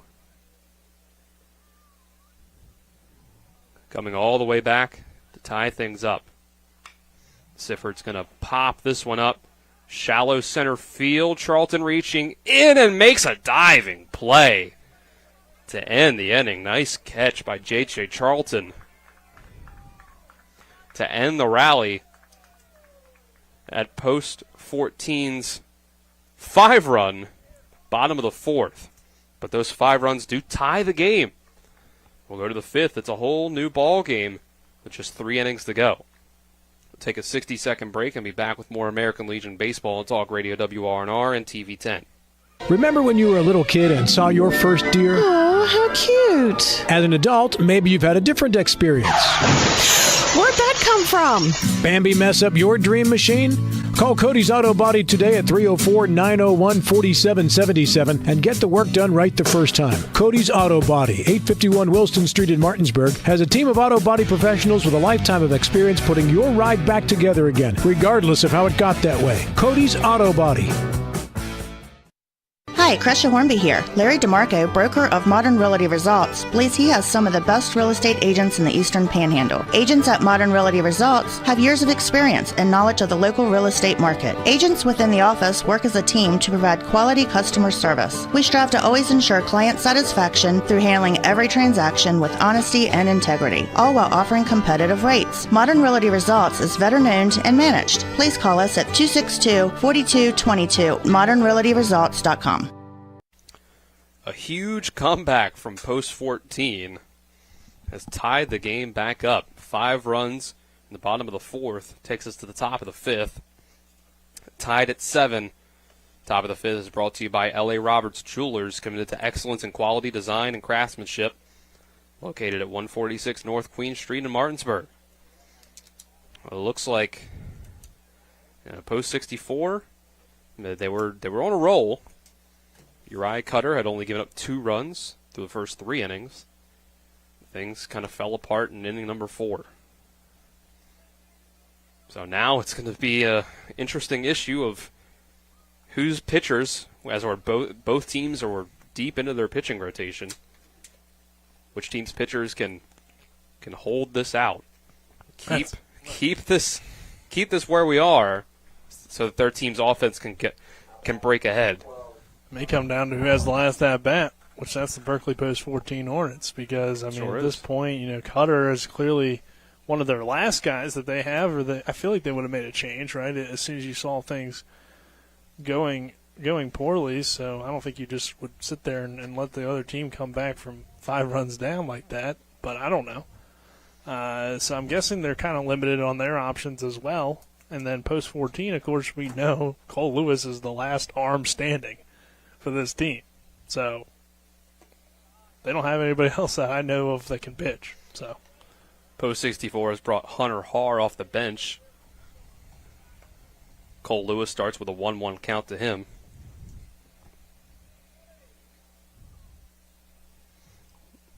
Haar hitting in the place of Alex Miller at the bottom of the order. Strike 2 now.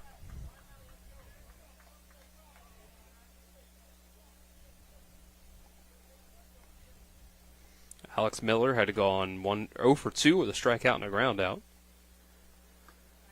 And there's a swinging strike 3 for the first out. So a good start to this inning for Cole Lewis, who's going to try to make it through 3 more to get Post 14 the area championship. At least. We are tied, so anything is possible. Broadwater will watch the first pitch bounce past him for a ball.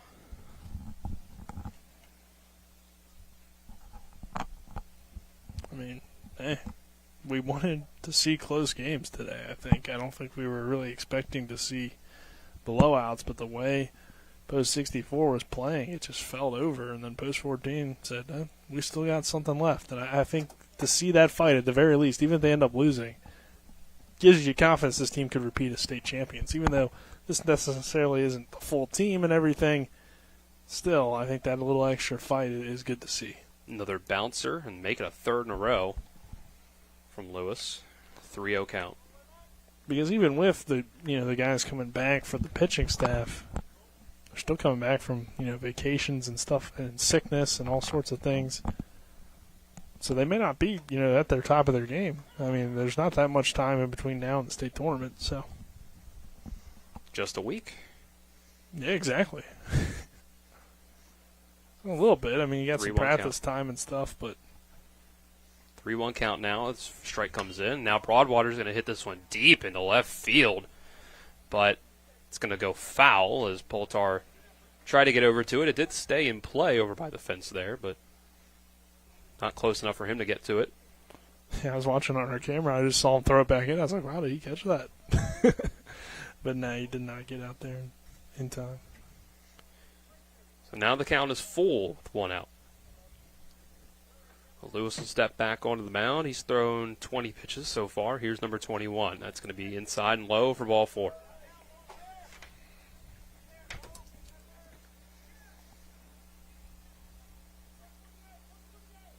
It's a second straight walk in the last 2 at-bats for Broadwater. It's Lewis's second walk that he's allowed. That brings up Blake Jacobs, who hit one over the wall in his last at-bat. Yeah, it's been quite the day for Post 64 when it comes to the lawn ball. Just between these 2 games, they've been, I mean, really all tournament, but especially, in these games where things have mattered most. First pitch to Jacobs is low and inside for a ball.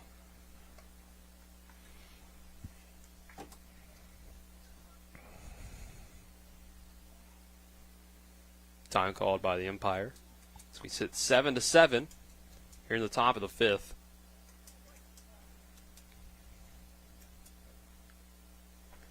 Post 14 and Post 64 battling for the Area 4 championship. This is going to be a hit and run attempt. It's going to be a foul ball, though.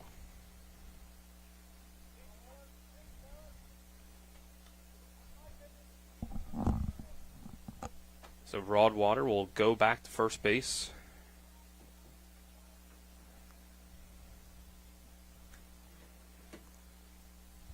Cole Lewis will step back onto the mound. Jacobs back into the batter's box. Another pickoff attempt.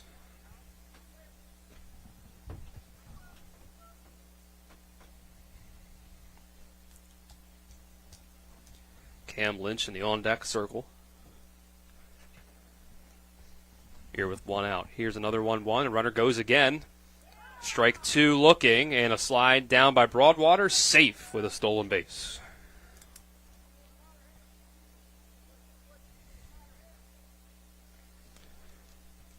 Post 64 trying to use some of their speed to manufacture a go-ahead run.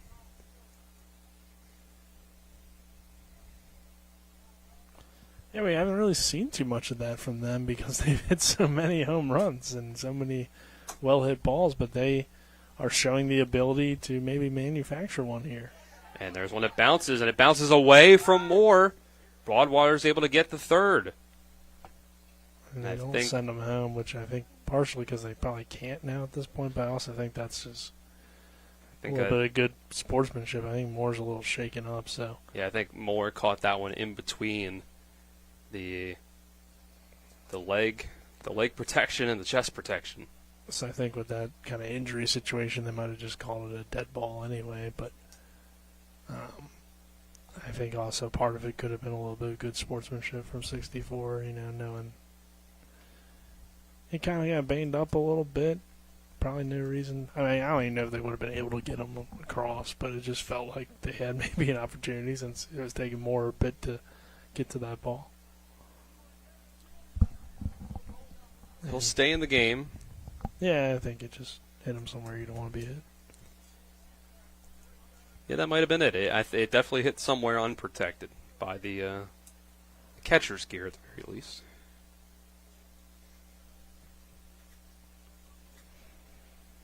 Count still 2-2. Blake Jacobs back in. Here's the pitch from Lewis. It's going to be hit on the ground towards second base. Boober, tough bounce, gets it into the glove. Throws the first for the out, but Broadwater is able to come across and score. So Post 64 takes back the lead.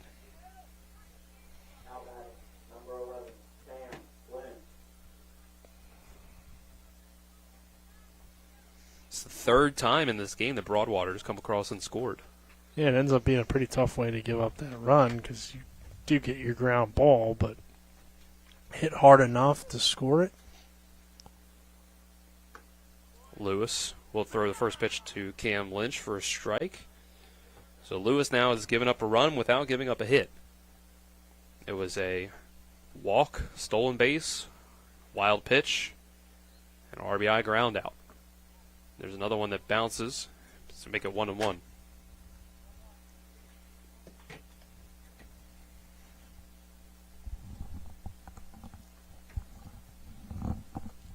Again, Cole Lewis has kind of been like a split start guy in the summer. He hasn't thrown too many innings. He's just thrown more than any of the guys they've thrown in this game.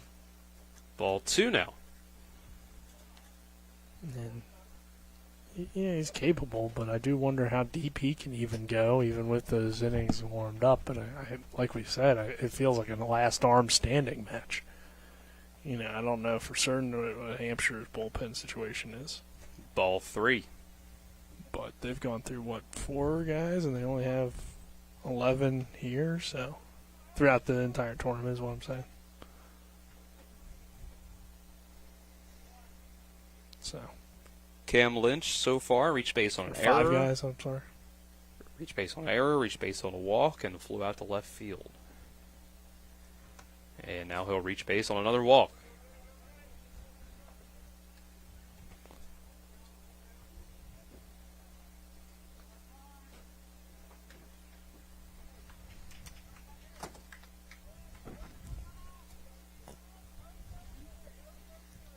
So 8-7 is our score. Post 64 is taking back the lead that's here in the top of the 5th. Logan Rotruck steps back in. Homered in the first inning. Since then, fielder's choice and a single. And Post 64 is used to playing in these high-scoring games because they were in a lot of them with Post 60 last weekend. It's another fly ball hit by Rotruck, but it looks like Sifford is going to get under it and make the catch, and that'll end the inning.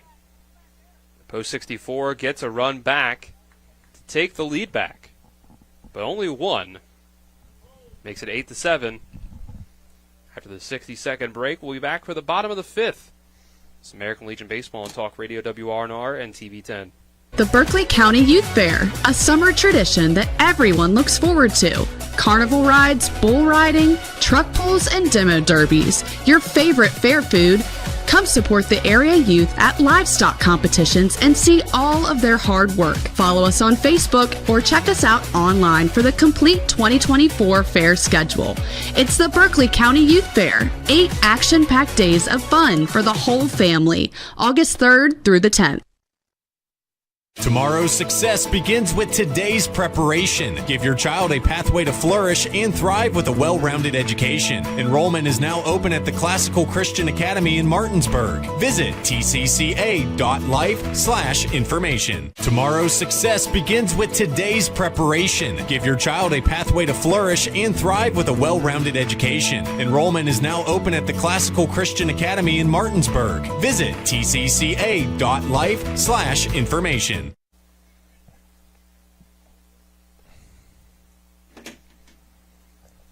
Back for the bottom of the 5th, brought to you by Trips Flooring. Not sure where to go or who to trust with your flooring needs? Call Trips Flooring, 304-229-7009. We have a new pitcher, Logan Rotruck, on the mound for Post 64. So the day for Uriah Cutter ends after 4 innings. He gave up 9 hits, 4 walks, 7 runs. He got in 2 strikeouts. Louis Rotruck that tries to keep the lead intact for Potomac Valley Post 64. Well, that's a good sign for Post 64. It means that they had more guys available. Rotruck, we've seen what he's done at the plate, so I'd imagine he's got some power in his arm, too. Cole Lewis is going to hit the first pitch of the inning on a line, and it's going to bounce in front of Charlton for a base hit. Lewis, they will courtesy run for him, I would imagine, with him being the pitcher right now. Maybe not, I don't know. I did hear that you're not supposed to courtesy run, I think, in the tournament. I could be wrong, though. Interesting. I thought that's something Colin had sent us. Looking around, I think Cam Lynch has come in. But they've allowed it to this point, so maybe that's an old rule. Strike one on the first pitch to Jet Gross. It looks like Cam Lynch is going from left field to third base to replace Row Truck there at third. Not sure who's gone out to left field. Can't tell from here. But we'll figure it out.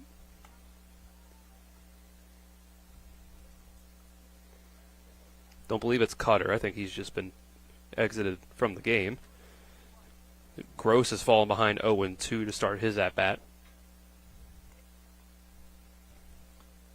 Now's the pitch. This will be hit out towards left field, and the play is going to be, well, the ball is going to be bounced in front of the left fielder for a single.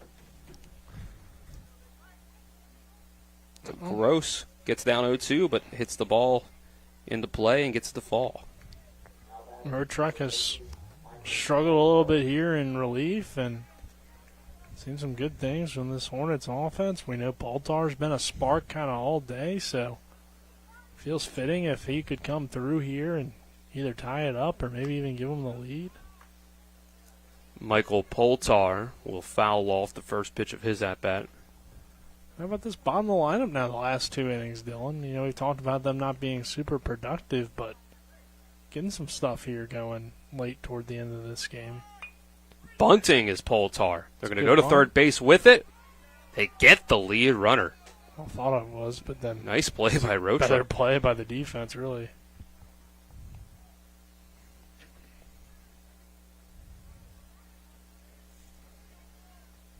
So the sacrifice attempt doesn't work. Runners stay at first and second, now with one out.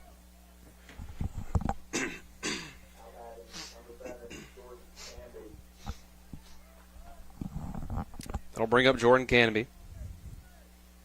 He is 2 for 2 with 2 singles. Drove in an RBI last time. Road Truck will throw this one softly in for a ball.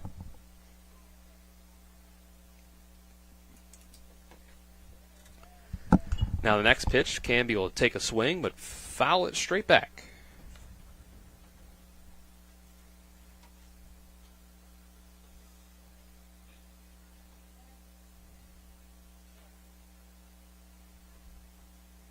Now the 1-1. In for ball 2.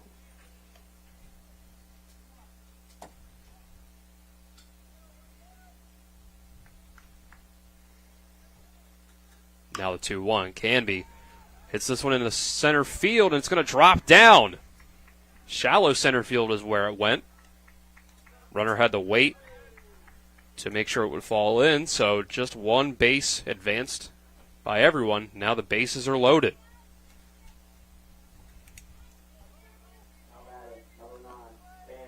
It's just been a crazy game, Dylan.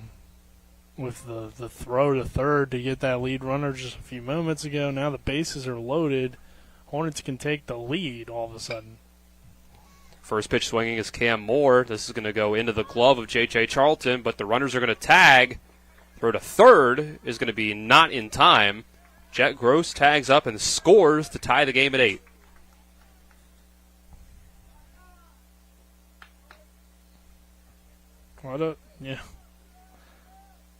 Just comeback after comeback. Can the Hornets take the lead is the question. Well, there's runners on the corners. There's now 2 outs. Carson Buber, who is 3 for 3 with a double and 2 singles and 1 RBI, steps to the plate. So it doesn't get much better than Buber, right? West Virginia State Player of the Year. Takes the ball 1. Or high school Player of the Year, I should say. So we do have some college freshmen in this under 19. Right. And I guess in some ways, saying the West Virginia State Player of the Year could be confused as West Virginia State University. Right. Strike 1 taken to even the count at 1-1. Here's the 1-1 pitch, swing and miss by Buber. He wanted that one real bad. but it was Road Truck getting in the chase. I guess technically it's the Lowry Award is what he won, I believe. So sounds right. Another one swung at but fouled off by Boober.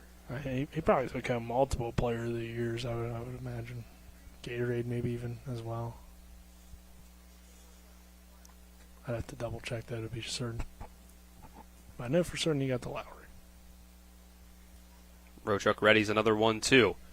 And again, it's fouled off by Boober.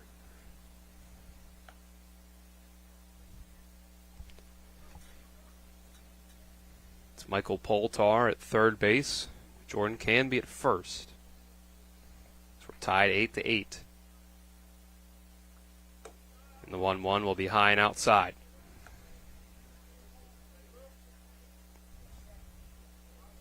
J.J. Pavanelli on deck if we get there in this inning.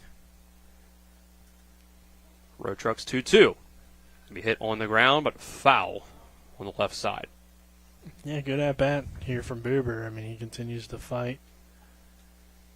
And I mean, if you're post 64, you feel like you lost a great opportunity with the way this team's fought back. Boober swings and misses. But it's not a lead yet. They've still held at least a tie.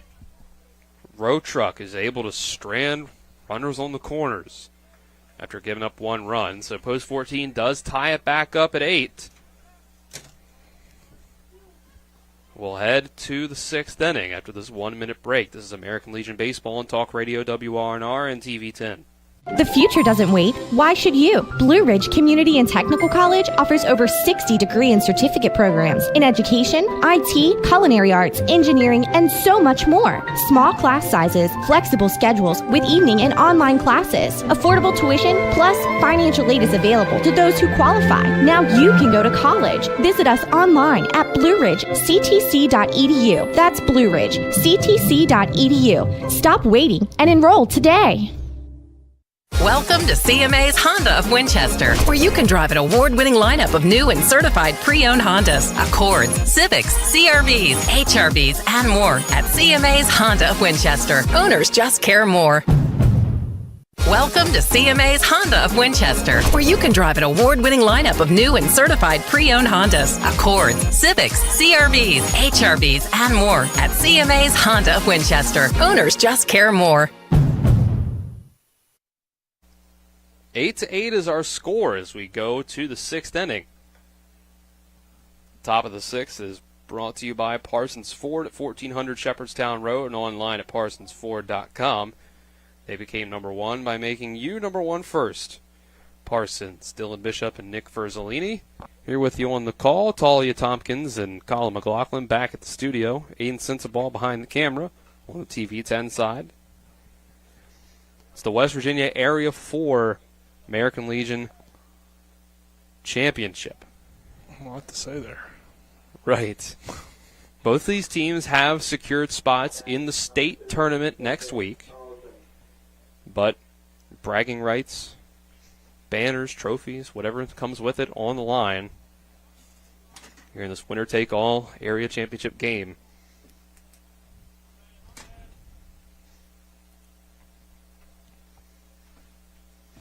Cole Lewis will continue to pitch for post 14. First pitch to J.J. Charlton is a foul ball. Both teams running low on pitching. 2 innings, and who knows how much else if the game remains tied. We got more than 2 innings, but 2 innings of regulation left. Lewis will throw a strike to go ahead 0-2. It's his 34th pitch out of the bullpen.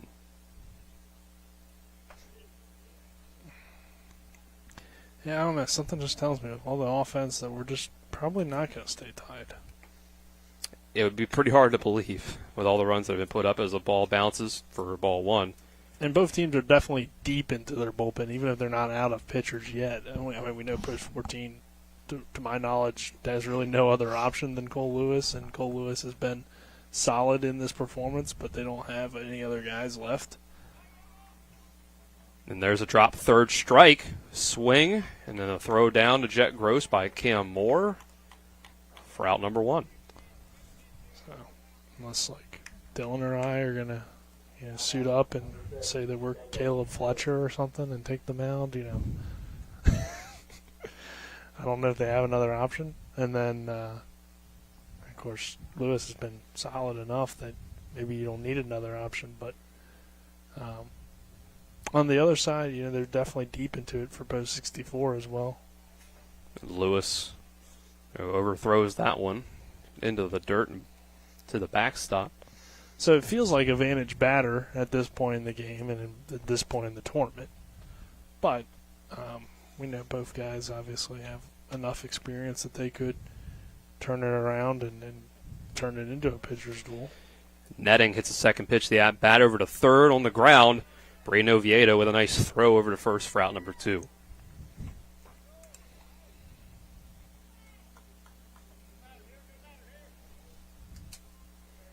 So quick 2 up, 2 down to start this inning in the top of the 6th for Cole Lewis. Brings up Chase Davis, who's 2 for 2 with a double, a single, and then a walk in his last at-bat. I'll say as well, the weather's been a lot nicer today. Strike 1 into Davis to start the at-bat. It definitely has. It cooled down with some of the rain we've had over the last 2 days, and temperatures just dropped in general. Yeah, it hasn't been too bad in terms of weather. Hasn't been as much of a breeze during this game. This is another chopper towards third base. Tough play for Oviedo is the high bouncer, and it's not in time. Ball hung in the air too long. Chase Davis was able to race down the line for a 2-out single in the infield. Yeah, yesterday had more of the breeze, but today it's been cooler, I feel like, overall. Maybe when we first got there yesterday, it felt much hotter. That's just how I've evaluated it, though. I could be wrong. It's like the feels like on the weather app. Like, how do they really determine that? What if I say it feels like 93 and you're saying it feels like 97? Nothing to do with this game, but I guess maybe it's if there were no humidity. Yeah, type no, of thing, there is some sort of science to it. I don't know. I'm not a meteorologist, so I don't. Being myself, for lack of a better Some sort term. of STEM major maybe could tell us. Yeah, maybe. It definitely is probably some humidity plus the actual temperature gives you the feels like temperature. Tyson Arnold's up to bat now with the runner on first and 2 outs in this tie game. He could take his first pitch low and inside. Lewis up to 41 pitches. That was the first hit given up by Lewis. Yeah, he's been really solid. I mean, even though he did give up a run. He's given up 3 walks, but, yep. And there's a nice hack, but a empty hack. Make it 1-1. I mean, when you're put in this situation that Cole Lewis has been put into, where he hasn't thrown a lot of innings this summer, they're running low on pitching. They need somebody to bring some stability, and he's done it. Even though it hasn't been perfect, but nobody really expected it to. Lewis with a pickoff attempt, nothing doing.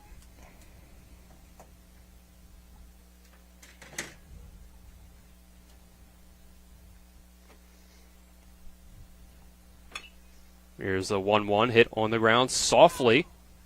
And Oviedo is going to let it roll foul just barely on that side, the left side of the third base bag.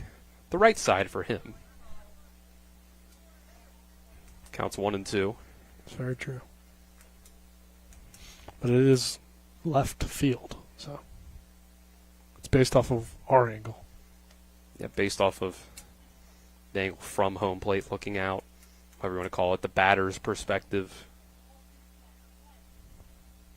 Even though the bases go opposite, first base being the one on the other side. Baseball is fascinating, isn't it?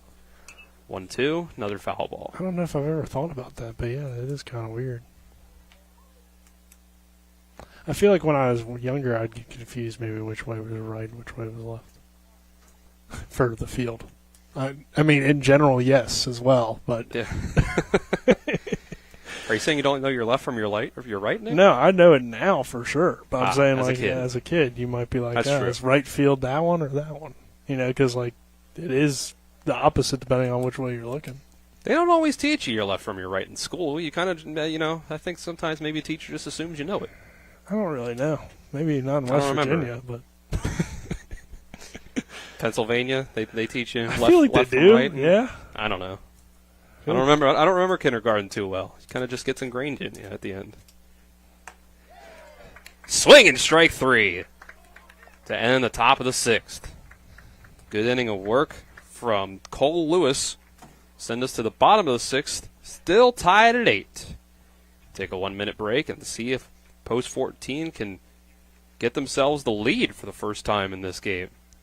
This is America. The future doesn't wait. Why should you? Blue Ridge Community and Technical College offers over 60 degree and certificate programs in education, IT, culinary arts, engineering, and so much more. Small class sizes, flexible schedules with evening and online classes, affordable tuition, plus financial aid is available to those who qualify. Now you can go to college. Visit us online at blueridgectc.edu. That's blueridgectc.edu. Stop waiting and enroll today.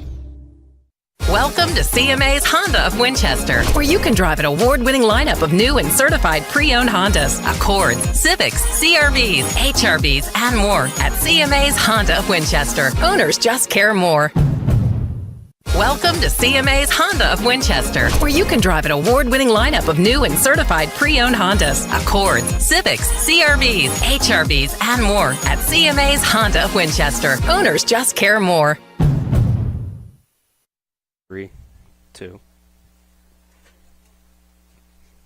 Bottom of the 6th, here from Kaiser, West Virginia. The baseball field home of Kaiser High School, the Golden Tornado. So we're here for the Area 4 Championship in American Legion Baseball. First pitch of the inning. Thought that might have ran into hit Pavanelli. But it looks like he just barely got out of the way of it. I'm not sure how he did. That was coming right for his shoulder. Don't they happen to know the origin of the Golden Tornado? I wish I did. Yeah, me too. Can't say that I did. Maybe it's like a military. And now this time he is hit, and Pavanelli's very mad about it. Throws his helmet down. I mean, it's not the first time. Obviously, it's not the first time in this at-bat that he had the pitch thrown inside on him, but we'll say that was other pitchers. It was not Road Truck. And it's kind of been consistent that the pitchers in this game for Post 64 have been running inside on Post 14 hitters. Yeah.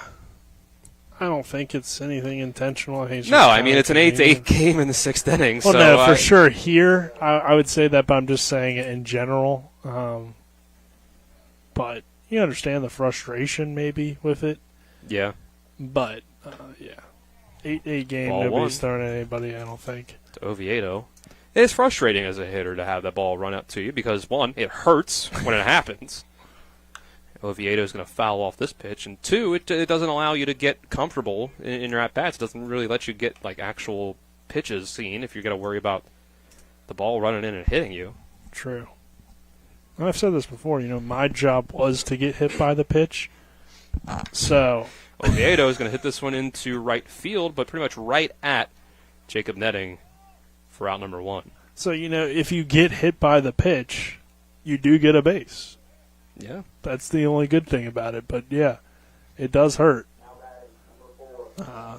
And, yeah, it's not super nice. But, hey, you do get at first base. So as long as you're not injured too badly, you'll be all right, I guess. Sifford will take the first pitch for a strike from Road Truck. Now he'll ready quickly for the second one. Sifford's going to hit this one into pretty deep center field, but it looks like Charlton will back up and make the play for out number 2. Well, it looked like an opportunity for the Hornets, maybe with that lead runner on, but quickly, Post 64 kind of silences that a little bit. Now there's 2 outs. I mean, you still have an opportunity. And we've seen good stuff here from Lewis, and these next few guys in the lineup have produced. So. Ball 1 to Cole Lewis. Row Truck settling in a little bit, pitching not with a great amount of velocity, pitching the contact as well. Gave up a run last inning, but settled in for these last two batters. Lewis is going to chop this one over towards shortstop. Throw by Jacobs is in time. So after the hit by pitch, the next three batters go down. And we get a very quick sixth inning. It'll take us to the seventh, still tied at 8. Bottom of the sixth was brought to you by WVU Medicine and Berkeley and Jefferson Medical Centers, leading healthcare here and everywhere. We'll take a 60-second break and be back with the top of the seventh. This is American Legion Baseball and Talk Radio WRNR and TV 10. WVU Medicine is pleased to have physical medicine and rehabilitation, neurosurgery, and neurology all in one place at the WVU Rockefeller Neuroscience Institute Martinsburg Clinics, located in a custom-designed suite on the third floor of the WVU Medicine Spring Mills Medical Office Building at 61 Campus Drive. We look forward to welcoming patients at this larger location in Spring Mills. For more information about the WVU Rockefeller Neuroscience Institute Martinsburg Clinics, call 304-596-5038. Remember when you were a little kid and saw your first deer? Oh, how cute. As an adult, maybe you've had a different experience. Where'd that come from? Bambi mess up your dream machine? Call Cody's Auto Body today at 304-901-4777 and get the work done right the first time. Cody's Auto Body, 851 Wilston Street in Martinsburg, has a team of auto body professionals with a lifetime of experience putting your ride back together again, regardless of how it got that way. Cody's Auto Body. Our top of the seventh inning is brought to you by Mother Shucker's Crab Shack, located at 1014 Winchester Avenue in Martinsburg. If you don't like it, shuck it up, Buttercup. 8-8, still our score. Going to the seventh and potentially deciding inning. Post 64 was up 7-2. And a 5-run inning from the Post 14 Hornets tied things back up. Teams exchanged 1 run each in the fifth, and now here we are at 8-8. Due up for Post 64. Looks like it'll be the 9-1-2 hitters. Looks like Alex Miller has re-entered the game. Their Hunter Ahar pinch hit for him earlier.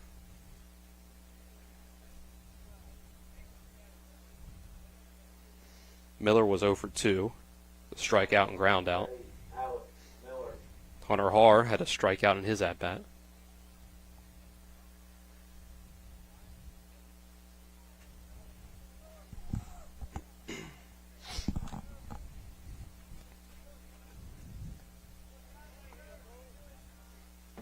.46 pitches for Cole Lewis. Here's number 47, and that's a strike.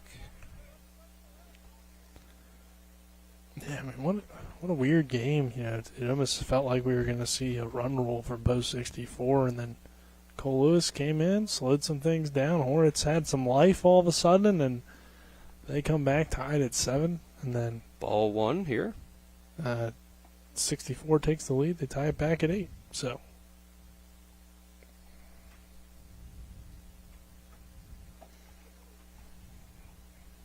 One count to Miller. Here's a pitch from Lewis. Catches the zone for strike 2. And we'll see if they're able to possibly walk it off. Which, a few moments ago, we were saying this is one of the worst days we've seen from this team, and then a walk-off could still win them the area tournament. 1-2. Miller's going to foul that one off towards the Post 14 dugout.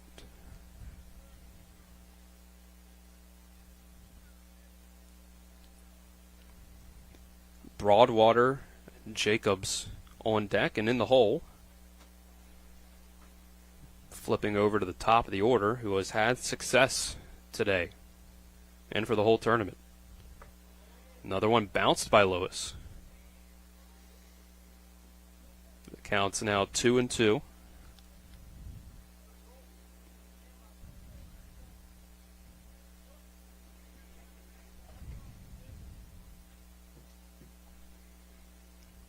He will step back onto the rubber. He'll wind up and throw. Another ball. So it's now a full count, 3-2.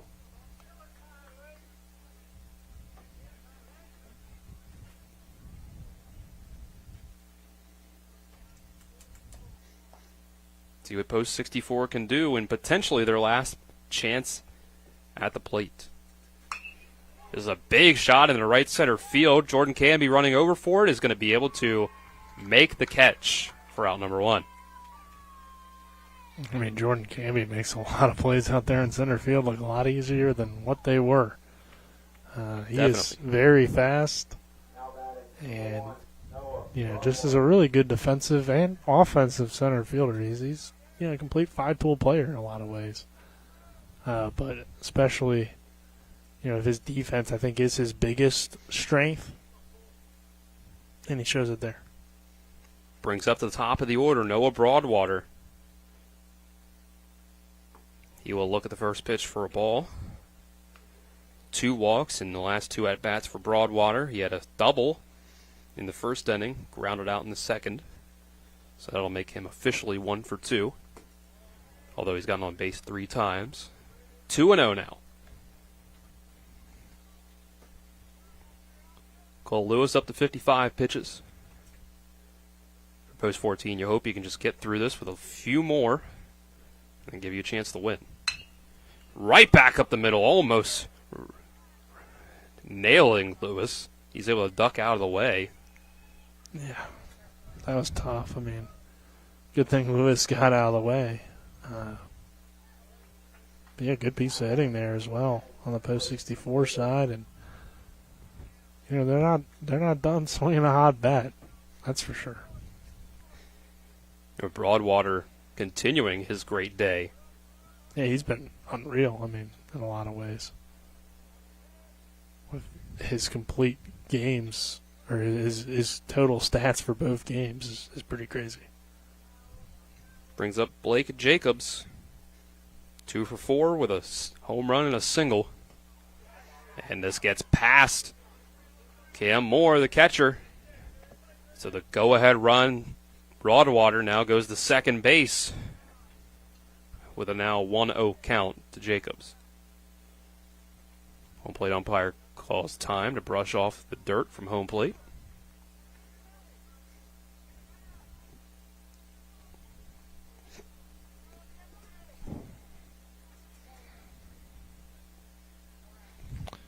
I mean, the field's definitely been put to its test out there today.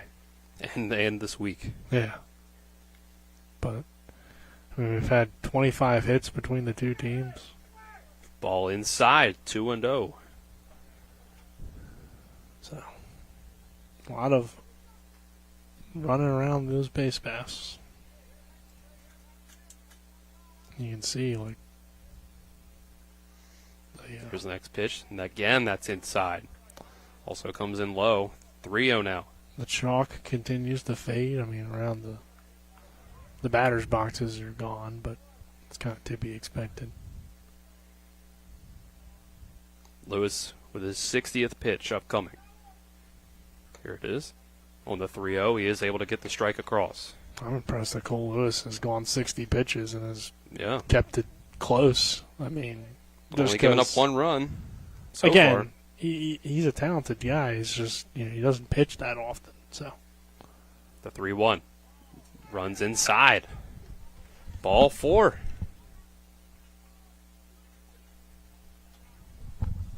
And fatigue could be what closes it out. I mean, they're going to come out and talk to him. I don't know if they have another option that I just don't know about. But I think Tripp just wants to rally the troops here. Yeah, I mean, look, there's 2 outs, right? So 1. Okay. Yeah, so, it's going to be tough. But, yeah, he probably is like, hey, we're still, a ground ball possibly from getting out of it. And then still tied and have an opportunity. So, Lewis has been their guy. They're going to give him a nice glove tap and say, hey, we got your back. Pitch to contact, see if you can get us out of this thing. And if we go down, you want to make sure they earn it, right? You never want to just walk in guys or whatever the case may be. So even if he's probably getting a little gas, because like we said, he hasn't thrown that much, so 60 pitches is kind of a lot for him at this season. Whatever he's got left, give it his all. And he's given it his all tonight for the most part, so it's been a good performance. This brings up Cam Lynch with 1 out, runners on first and second. He's going to hit this one deep in the left field. Poltar is going to run back for it. He's going to be able to make the catch. Falls to the ground as he makes the catch. The runners will not advance. Nice play out in left field by Michael Poltar. Yeah, I mean, overall, except for a few times earlier today, this is a really good defense behind him. Now, obviously, you got to keep the ball in the park, and that's been tough to do. But for Cole Lewis, I think maybe he was, kind of pressing a little bit, so he needed that timeout to say, hey, just go out there and throw strikes, and if they hit it out of the park, they hit it out of the park. So he gives them a good strike, and it goes all the way to the warning track. Poltar, though, playing good out there and left. So here you go. Both teams at the end of their bullpen. It'll be the pitchers up against each other now. Logan Rotruck steps in, takes a ball in the dirt to start off the at-bat. Rotruck with 2 hits today, including 2-run home run in the first inning. Yeah, not the ideal guy to face in this situation.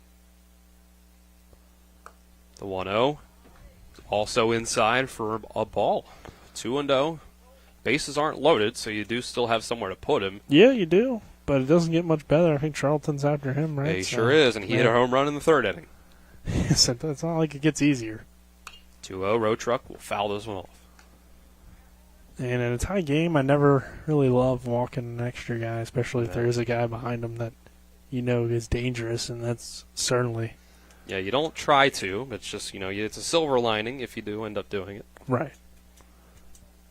But even sometimes I have seen a few guys walked, and because they're just afraid to face them. Mm-hmm. The 2-1 from Lewis. It's going to be inside, and it's going to catch the corner of the plate for strike 2. That's the sign of having a good lineup is you have that protection behind them. So here we go. Yep, 2-2, 2 outs, 2 runners on. Deuce is wild. This 8-8 game. Ball 3 low. So a full count. I mean, it's 2 out. Just a great game overall. And this is just, the perfect spot, really, in some ways. Yeah, full count, 2 out. Expect the runners to go. On the pitch. There they go. 3-2. Rotruck in the left field. Base hit. Falls in front of Poltar, and he bobbles the exchange over to the glove. From the glove to the hand. That's going to be an RBI single for Post 64 to go ahead 9-8. That's tough. I mean, again, you're happy that he made him earn it, and he came in, he threw a good pitch. Just, Rotruck got the best of him, but again, when you're running out of options and Cole Lewis gave you just a gritty performance like he did tonight,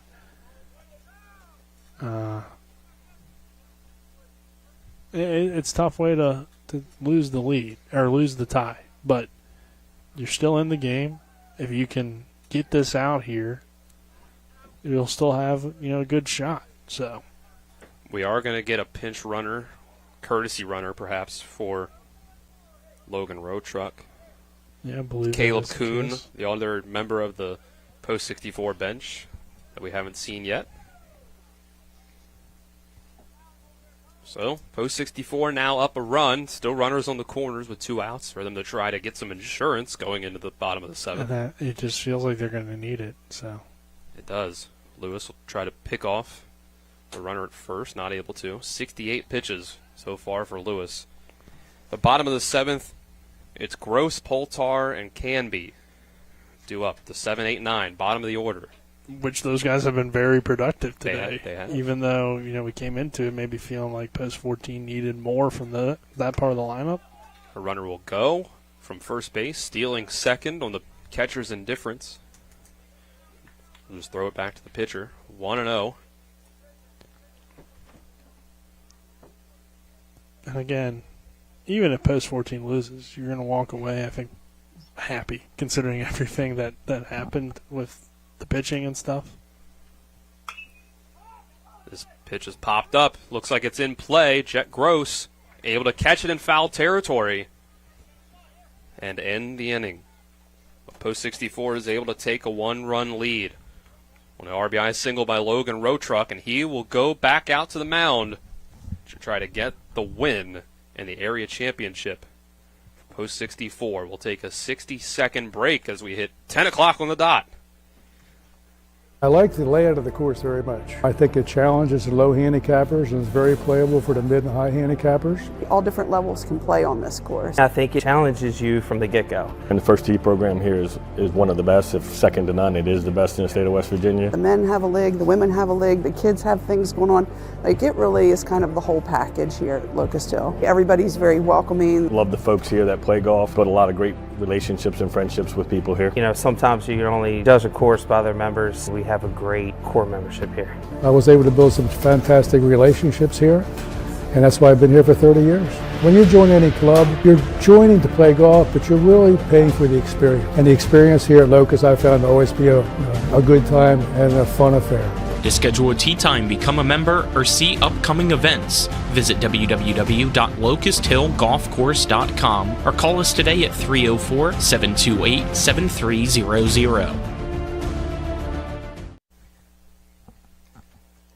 3.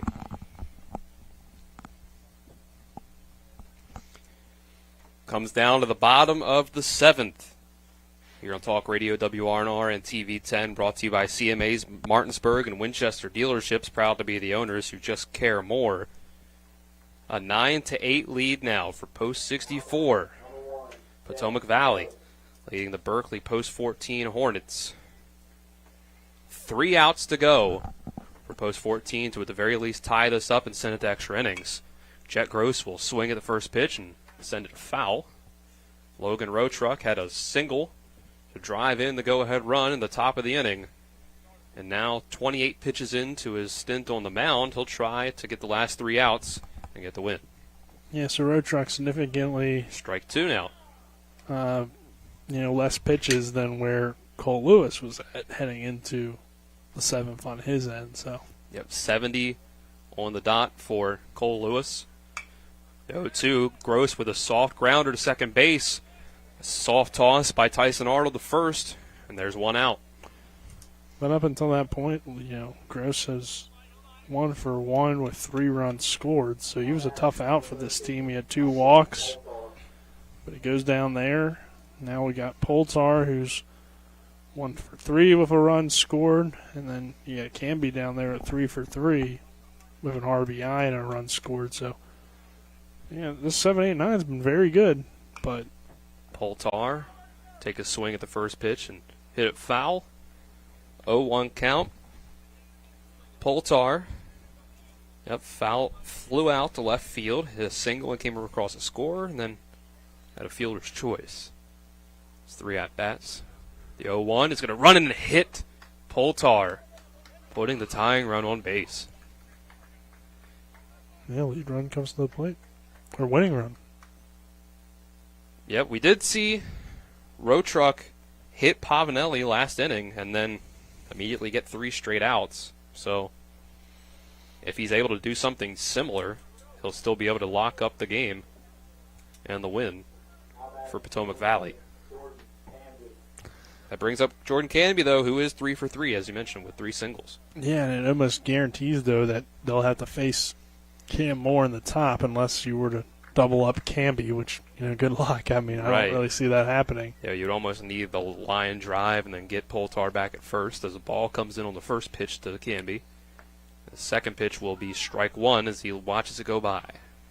So, hey, if you get the Moore and some of these other guys with some pop in their bat and good speed, anything's possible for Post 14 still.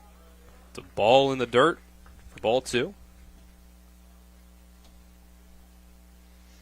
Rotruck threw 2 1/3. It's only getting up 3 hits and 2 walks and 1 run. Struck out 1. There's strike 2. Canby yet to take the bat off the shoulder in this at-bat through 4 pitches. Yeah, he does tend to be a patient batter, especially hasn't seen Rotruck, so. And he'll look at ball 3. Making Road Truck work.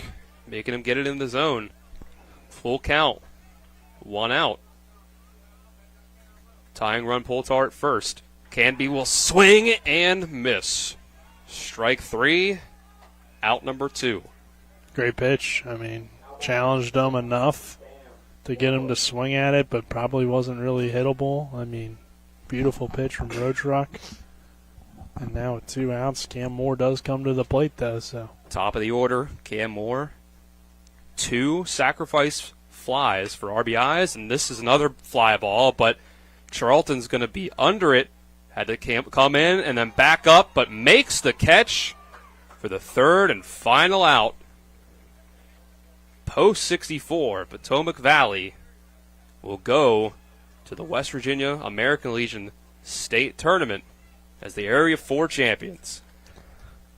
Yeah, the Hornets will still join them, and they did, come away with this tournament saying, hey, at least we earned our spot, right? I mean, they already had a spot in the state tournament, but they were the runner-up, so the runner-up gets a spot as well, which I think is a positive. And also, again, we're not making any excuses for Post 14, but they did run out of pitching.